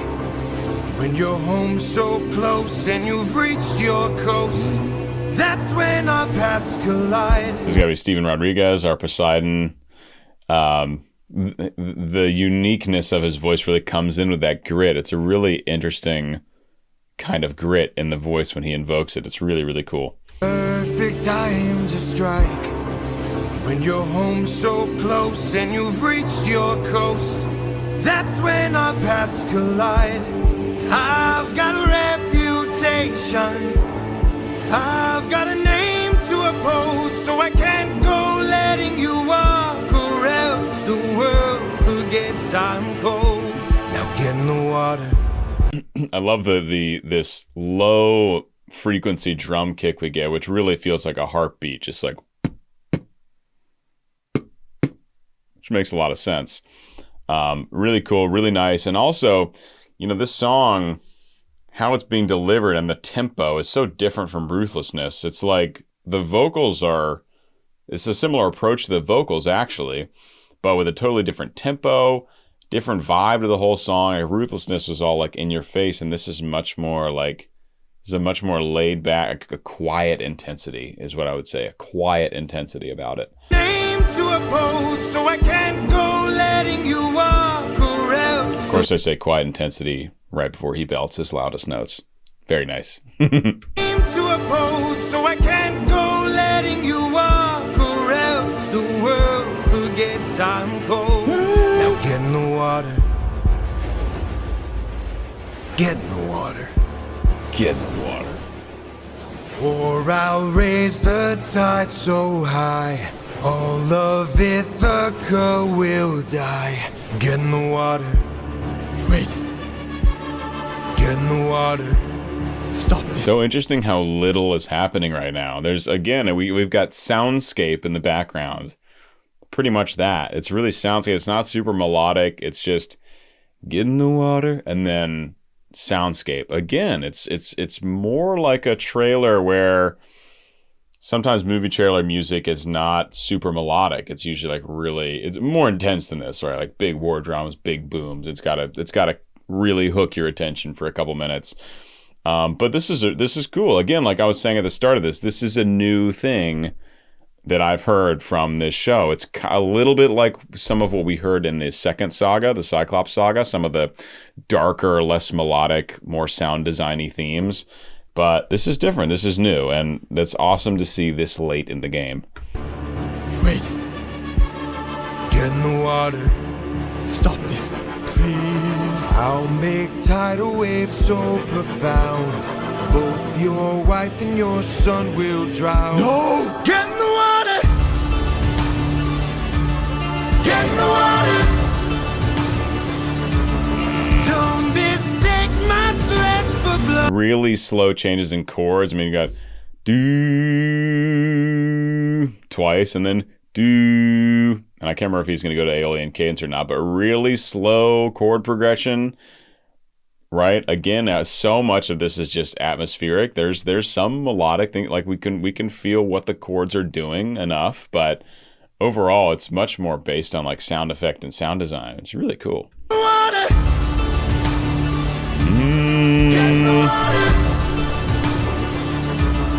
Don't mistake my threat for bluff. You have lived more than enough. Get in the water. Yeah, so we just have one minor, D minor. So D minor, and then we have B flat major, and then A. I think it's going to A minor, which would be the 5 of the D minor chord. I personally like to throw a major in there to use the harmonic minor. I believe it's called, or melodic minor. Melodic minor. Harmonic minor. Melodic minor. Can't remember. Raised 7th in a minor key, because that leading tone leads nicely back to the 1. But yeah, really slow chord progression. We just got 1 minor, 6 major, and then 5 minor, I think. You have lived more than enough. Get in the water. Get in the water. I'll take your son and gouge his eyes. That is unless you choose to die. Get in the water. I think he's going to A major. That is unless you choose to die. Get in the water. Aren't you tired, Poseidon? It's been 10 years. How long will this go? We're both hurting from losses, so why not leave this here and just go home? Odie getting into that pleading style singing, and throughout the whole show, Jay has written that his vocal parts in that style, the pleading kind of begging style, he always invokes the falsetto. So all the way up to tenor high C, which we've heard him do like pretty big mix belting on, but here he's opting for a much more, it's a kind of submissive kind of singing. Instead of like belting it and like being really intense and direct about it, it's a much more pleading. And I think the animatic is representing this nicely as well, where Odie's literally on his like hands and knees. It's like, can we please just let this go, dude? And we've both suffered enough.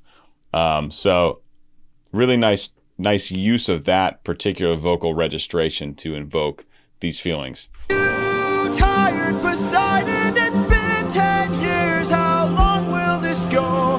We're both hurting from losses, so why not leave this here and just go home? I can't. Maybe you could learn to forgive. Trumpet was not the instrument I would have expected in this particular moment at all. That is a very interesting sound to add to this intimate moment. This like kind of piercing trumpet sound. Leave this here and just go home. I can't. Not a piercing trumpet sound, just a trumpet sound. But trumpets have a more piercing sound just because of the size of the instrument and how the sound goes through them. Would have thought more of like a French horn, maybe, if you're going to go with brass. More likely like a cello or something. But maybe Poseidon, maybe brass is one of the motifs Odie's been using for Poseidon throughout the show. Maybe that's why. But the solo trumpet, not expecting that in this moment at all. Maybe you could learn to forgive. No. Ruthlessness is mercy upon ourselves. Die! Ah, the freaky horse thing is back. All right, so we're getting a a repeat of the material from Ruthlessness, but done in a different way, right? He's singing the lyrics over a longer time horizon than we heard in the original. So that's cool. But yeah, again, using a theme. I'm talking about that a lot. This in the last few sagas is the recycling of themes that Jay's done a lot, especially in the second half of the show. Pulling from material he's already written from the first half, both to, I think, to like connect the storyline and just to use good material that he's already written. Both songwriting tactics. And I like when he pulls something back and uses it in a different enough way to where it's almost like a cool cover of the song. Like he's doing a cool cover of his own song. And this is one way to do it. It's kind of like the Ruthlessness, but in like halftime. So that's pretty interesting. No. Ruthlessness is mercy upon ourselves. Die! Full on yell, vocal folds blowing apart, tons of grit in the sound. So real. Real yell, baby. And octavize. There's an octave for sure lower, so we're getting a weird, like, morphed sound underneath that yell, in addition to the yell.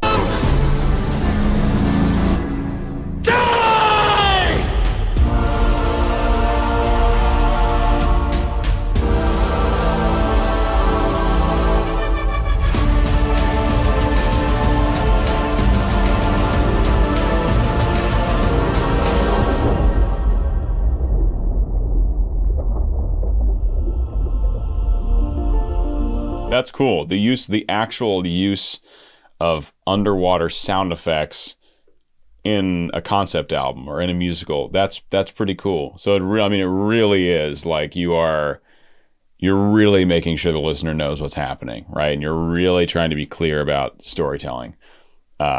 Pretty cool. Pretty cool.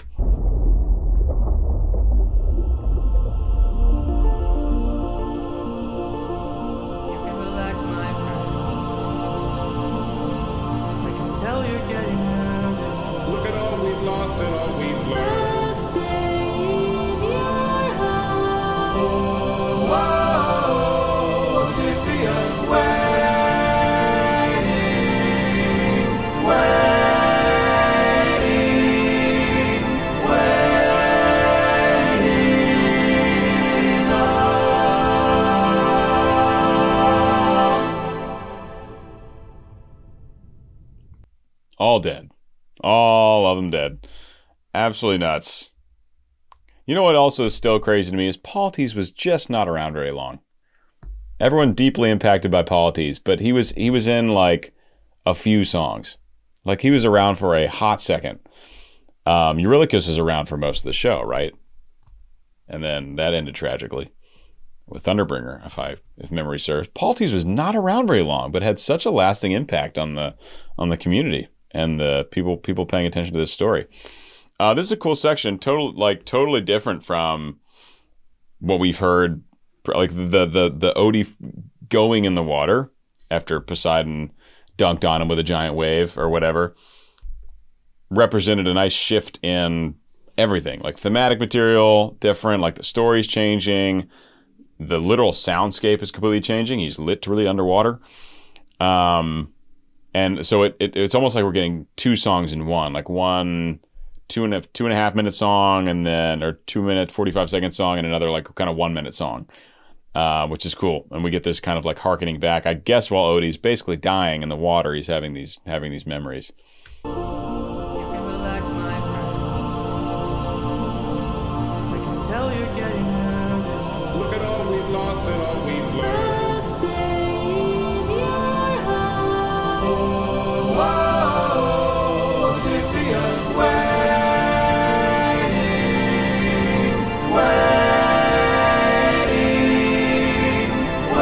So this is like very like large foundation of sound. We've got strings, we've got synths, we've got some movement underneath, but it's not at the forefront of what's happening. But you do kind of feel it internally.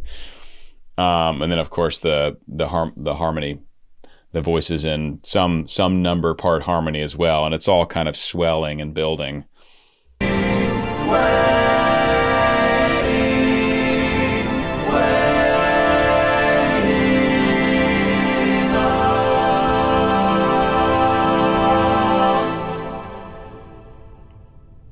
These were his boys, man.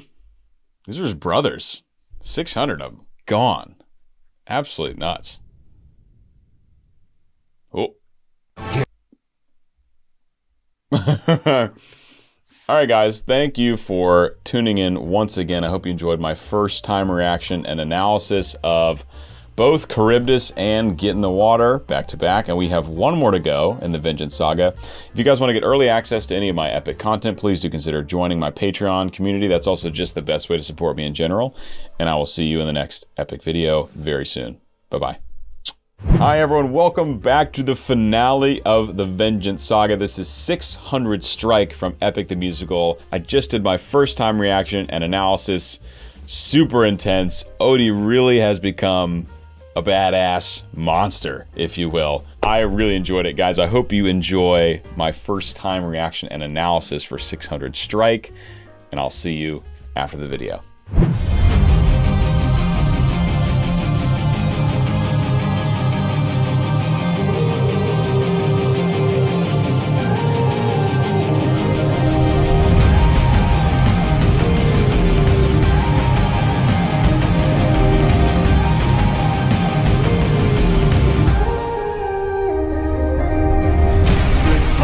Right, pretty epic start here. We've got these like pretty like big room drums, like, you know, big room rock drums. We've got this almost like this like syncopated guitar happening, representative of Odie's mood at this place in time. And we also have some more like a little bit of like the war drum vibe as well. Not totally. We've seen more leaning towards the war drum, but we're getting a little bit of that as well. And we also have some backing vocals in there, I think. Hold up a sec. So Jay loves that. He loves leading into a song with a little uplifting motif. I mean, just in this saga, I've heard at least twice, I think. There was another one where he did it with strings. But it's like instead of just starting the song right on the one, it gives you kind of like a little lead in.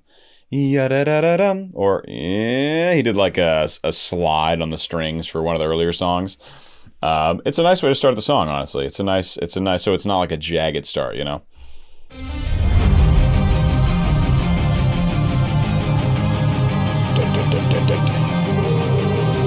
Yeah, there's some backing vocals.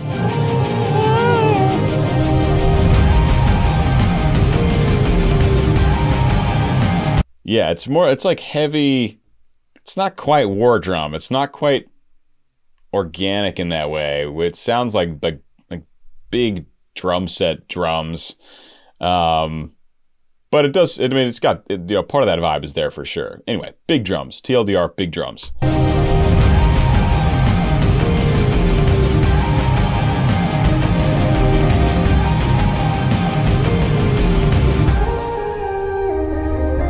What do you guys think these backing vocals are representative of? I was trying to place like, I mean, I don't, we'll see what happens in the rest of the song in the video, but just with the kind of intense war drum heavy guitars, it feels a little out of place in a kind of interesting, cool way. Like a little dichotomy happening, a little disparity between musical elements. I don't know. It's interesting. What do you guys think?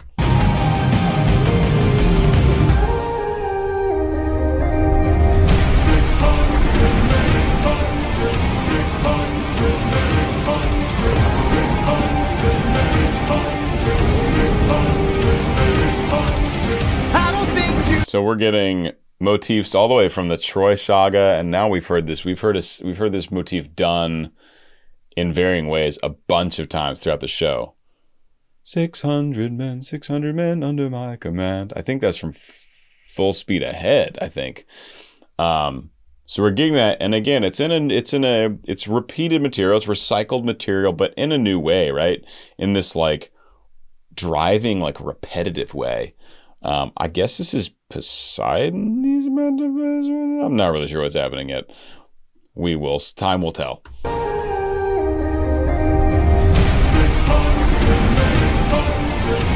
Just over.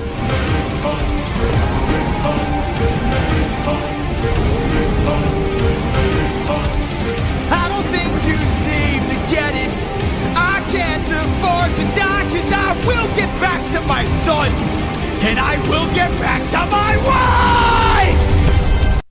so he's fighting Poseidon. Okay. Also, dope-ass big real yell from Jay there. I mean, really just letting the vocal folds blow apart in a super intense way. This is like totally different vocalism than we've heard for most of this saga, right? Most of his belting in this saga has been pretty clean, pretty pure, but now this is like just fueled by rage and vengeance. Get it? I can't afford to die, 'cause I will get back to my son, and I will get back to my wife! We'll get back to my wife! Like really turning up the gas, especially on a "will get back to my wife." But you hear it in the words leading up to it. Well, sprinkling some grit in there, mixing it all around, but then that last ascending line into that full-on yell. We'll get back to my son, and I will get back to my wife!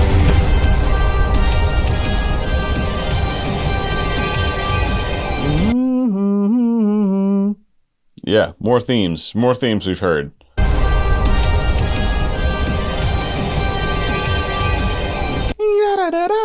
I like that really high electric guitar, like a little moment, time in the sun. Right here.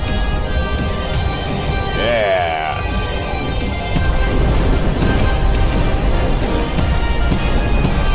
For every comrade, every one of my friends, almost all of whom were slaughtered by your hand. This is another theme. Is this Full Speed Ahead again? I think it might be where we first heard it. Whew, it's been a while. All comments below. Where are all these themes coming from? You guys have heard this stuff a million times. I'm hearing it for the first time. And I've only just re-listened to anything from Epic about a week ago. Since I did the analysis, I'd never gone back to listen to anything. And I finally did a listen from Troy through Wisdom, because that's what I'd heard so far. And it's a whole different experience listening to it straight through. Some really interesting things. Jay is a beast at writing melodies. That is like a big takeaway for me. Just as a writer, he writes really, really compelling, catching melodies. Anyway, a lot of themes. We're getting some repeated themes here, as we have a lot in the later sagas of the show. Harkening back, recycled in a different way, all that good stuff.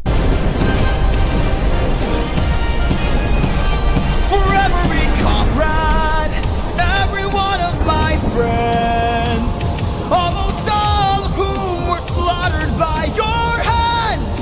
600. The drums sound like really, really early age dubstep drums. Like, hear me out. Go back to like 2010 and before, and listen to dubstep from that time. That is very much how. Now these drums are buried in a way where dubstep, the drums are one of the most important things. I mean, absolutely in your face heavy. They're buried more, but the sound of them sounds like just a few years before I started making music. And I started making electronic music actually like 13 years, 12 years ago, something like that. God, I'm getting old. Early dubstep drums in the background. Also, it's just like, there's a lot, everything is driving. Like, everything in the ensemble is driving forward rhythmically. Like, we're just churning, just absolutely churning. For every comrade, every one of my friends, almost all of whom were slaughtered by your hand. Nice. 600 strike!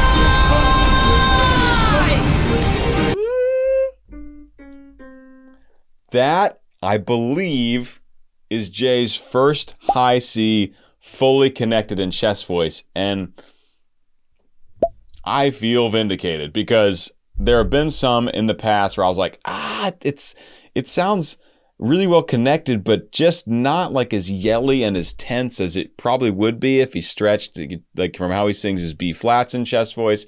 Big vocal nerd moment for me. That is Jay ripping a high C and stretching it all the way up, and you hear how naturally yelly it sounds, because physiologically it is just a well-controlled yell. both at the breath support level and the vocal fold level. You can tell he's really, really pushing it. Now, I know it's supposed to be an intense moment anyway in the song, so if it were lower, he would probably add some grit into it, make it more intense. But you can tell this is Jay really, really stretching his voice up to that high C, and it's glorious. I absolutely love it. 600 strike!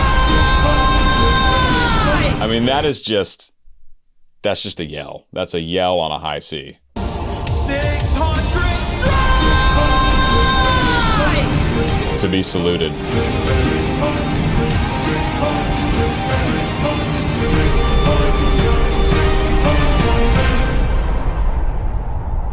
Wait a second.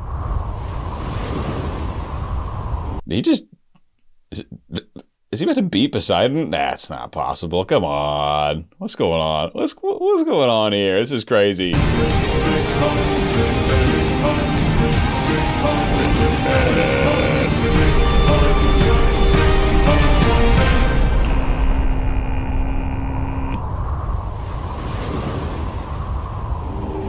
You idiot. Oh. Oh. Can't you see? You sealed your fate just to beat me. You released my storm when you opened that bag. Blocked your one-way home.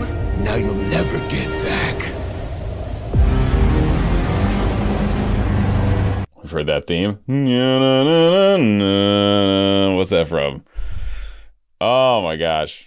So many themes to remember. It's hard after hearing them just once 6 months ago.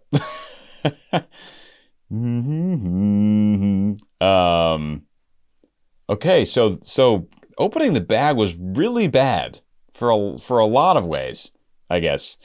And I'm still confused. There was the first bag that took him to Poseidon the first time, and then I think there was a second bag that Hermes just gave him. And opening the first bag was a bad idea. And opening the second bag was also a bad idea.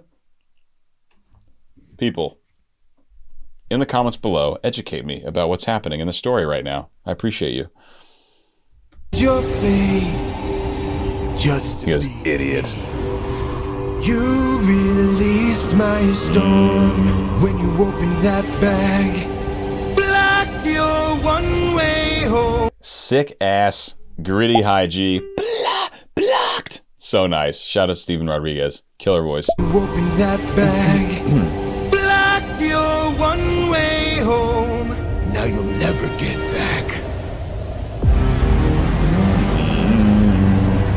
You're going to call off that storm. Storm. Or what? You can't kill me. Fair point. He is immortal. Exactly. Again, Jay getting down in this speech like the lowest you'll ever hear his voice in any context is when he's doing these like speech like VO kind of things, voiceover kind of things. He gets so much lower than he could actually sing. It's pretty awesome. Or what? You can't kill me. He and Steven have similar ranges, I think. Exactly. Exactly. Yeah. Wait. Wait! Ah! How does it feel to be helpless? How does it feel to know pain? I watched my friends die in horror, crying as they were all slain. I heard their final moments, calling their captain in vain. Look what you turned me into. Look what we've become. Enough. All of the pain that I've been through. Haven't I suffered enough? You didn't stop when I begged you. Told me to close my heart. You said the world was dark. Didn't you say that ruthlessness is mercy upon our heart? All right. Wow. Yeah. Yeah, dude. Yep. Woo! Super intense. Doesn't want him to die, just wants him to experience pain. No matter how much pain Poseidon experiences, you can't kill him. He's immortal. God, one of the big three. Wow, that's absolutely brutal. And the yelling the yelling / singing quality Jay's delivering is so good and so powerful in this moment. And Steven's yelling is awesome. Just like true, proper, full grit yelling. Really, really nice. This is a really, really cool section. That's why I didn't want to stop it. I felt like I really wanted to see how it goes, see how it revs, see what happens going forward. I'll see if there's any nuggets to pull from it, like vocally, musically. I watch my friends die at home. Go back. This is like it's a long section, actually. Wait. Ah! How does it feel to be helpless? How does it? So we've got big drum hits, big like cinematic boom hits, which our animator Duvet Box is attaching to the Trident strikes, which makes a lot of sense. Feel to no pain. I watch my friends die in horror. There's another one. They were all slain. I heard their final moments. The background's a little chaotic. I mean, there is melodic content. There are chords changing measure to measure, every couple measures, but it's not very block chord. There's a lot of like, it sounds like there's a lot of moving elements that are highlighting the chords. So instead of, something playing G major, you might have like a moving thing or like an arpeggio or something playing. It sounds like there's a lot of that reverbed out, very atmospheric happening in the background. And not actually G major. That was just the first chord I thought of. They were all slain. I heard their final moments, calling their captain in vain. Look what you turned me into. There's both. There are at least the root of the chord being highlighted by some kind of bass instrument or bass synth. There's probably some strings layered in back there. They might be doing more block chords. So it's this cool kind of like swim. There's like the foundation of the chords, but then there's a lot of swimming happening above them. Calling their captain in vain. Look what you turned me into. Look what. And that was a melodic yell. Ah! B flat, A flat, G. That's probably also really pushing towards the top of Steven's range, and you can really feel how yelly that sounds. Both because his voice is super gritty, and two, because you can tell that's effortful for him to get that high. Look what you turned me into. Look what we've become. Enough. All of the pain that I've been through. Haven't I suffered enough? You didn't stop when I begged you. Told me to close my heart. You said the world was dark. Didn't you say that ruthlessness is mercy upon our... All right. I like Poseidon calling him monster with the monster theme. That's pretty cool. Please.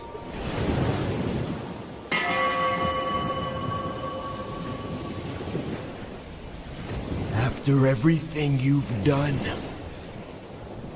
how will you sleep at night? Next to my wife.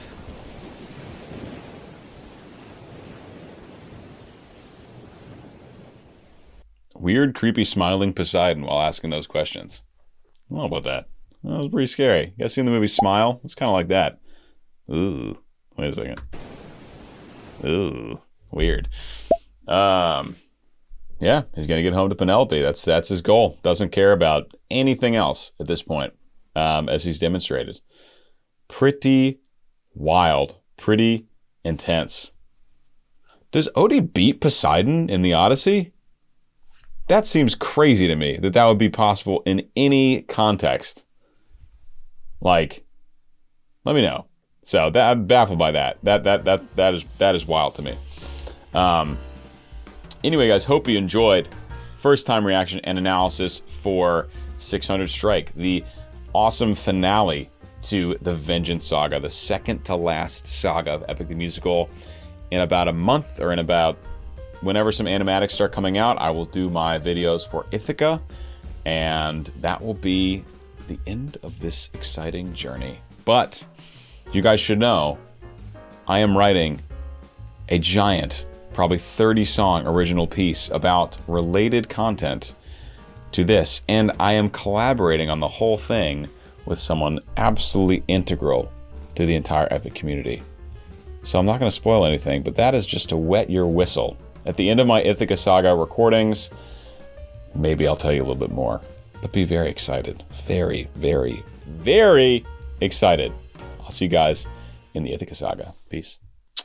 Hi everyone, welcome back to the channel. My name is Peter Barber. I'm a professional singer and music producer, and I have done analysis videos for the entirety of Epic so far, and now we are here in the final saga, the Ithaca Saga. I just did first time reaction and analysis to the animatics used in the live stream. Wow, I can't believe it's here. I can't believe we're here. Beautiful vocals from Anna. Stunning, evil, wonderful vocals from Aaron Alexander as our Antinous. Really, really awesome. Love the orchestration. Love the singing. Love, love, love, love, love.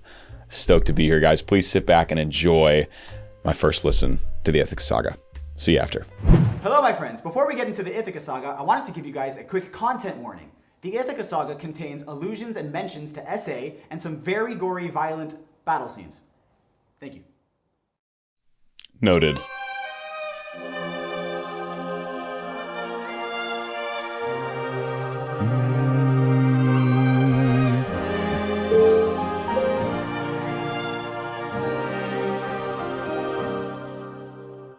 I'm supposed to choose a suitor to wear the crown.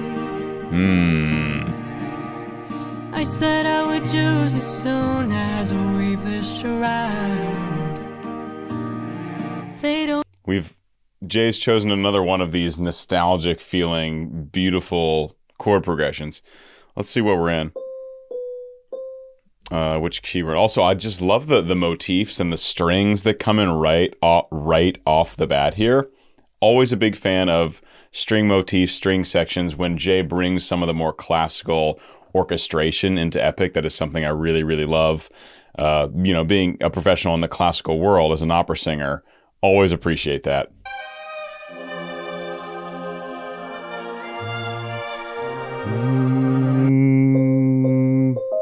So C minor, I believe we're in here.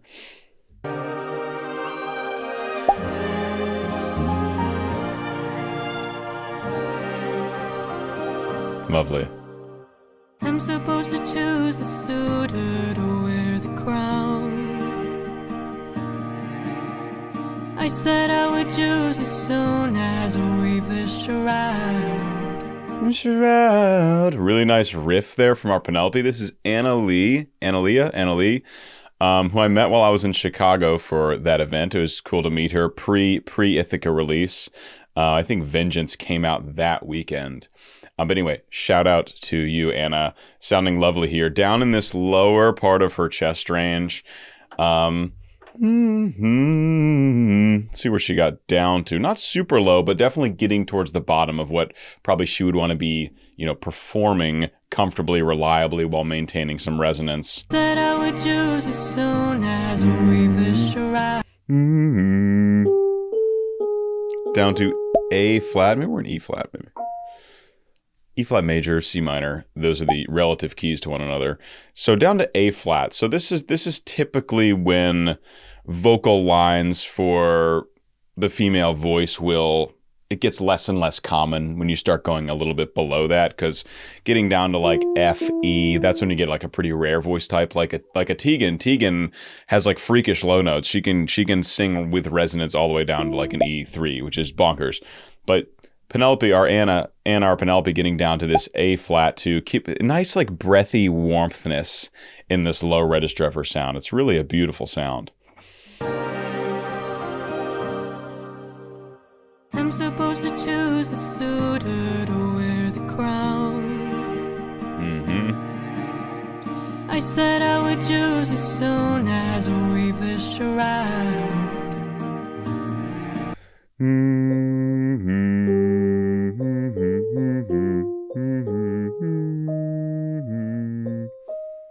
Okay, so we are probably more likely an E flat major because we have minor 6, major 5, up to the 1.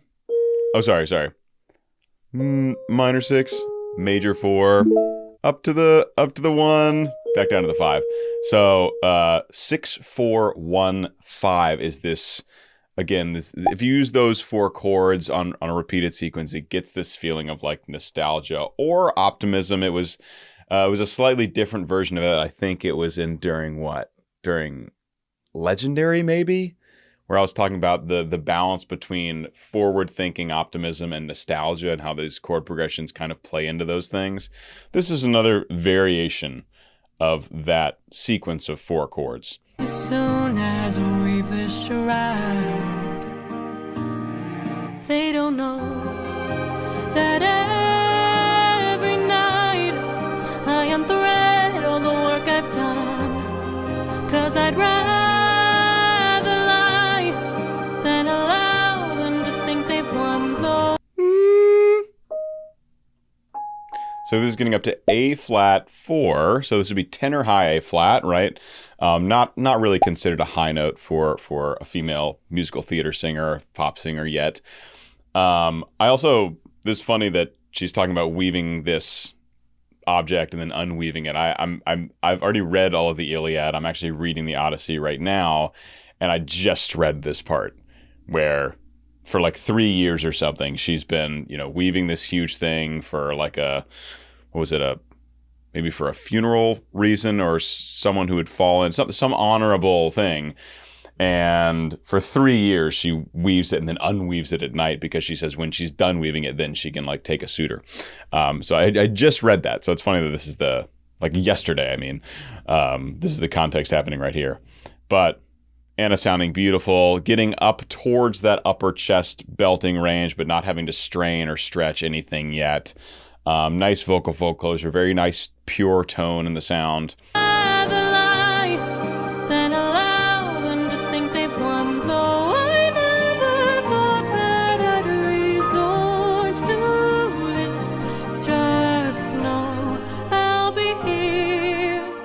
But I don't know how much longer I'll last. Okay, and then a vibe shift.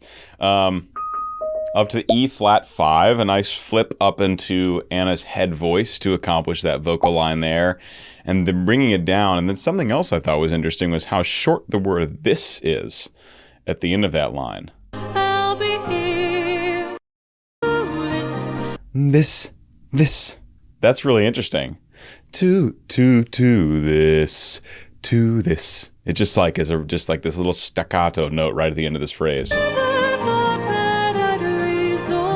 Also, the piano and the vocal line working together, and they're synced up there. It's the same melody in that descending piano line as the vocal line. Sometimes it's nice to write contrapuntally, as you'd call it, where maybe the vocal line's going down, and then maybe the piano line is going up. Sometimes it's nice to sometimes it's nice to have all the instruments kind of following the same track. And there are like guidelines, not necessarily rules. You can break all the rules you want in composing. That's what makes it fun. But there are some guidelines to follow that I won't get into. But I think it's nicely used here, especially to highlight a motif, is to have 1, 2 of the instruments literally following that same melodic line, which is happening here. The piano and Anna's lead vocals.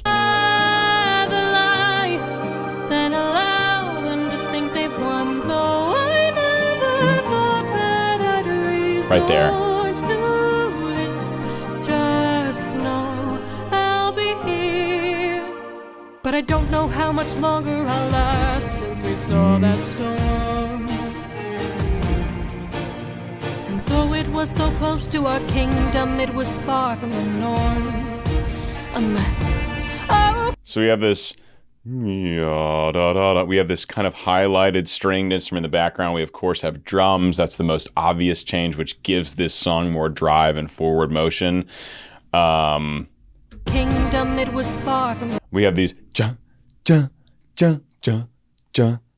these orchestra strikes is what you'd call them, where it's multiple instruments or a section of instruments all doing a staccato note. Yum, bum, bum, bum. This is a great compositional tool to increase intensity into whatever's happening. Really love that, and you can feel it working with the percussion section, working with those drums to really drive this song forward. And Though it was so close to our kingdom, it was far from the norm.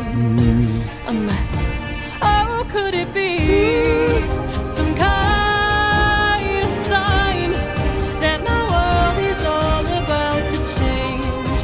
Is it finally time for the challenge I arranged? Though I This is really nice, and we got a couple higher notes in the bell range. You can tell she's still not really having to push for it yet. I think we got up to B flat 4, somewhere in there. Also, production side of things, all these extra added percussive, the shakers, the clicks, the pops, all those added, that is what you need to keep a percussion section interesting. Like, you have to have the core of it, which is those big kick drums, the impact sounds, and you know, if you're trying to make something a little more cinematic, obviously a snare. If you've got, I mean, most genres, you got to have a really strong kick, snare, hi-hat, maybe a crash. But all those added extra elements fill out the arrangement so much. If J or JP were to remove all those extra percussive sounds, I guarantee anyone out there would feel like there's something missing. Like, I feel like there just needs to be more happening. And that's what that accomplishes. It's a beautiful way. Surprisingly, it's not distracting unless you're really paying attention to it, because it's so many sounds happening around the left and right ear especially. It really adds a lot to arrangement. It really helps fill things out. If you don't want to fill something out sonically, if you don't want to add like more strings or more brass to fill out the sound, these percussion sections keep the rest of the arrangement a little more sparse, so to speak, but it still adds it has a way of filling out the sound regardless. It's pretty cool. It's a cool technique, well used here. some kind of sign that my world is all about to change.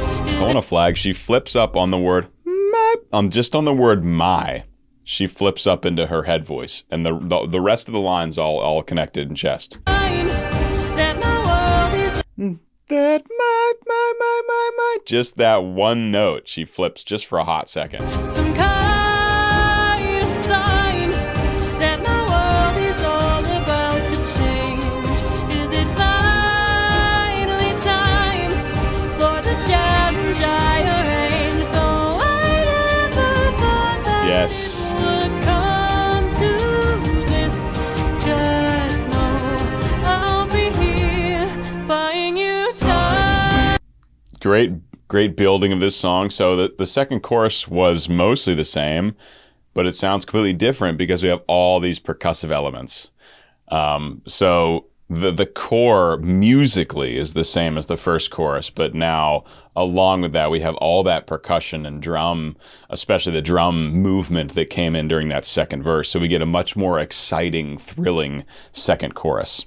That it would come to this. Just know I'll be here buying you time. Time to be the man Buying you time. Time to be the man of the house. Very cool. Very, very cool. So I like when the suitors come in, right? This is a negative thing, and it goes right to that C minor in the E flat major. It goes right to that relative minor because the suitors, bad. Great. Easy to represent that way. And I like Penelope belting over top of the suitors chanting. Really nice. Also, I didn't know that like animatics were a thing during these live streams. I had never watched one. I was always checking these songs out much later than everyone else, and nobody told me. Nobody told me that Jay he like hires animators to do it for the live streams. I'm like, I could have been caught up with Epic the Musical so long ago had I known that, but instead Saga comes out, and I'm just waiting for the animatics to come out from the big animators each time. And I always thought like the Caspers and Mortiuses were just doing it to like the cover art. And I wasn't going to watch theirs because I didn't want to spoil the songs. No one told me. So anyway, here I am, still months behind and enjoying my first music and animatics that Jay had commissioned from the live stream. I forgot to mention that at the start. It's a funny thing. Anyway, I digress.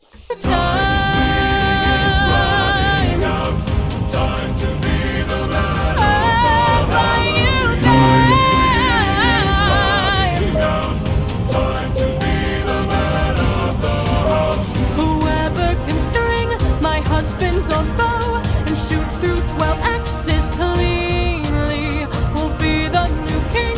Sit down at the throne and rule with me as his queen. I love that, like, that's the criteria.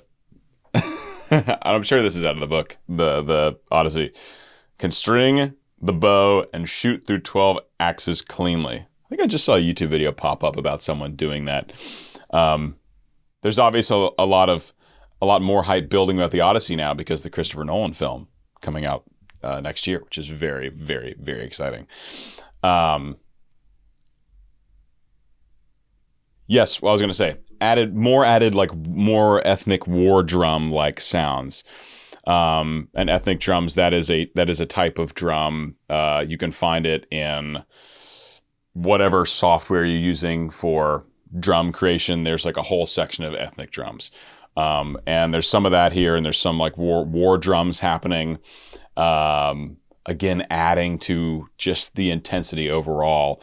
And it's built in a way throughout this song, where it's not the only obvious change is when the percussion first comes in, but since then it's been just adding things here and there, which is really nice. Again, it builds almost imperceptibly depending on where your focus is going.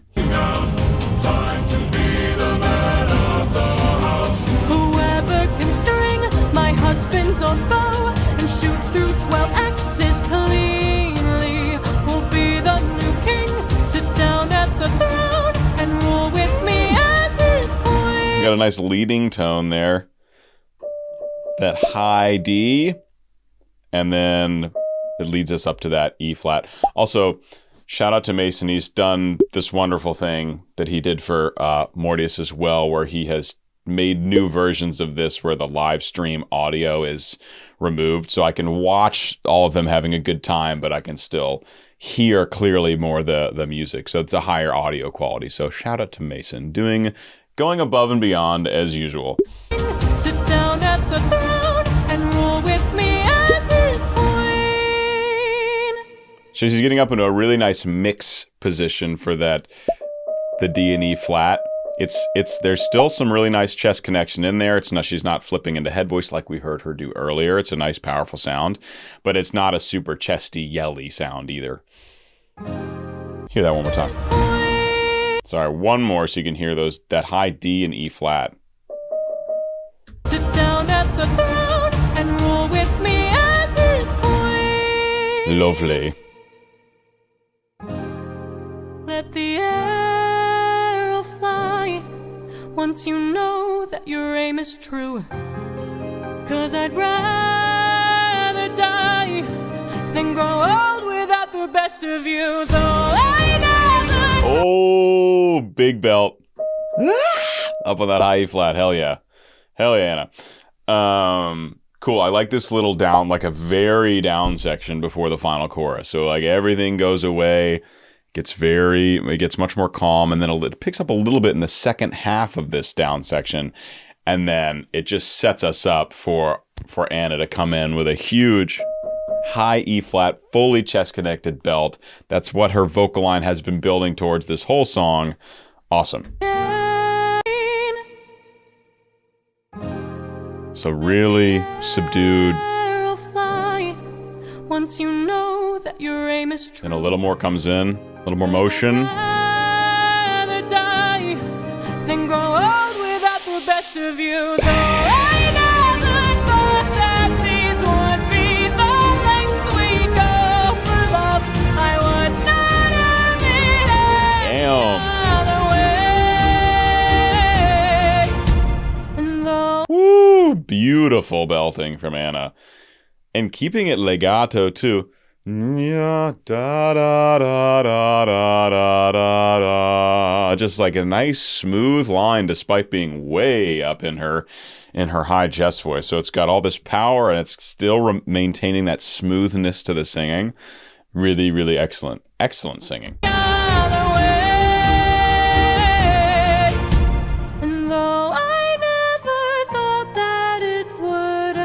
Hear the difference there? That was a beautiful, lighter mix from that same vocal line she just did in chest voice, and you can hear the difference. You can hear the level of intensity pulled way back now.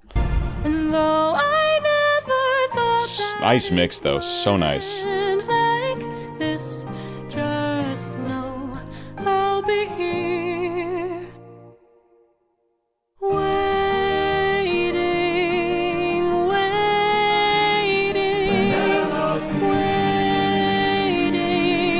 Is this the next song? No. just making sure. See how Mason has it like songs 1 and 2, so no spoilers for Mortius. Knowing the song titles never bothered me. I never considered that big spoilers. This is the challenge, I believe. And next we have, what is it? Hold them down, perhaps. Okay. And Waiting. That's the way she's singing Waiting. That sounds like a motif we've heard before somewhere.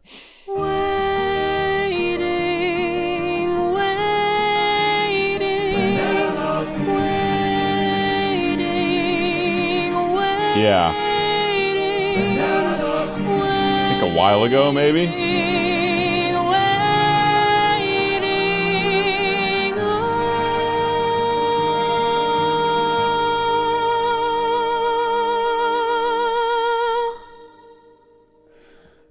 I like that. Really, it's really interesting how when holding a final note, there's a point where everyone expects the note to cut off. And if you do it then, it's satisfying in a way. If you don't hold it long enough, very not satisfying to most listeners. They're like, wanted more.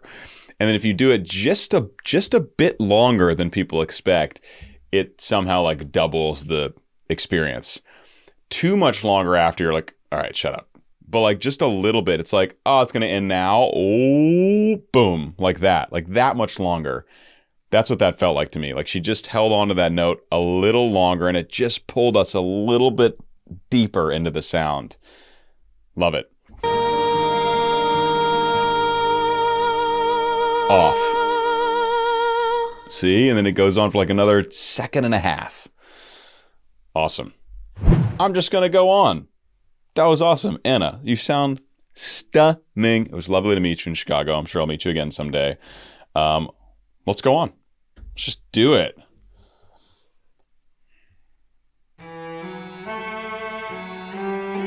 Whoever can string the old king's bow and shoot through 12 axes cleanly will be the new king. Sit down at the throne, Penelope as his queen. Where is Okay, so using the motif we already heard in the previous song to connect to this song, that serves as a nice musical transitionary motif. And of course, the suitors now are singing the line that Penelope had just sung. They're, repeating this challenge that she has put upon them. whoever can string the old king's bow and shoot through 12 axes cleanly. Down to F. Someone in the chorus is down to that low F sharp. Old king's bow and shoot through 12 axes cleanly. Will be the new king, sit down at the throne, Penelope as his queen. Where is he? So we're in E minor now, I believe. We were in E flat major or C minor. Now we've moved to E minor for this piece. E minor, by the way, is my favorite key to compose in. It's the best. As his queen. Where is he? Where is the man who can string this bow? Screw this competition. Moo. I like how that was all in E minor. Who is the man can string this bow? And then Antinous, yes. Aaron Alexander, love his voice. He was so good. He was so good in the Wisdom saga. I'm excited to hear him again here. Man who can string this bow. Screw this competition. competition. We've been here for hours. None of us can string this. We don't have the power. Screw this damn challenge. No more delays. Can't you guys see we're being played? This is how these chords are done in such a cool way. The chords themselves are not terribly complicated, but the way they're put really close together in the instrumentation and with certain inversions where it sounds much crunchier. And I think there might be a couple added notes as well in addition to the core 3 notes of each chord. But the voice leading is really cool because everything's right next to each other. It's all crunchy. So that I don't think I'm not gonna go through and analyze all of that right now, but instinct is that the chords themselves are not terribly complicated, not terribly rare chords, but the way they're organized, the way they're the voice leading, and you call it voice leading even if it's instruments, the way the voice leading's happening makes them sound crunchier than they might be if it were just like whatever the chords are. So that's cool. And then Antonis' voice also is like this sexy, seductive, breathy sound, but he's this evil guy. And I feel like all those elements really work together nicely. Like the chords being normal chords that sound crunchy in a way, and him being like, you know, this good-looking, soft-spoken guy that's actually really evil. I don't know. Something about those elements mix well. Screw this competition. We've been here for hours. None of us can string this. We don't have the power. Screw this damn challenge. No more delays. Can't you guys see we're being played? This is how. Yes, like he's like making them think, you know? And can't you see we're being played? And he's almost at a whisper by the end of that line. None of us can string this. We don't have the power. Screw this damn challenge. No more delays. Can't you guys see we're being played? This is how they hold us down while the throne gets colder. Hold us down while we slowly age. Hold us down while the boy gets bolder. Where in the hell is our pride and our rage? Here and now. Oh, I love oh my God, you know who he just sounded like for a second? Marcus King. Marcus King, incredible voice. I did an analysis for Sucker from Arcane League of Legends, my favorite show of all time. I'll leave that here. Marcus King's the singer, and when Aaron gets into that high, gritty Beltland, he sounds a lot like Marcus. And that's the first time I kind of really heard it. But really awesome sound to the voice. They hold us down while the throne gets colder. Hold us down while we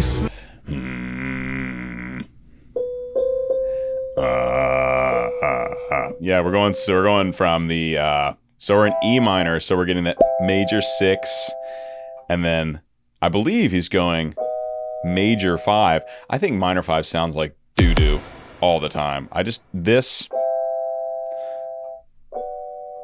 Who cares? This?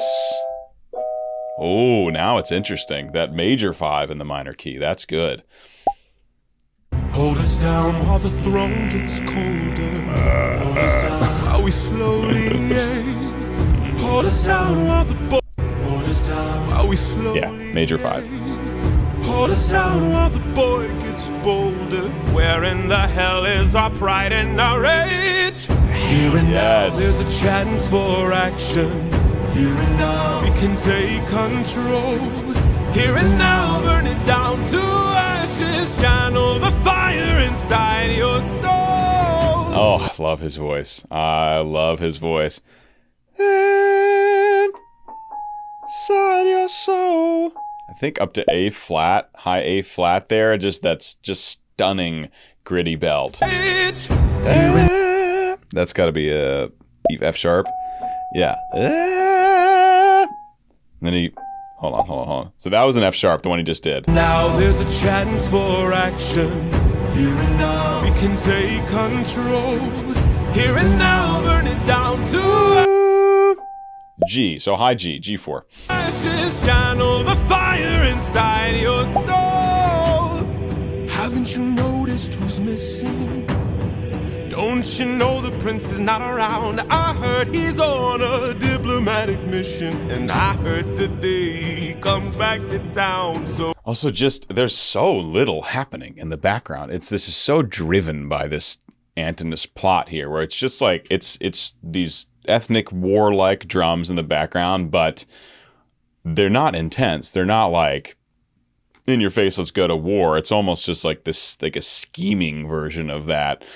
And the chords are just choir, just the suitors' choir, just singing those chords, and then Antinous in the middle. Like there's so little happening musically right now. It really is just driven by this scheme. I say we gather near the beaches. There, that's a new instrument introduced. This stringed instrument we heard in the first song, this saga, that solo, sad sounding stringed instrument. But not yet. Right here. I say we gather near the beaches. I say we wait till he arrives. Then when he docks his ship, we can breach it. Let us leave now, today we can strike it. Hold him down till the boy stops shaking. Hold him down while I slit his throat. Hold him down while I slowly break his pride, his trust, his faith, and his bones. So I believe we have new, so this is a repeat of the chorus, but new text, which is very cool. I love that. So we have the same chorus sound. Holding down, right? We have that musical motif, but then with different text because the plot has developed. That's another interesting thing about musical theater or opera or whatever that's often different from like pop music or rock, is that you might have a repeat of the chorus musical material, but often the plot has shifted since then. Right? So we want to get new text because the plot is still developing. So that's what we have here. It's a second chorus musically, but now he's talking about killing Odie when he gets back instead of whatever they're talking about the first time. Their plight being suitors. We break his pride, his trust, his faith, and his bones into tiny pieces in the great below. When the crown wonders where the prince is, only the ocean and I will know. And when proper evil. Talking about cutting this dude up. That is, I mean, that is one way to do it, Antinous. Good grief. Is only the ocean and I will know. And everyone else helps. Done, the queen will have no one to stop us from breaking her bedroom door. Stop us from taking her love and more. And then we'll hold her down. Yeah, he sucks. Really awful. Excellent voice, though, but really awful.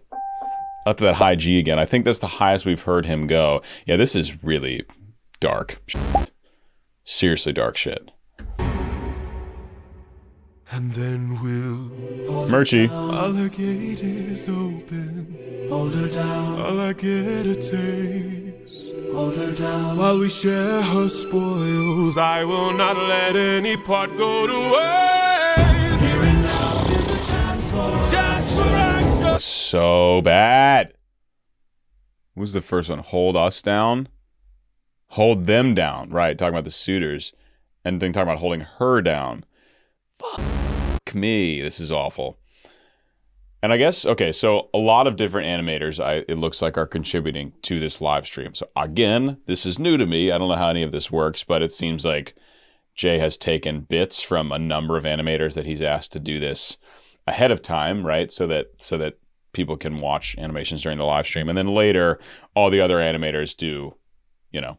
I don't know if he commissions them as well, or they just do it for fun, or don't know the deal. But that's what we have here. A bunch of different animators depicting this horrendous story. It's open. Hold her down. All I get a taste. Hold her down. While we share her spoils, I will not let any part go to waste. Here and now there's a chance for action. Here and now we can take control.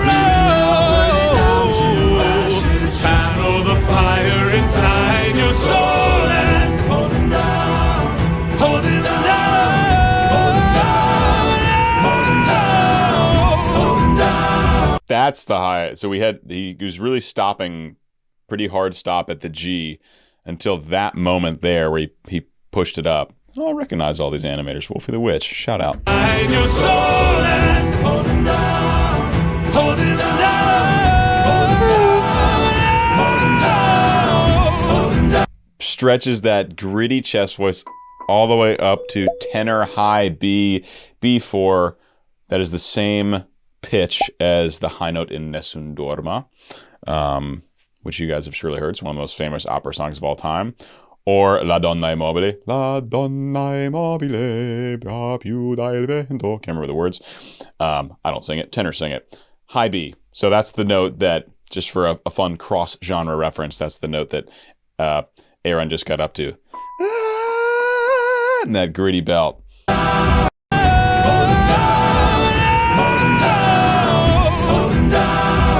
Hold him down, channel the fire inside your soul.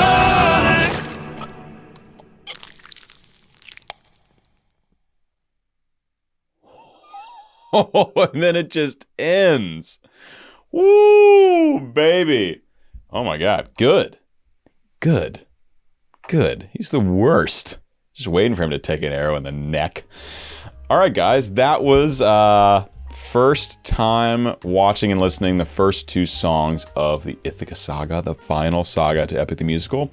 I hope you enjoyed. I hope you learned something. I hope you gained some appreciation for the voice or the music. If you did, please do consider supporting me on Patreon as well. Early access to all my Epic content will be there. Early access to the next song will already be there as you're watching this right now, as I speak to you in the future. So, hope you guys enjoyed. I'll see you in the next one. Peace. Wow, that was really intense. Really dark, really intense. Guys, welcome back. Peter Barber here, professional singer and music producer, and I just watched Song 3 of the Ithaca Saga, Odysseus, for the first time ever. Super intense, super awesome writing, cinematically, vocally, all the vocal colors, all the sound design as well. Really, really exceptional and perfect for this song. Enjoyed it a lot, but super, super dark. Please sit back, enjoy my first time reaction and musical analysis of this song. I'll see you after. For 20 years I've suffered every punishment and pain, from the wrath of gods and monsters to the screams of comrades slain. I come back and find my palace desecrated, sacked like Troy.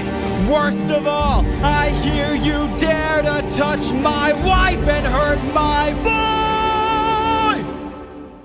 I have had enough.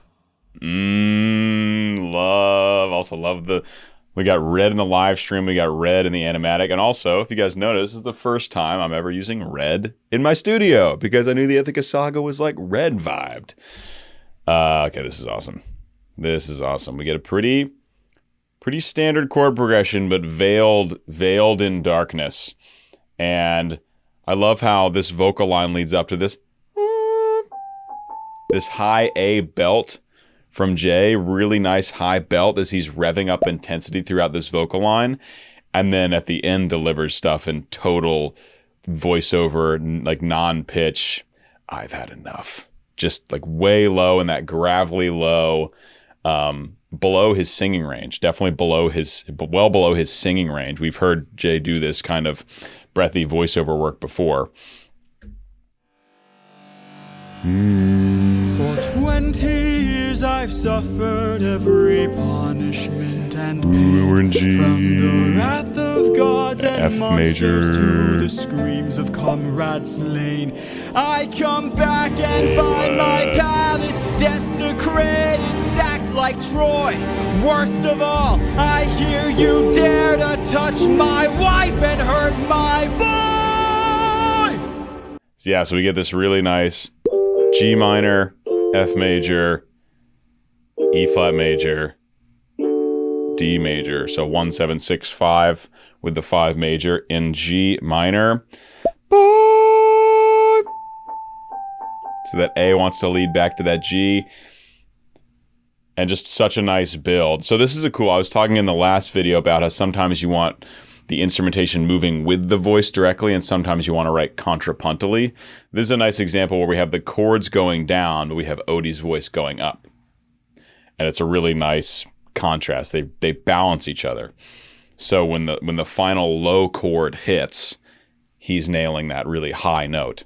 To touch my wife and hurt my boy. I have had enough.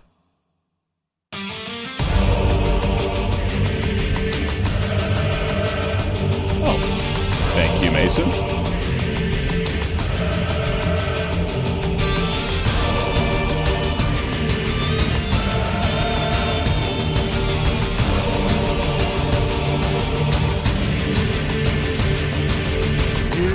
I love it. So we get this epic male choir in the background. We have these war drums. We have Odie in like rock guitar mode, which makes a lot of sense. Really, really, there's so much drive and so much power going through this section right now.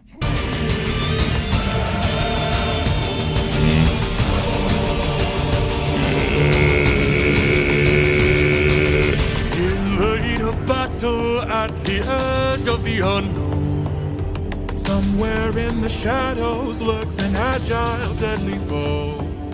We have the advantage, we've the numbers and the might. No, you don't understand it. This man plans for every fight. This is cool to get their perspective in, like, they're kind of going into like a horror movie here, and Odie is like the demon, the monster, if you will. It's cool to hear their perspective. I don't think any of us are going to feel much pity for these guys, but it's cool to see their side of the story, and some of them are really afraid, and some of them are like, no, we've got the numbers, and other guys like, no, Odie's really smart, we're probably in trouble. I really, really like this. Shadows lurks an agile, deadly foe. We have the advantage, we've the numbers and the might. No, you don't understand it.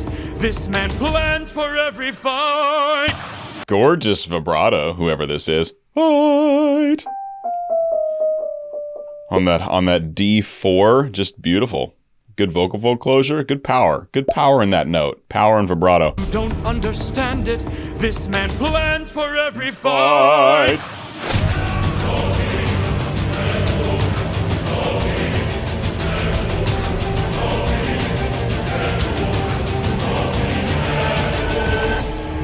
Wow, and then we get the red eyes coming out of the darkness. Yeah. I love the male epic choir is so cool. So good. The drums and the choir, brilliant. Just a brilliant way to evoke intensity and, yeah, an epic sound to this very intense scene. Where is he? Where is he? Keep your head down, he's aiming for the torches. Our weapons, they're missing. He's using the darkness to hide his... I recognize that voice. That sounded like the guy who sang Eurylochus, right? The third one. Also, I love the how distinct the voices are. Like, it really does feel like just a group of a bunch of different dudes all clamoring around in the darkness. And I think giving different vocal colors to all of them is really nice. Earlier, the guys that were worried had more timid sounds. And then the guys who are like braver about the situation have more intense, bigger sounds. It's really nicely done. Our weapons, they're missing. That one. He's using the darkness to hide his approaches. We're empty-handed, up against an archer. Our only chance is to strike him in the darkness. This is cool. We have a solo cello happening with a lighter version of the kind of cinematic drums. Almost feels a little bit like the Polyphemus saga, when there was like big solo double bass and very little else happening. We get a little movement from the percussion, we get this solo cello, and we get, of course, the suitors going back and forth, but not much is happening musically.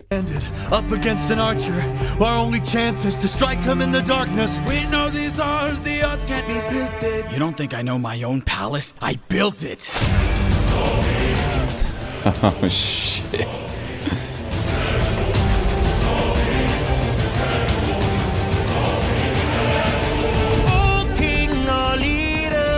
I don't know why they are not leaving out the front door. Get out. What are you doing? Oh, King, our leader is dead. You've destroyed the serpent's head. Now the rest of us are no longer a threat. This is a new voice to the cast. Really nice high G. So another tenor voice, another like a grittier, huskier high tenor voice. But the high Gs are no problem. And again, a new vocal color to the ensemble. King, our leader is dead. You've destroyed the serpent's head. Now the rest of us are no longer a threat. And again, gorgeous vibrato. This is this musical theater style singing where the laryngeal position is rather high. It's a brighter sound. It's very speech focused. There's a lot of straight tone, and then vibrato often comes in on the longer notes. This is very, very straight up musical theater, and it's excellent. This singer is excellent. Sounds really, really good. King, our leader is dead. You've destroyed the serpent's head. Now the rest of us are no longer a threat. Gorgeous. Oh, King, see, that's just a nice belt. Oh, on that high G. Good vocal fold closure, good power, less gritty than some of the rest of the sounds. It's a more pure tone. And part of how this singer's achieving this is that glottal onset, old, instead of hold, instead of like a more coordinated onset, it's a harsher onset where the vocal folds really adduct. Old on that high G. You've destroyed the serpent's head. Now the rest of us are no longer a threat. Oh, King, see how pure that is? instead, so that no more blood is shed. Let's have open arms instead. No. no mercy. This really lovely plea, and then gets shot in the face. No.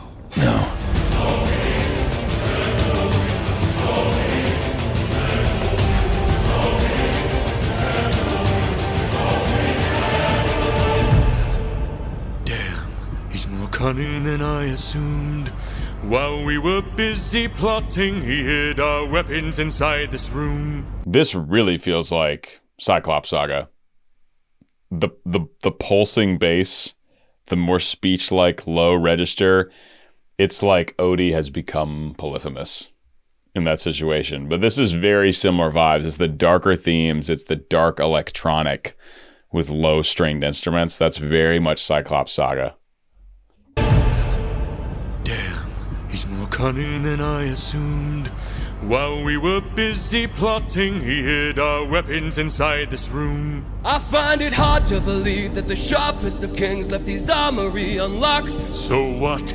Now that we have armed ourselves, let's make the bastard rot. Behind you!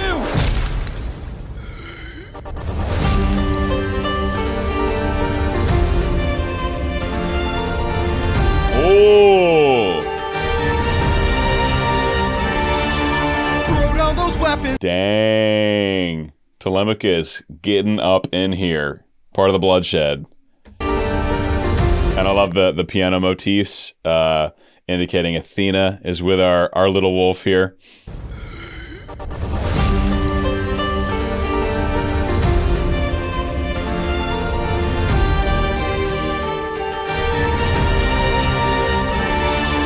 Throw down those weapons, and I ensure you'll be spared. After seeing what the king will do to us, we wouldn't dare. We have a very, very light kick drum. It's almost imperceptible, but it does give this song a little bit of a pulse. We've got strings that feel like they're a mile away. We've got Telemachus in the middle singing, and then we have Athena's piano motif just reminding us that she's around. Seeing what the king will do to us, we wouldn't dare.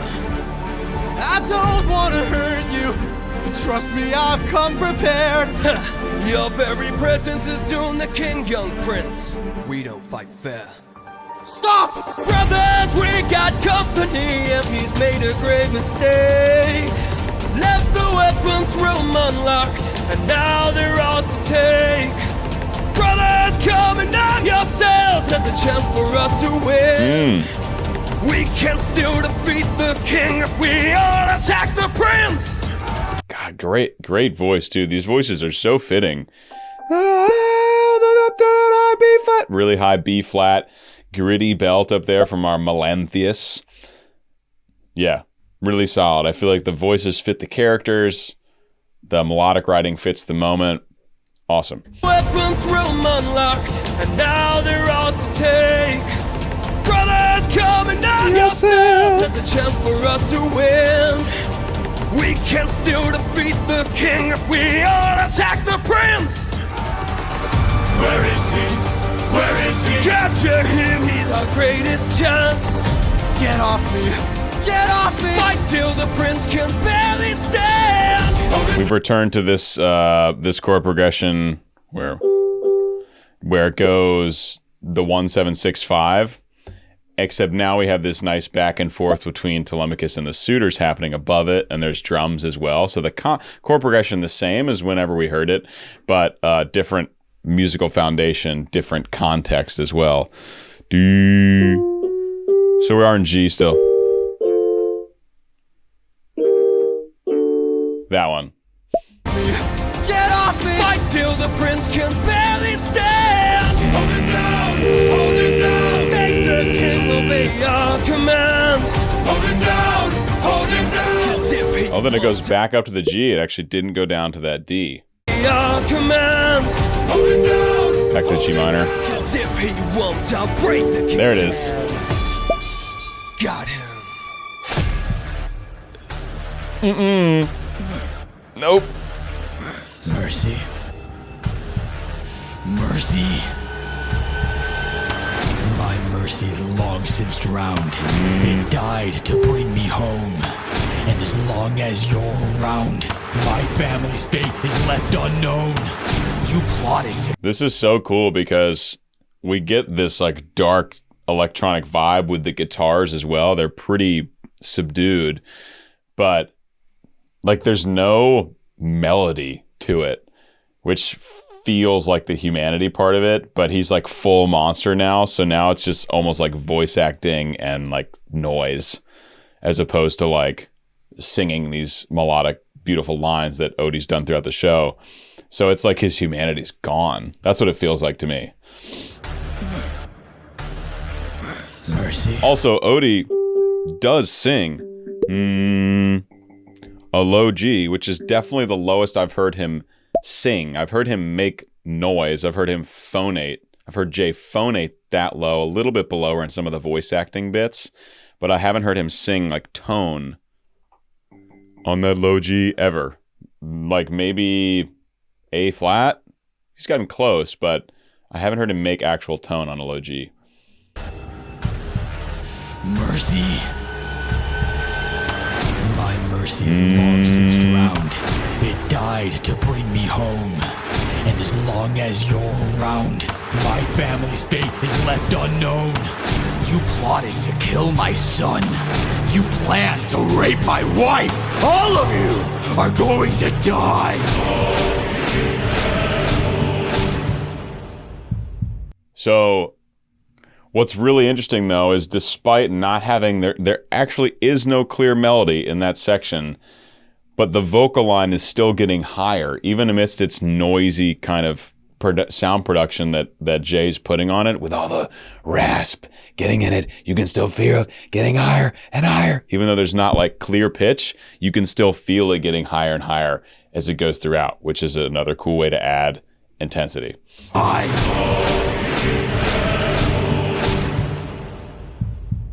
You filled my heart with hate. All of you who have done me wrong. This will be your fate!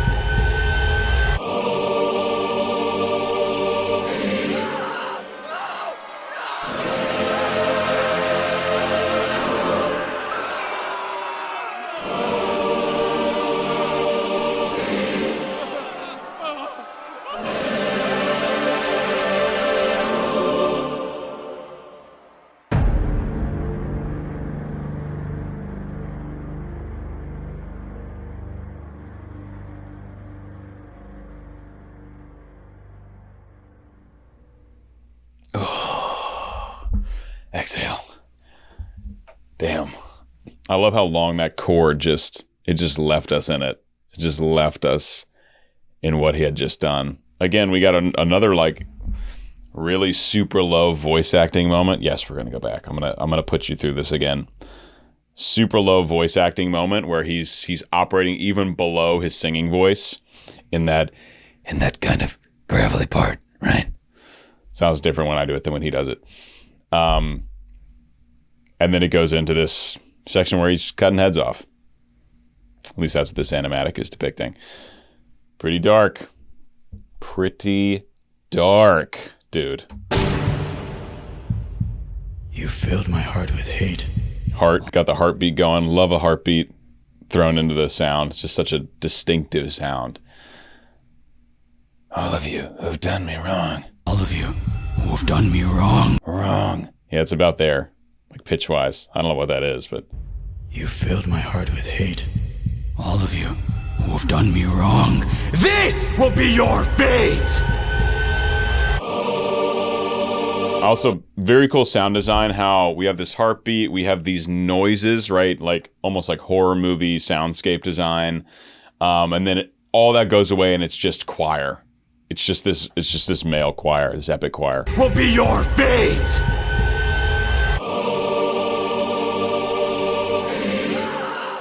And screams, yeah.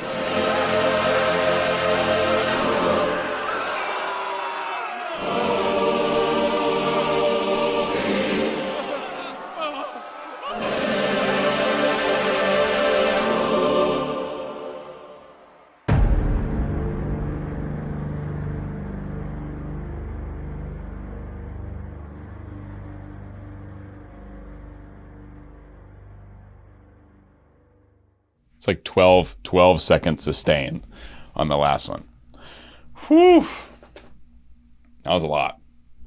That was a lot. I'd say darker than the Cyclops Saga, for sure. Wow. Awesome. All right, guys. It's my first time reaction and analysis of Song 3 of the Ithaca Saga.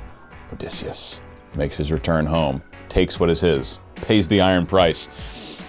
Awesome. If you guys enjoyed this, if you learned something, if you gained appreciation for Epic the Musical or the writing or the singing or any of it, please do consider joining my Patreon. That's the best way to support me. And I'll see you for the final 2 episodes, final 2 songs of Epic the Musical in a few days. I'll see you then. Bye-bye.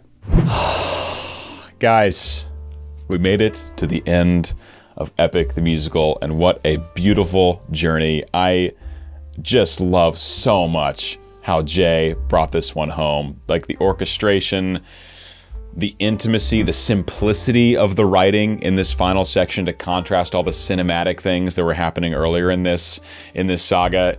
He just brought it home in such a beautiful, special way.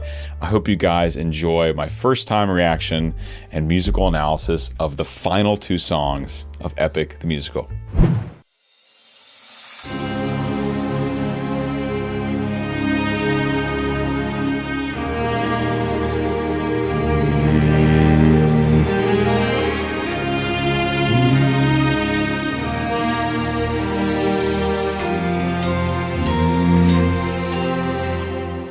Some beautiful, thick orchestration we have here. We end up in F minor, I believe. But just really nice, pretty fleshed out orchestration here. Bringing our king home after killing everyone that was in the way. But really beautiful strings. Really, really wonderful.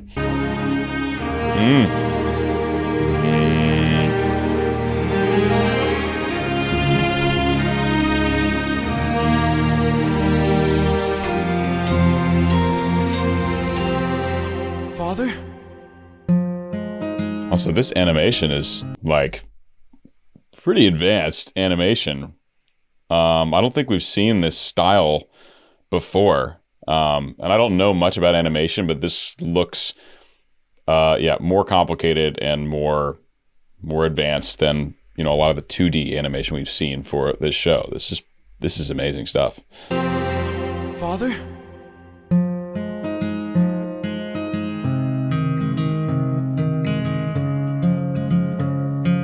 son.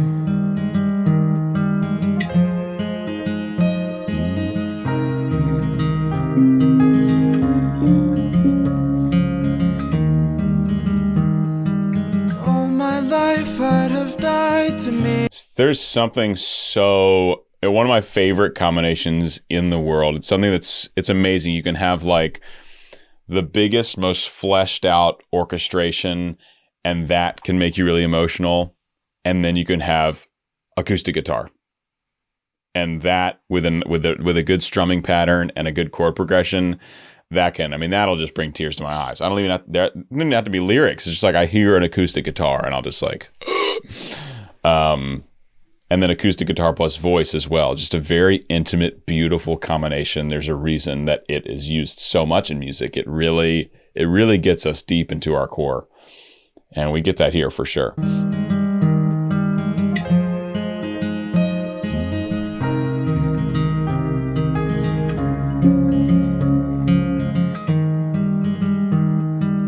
All my life I'd have died to meet you. Thought about your name so much it hurts. For 20 years I dreamt of how I'd greet you. Oh, and now you're here. I can't find the words. All my life. Really, really beautiful. And I love the vocal approach here. It's so intimate and present, right? Talking eye to eye with his father, who he hasn't seen in 20 years, hasn't known him at all. I love that Telemachus is keeping the voice so light and then flipping up into that head voice, which we've heard on very specific occasions throughout the whole show. Yeah, the vocal delivery plus this guitar is really, really beautiful and touching. Years I dreamt of how I'd greet you. Oh, and now you're here. I can't find the words. All my life I'd have died to know you.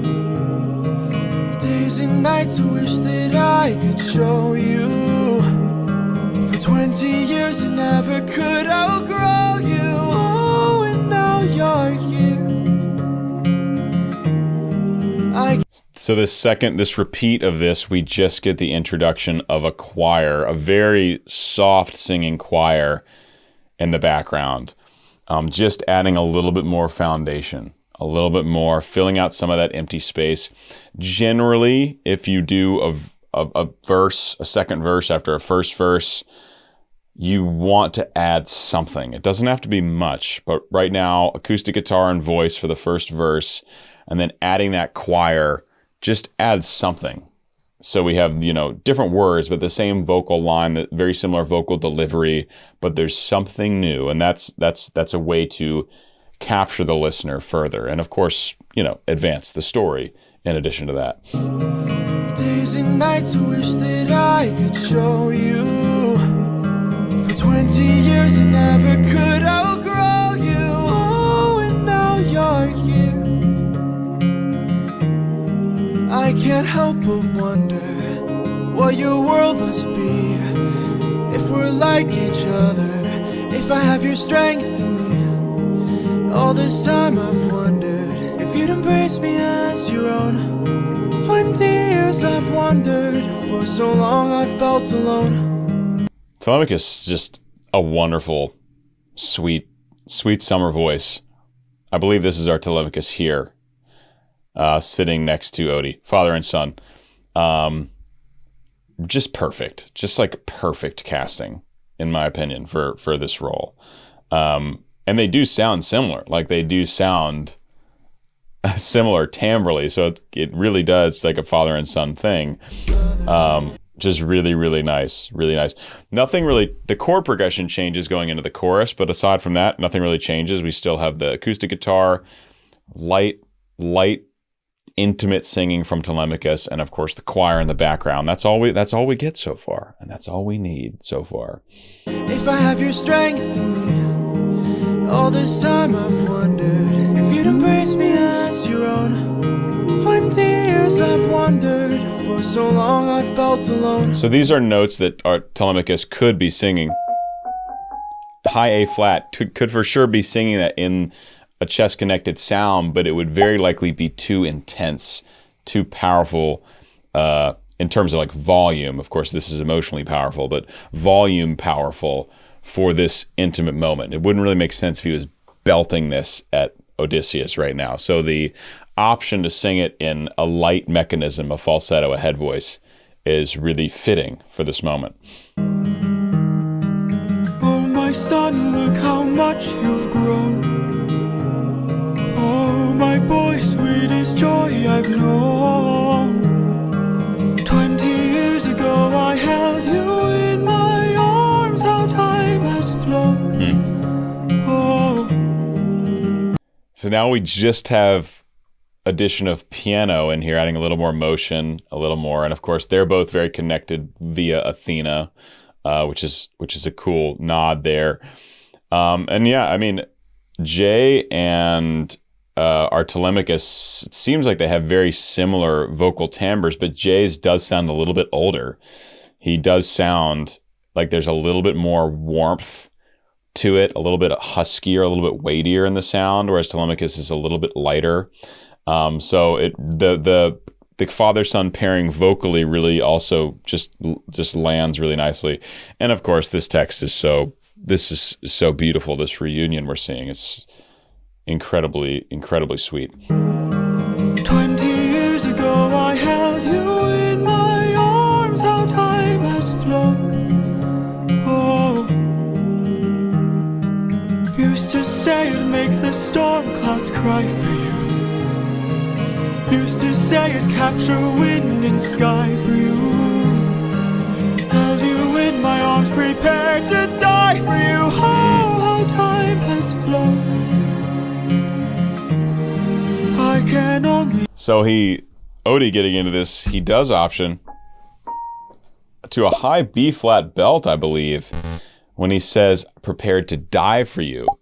So that way of singing, that method of singing makes more sense for those lyrics and the way he wants to deliver those lyrics with intensity.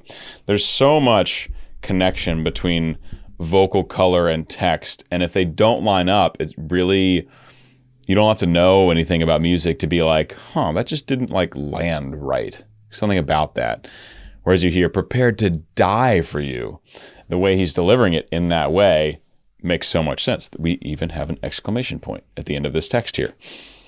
It really works when those two things line up and work together. Used to say it'd capture wind and sky for you. Held you in my arms, prepared to die for you. Oh, how time has flown. Not a high B flat, just kidding. That would be a stretch. High G. That makes more sense for how comfortable it was. Prepared to die for you. Oh, how time has flown. I can only wonder what your world has been. Things you've had to suffer and the strength you hold within. All I've ever wanted was to reunite with my own. 20 years we've wandered, but today you're not alone. So it's interesting, we go back to this chorus and the piano that was there in the verse was gone. So now it's exactly the same as the first chorus as far as the guitar, the choir, and one lead voice. It's interesting to remove an element going into the chorus. That's not something you hear terribly often. Usually it's additive. So piano part removed, Odysseus singing. Beautiful. Was to reunite with my own. 20 years we've wandered, but today... There's that specifically chosen moment for the falsetto. Starting on that high A flat, which we know is an absolute money note for Jay, belting, but it doesn't make sense right here. Unite with my own. 20 years we've wandered, but today you're not alone. My son, I'm finally home. Wow, it's animation though. Father, how I've longed to see you. Telemachus, I'm home.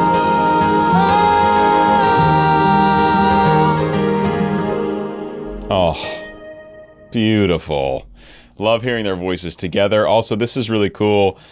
Sometimes you'll see this in shows where characters have been apart for a long time and they come together, and before they embrace, there's like a long moment of just like looking at each other and like taking it in, and then they go. And that makes it so much more powerful than if they just rushed in immediately. And I feel like this is represented nicely here. It's like they're singing to each other, catching up, looking into each other's eyes, and then eventually, after a couple minutes, there's this really deep, beautiful embrace.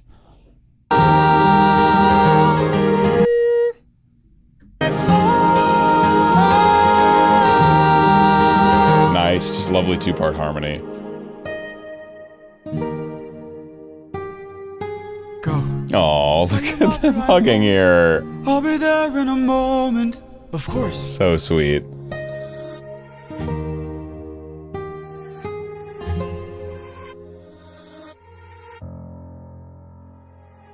Show yourself. I know you're watching me. Show yourself. Whoa, is this the same song?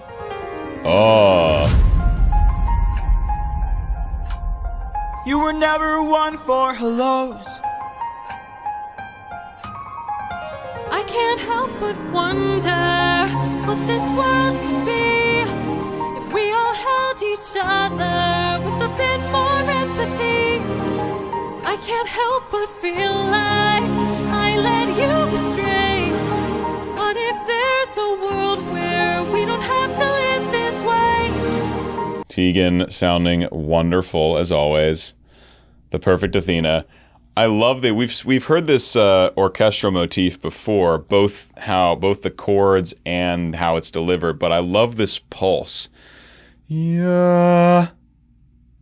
Yeah. And so we get space between the chords, which makes each chord a little more powerful. This like pulsing mechanism here. So part of the line is vocal plus orchestra, and the orchestra's gone, and the end of the line can just be vocal. It's really, really nice. It's really cool. And it also, there is a kind of stillness to it where it takes us in a way out of time and space, which makes sense given what's happening here, both animatically and Athena being immortal. It's kind of like we're hovering, levitating, like waiting for something to happen. Like the time is paused, essentially. Wonder what this world could be if we all held each other with a bit more empathy.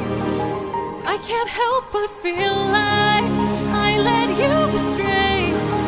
What if there's a world where we don't have to live this way?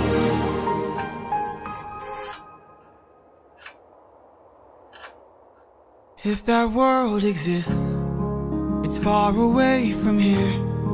It's one I'll have to miss, for it's far beyond my years.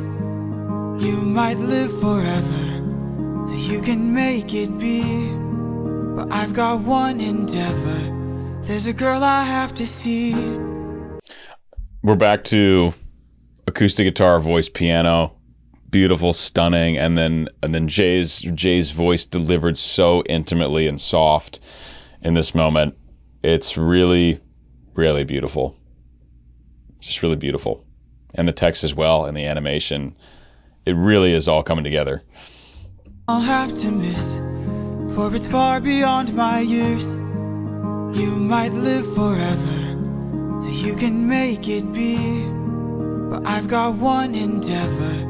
There's a girl I have to see. And again, nothing complicated happening musically, nothing complicated happening with the chord structure, with the orchestration, nothing. It's just beautiful in its simplicity. And that really is all you need sometimes to make something really powerful, is don't try to overdo it. Don't try to throw a million elements in there. If piano, guitar, voice does it, then use piano, guitar, voice. If you need a full orchestra, like I've been doing these videos for Wicked, like next level genius composition, first of all. And those moments with the full orchestra and the chimes and these monstrous brass sections, like that's what that piece needs. And it's absolutely incredible. And sometimes all you need is piano, voice, and guitar. Very well. From Zeus? Father, she's waiting for you.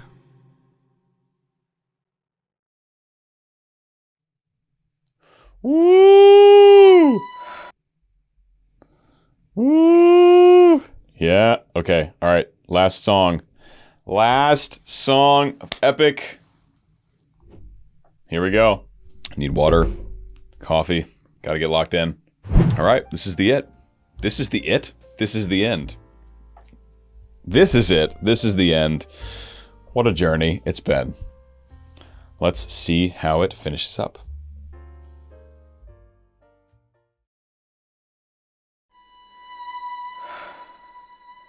Penelope.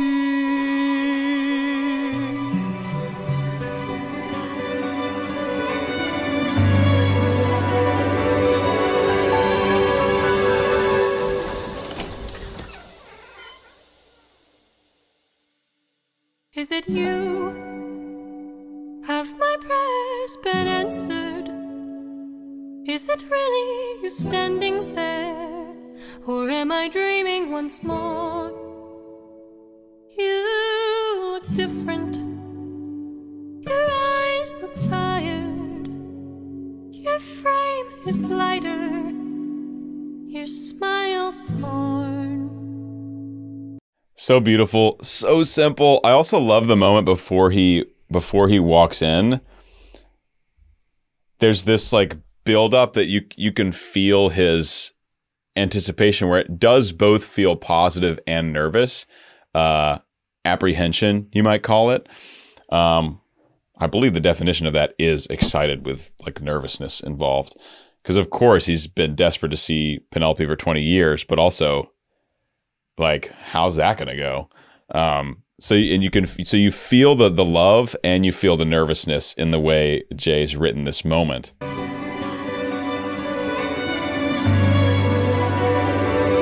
Right? It's both those things.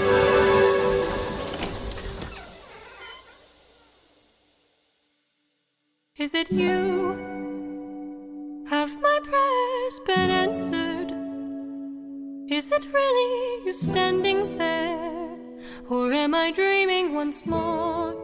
And just harp. I mean, just harp and voice. Again, I think something this saga has done really well is using the simplicity, is using like 3 or fewer elements in the song to maximize its power. With the Suitors we had it was like solo cello, some drums, voice, and that was all we needed for that. And with this one right now, just harp and voice. Or for the last song, acoustic guitar and voice.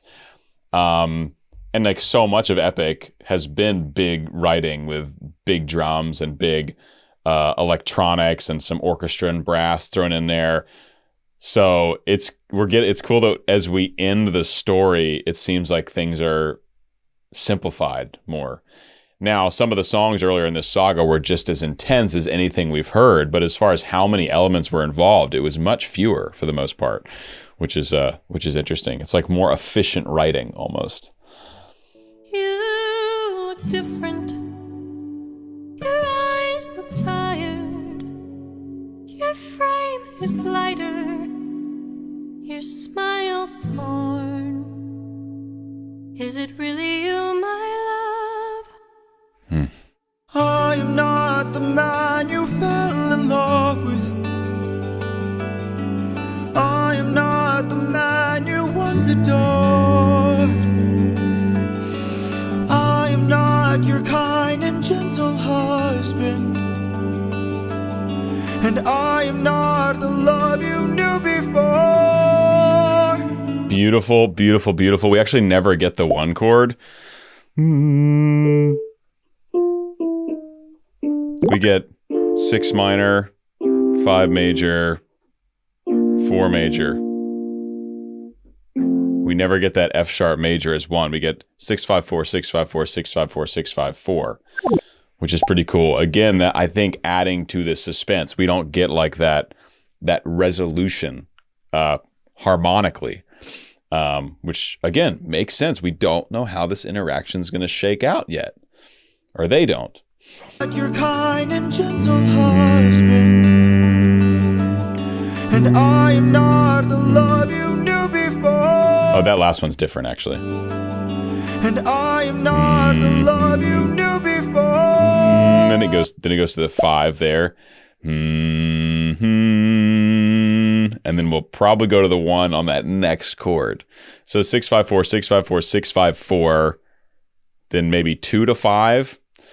And I am not the love you knew before. Or just an inversion. Would you fall in love with me again if you knew all I've done? The things I cannot change. Would you love me all the same? Oh. I know that you've been waiting Nice. for love. Yeah, bringing some of those motifs back, really lovely. There was one chord progression I really enjoyed. Also, again, using that pleading falsetto we've heard, really sparingly and with choice throughout this series. When to use that falsetto, this is a great moment for it. Keeping it really light, intimate, pleading, right? Just wants his wife back. He's finally home, but again, he doesn't know how it's going to go at this point. There's one really nice chord progression that wasn't unusual. We get a lot of standard chord progressions throughout all of Epic. So when an unusual one happens, it always catches my ear. And there was a movement, at least in the bass line, that was unusual here. Things I cannot change. Would you love me all the same?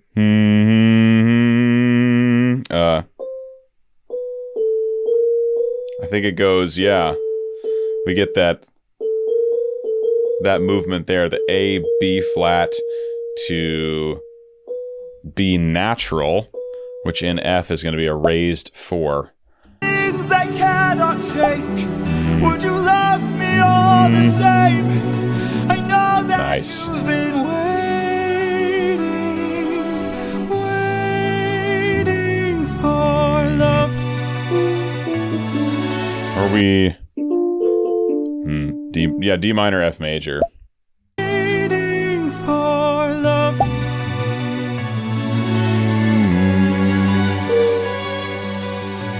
What kinds of things did you do? Left a trail of red on every island as I traded for we got that ruthlessness motif in a trumpet happening. We're probably about to get a lot of motifs, aren't we? on every island. Ruthlessness is mercy upon us. As I traded friends like objects I could use. Hurt more. Oh, what's that one? Thunderbringer. Yeah, okay. Objects I could use.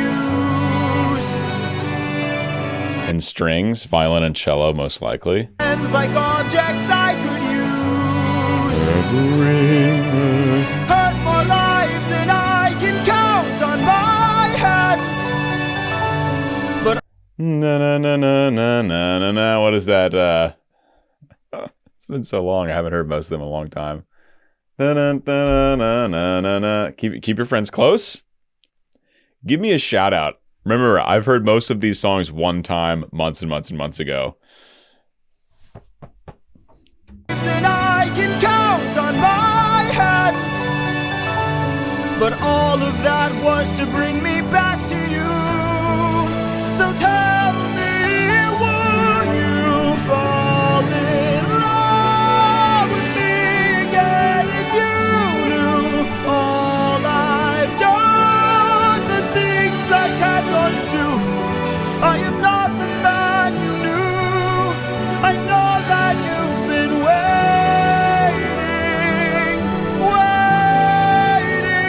If that's true.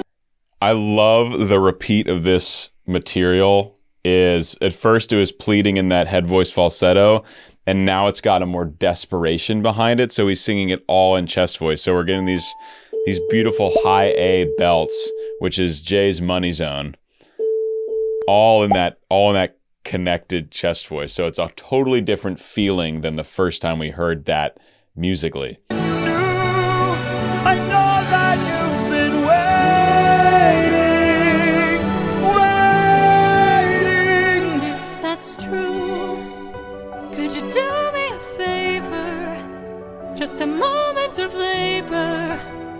that would bring me some peace. See that wedding bed, could you carry it over? Lift it high on your shoulders and take it far away from here. How could you say this? I had built that wedding bed with my blood and sweat. Carved it into the olive tree where we first met. A symbol of our love everlasting. Do you realize what you have asked me? The only way to move it is to cut it from its roots. Wow. Okay, so she's get rid of the wedding bed. I assume this is from the story. Haven't gotten there yet. And this is not so happy to hear this. Our dear Odie, not so happy to hear this. Again, that's what I was saying going into this interaction. Like, you can plead all you want, but he's still been gone 20 years, right? She has still put up with 2 decades of chaos at the palace. Maybe not so quick to forgive, right? Which is very understandable. All right. See how this shakes down. First met, a symbol of our love everlasting. Do you realize what you have asked me? The only way to move. Rock guitar comes back. Getting angry. Do you realize what you have asked me? The only way to move it is to cut it from its roots. Drums back. Only my husband knew that, so I guess that makes him you. Oh. A test. A test. Also, wonderful belting from Anna here. Like way up there. Roots. Only my husband knew that, so I guess that makes him you. High E, E5 on U, which is not an easy vowel to belt, but very chest connected, very yelly, intense, all the way up to that E5. And I guess it was a test. Very clever.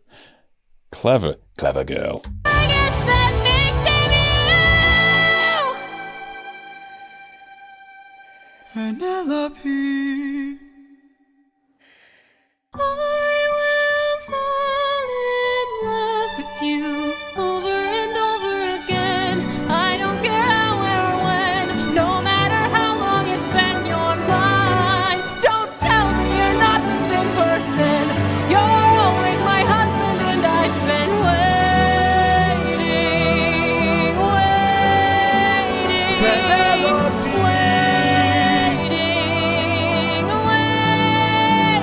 Penelope.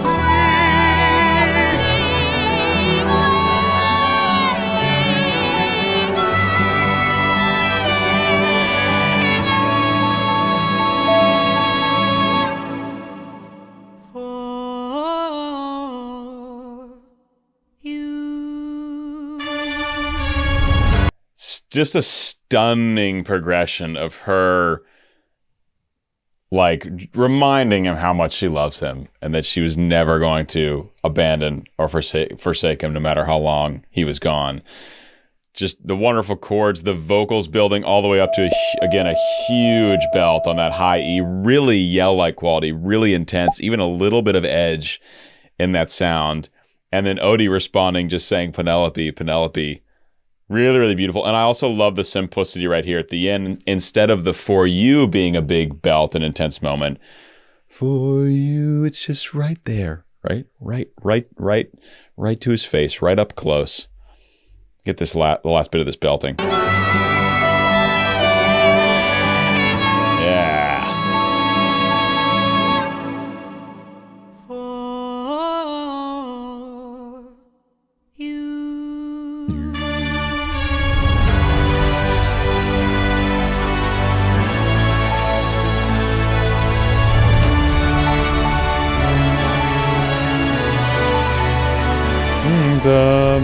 Just a man.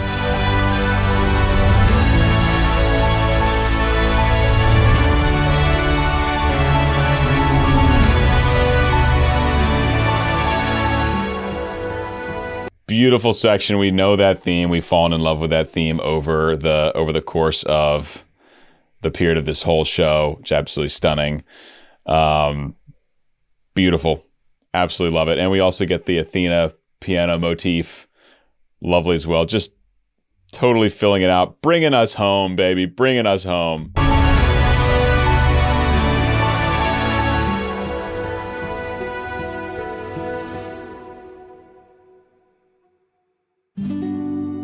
How long has it been? 20 years.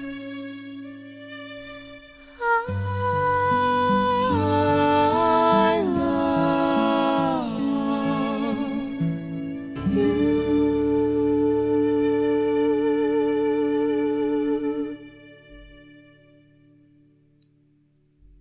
Oh. Oh.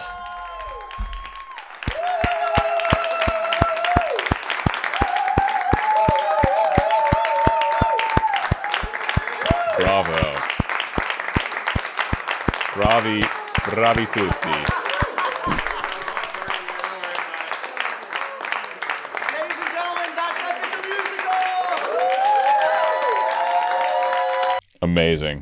Really, really beautiful, touching ending. I mean, to go from the intensity of him chopping everyone's heads off to this beautiful moment, this like incredibly intimate, loving moment, we get a lot of amazing contrast and dynamics in this final saga. Maybe my favorite one.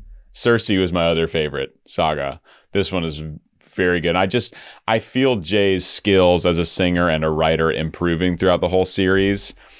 And this feels like it really brought it home. It was like the right amount of elements to use, the right amount of intensity and vocal acting in certain places. Just nailed it. Really nailed this ending. So, hey, we're done. We're done with Epic the Musical. What a journey. What a journey. I think something like 12 to 15 hours of analysis to get through it. Awesome. Guys, I hope you enjoyed. I hope you have enjoyed this journey. What a pleasure it's been. And I am also writing a piece based on a related topic in mythology that hopefully will start releasing in 2026. And I'm working on it with someone from the Epic cast. A little co-writing action. No details yet, but it's huge. Should be probably 35, 40 songs, something similar size to Epic. And all right, it's already way underway. I'm very excited about it. But that's all I'm going to say for now. Guys, thanks for joining, and I will see you for the next big thing. I don't know what it's going to be. Hadestown, Hamilton. Leave recommendations below. Guys, I love you all. Peace.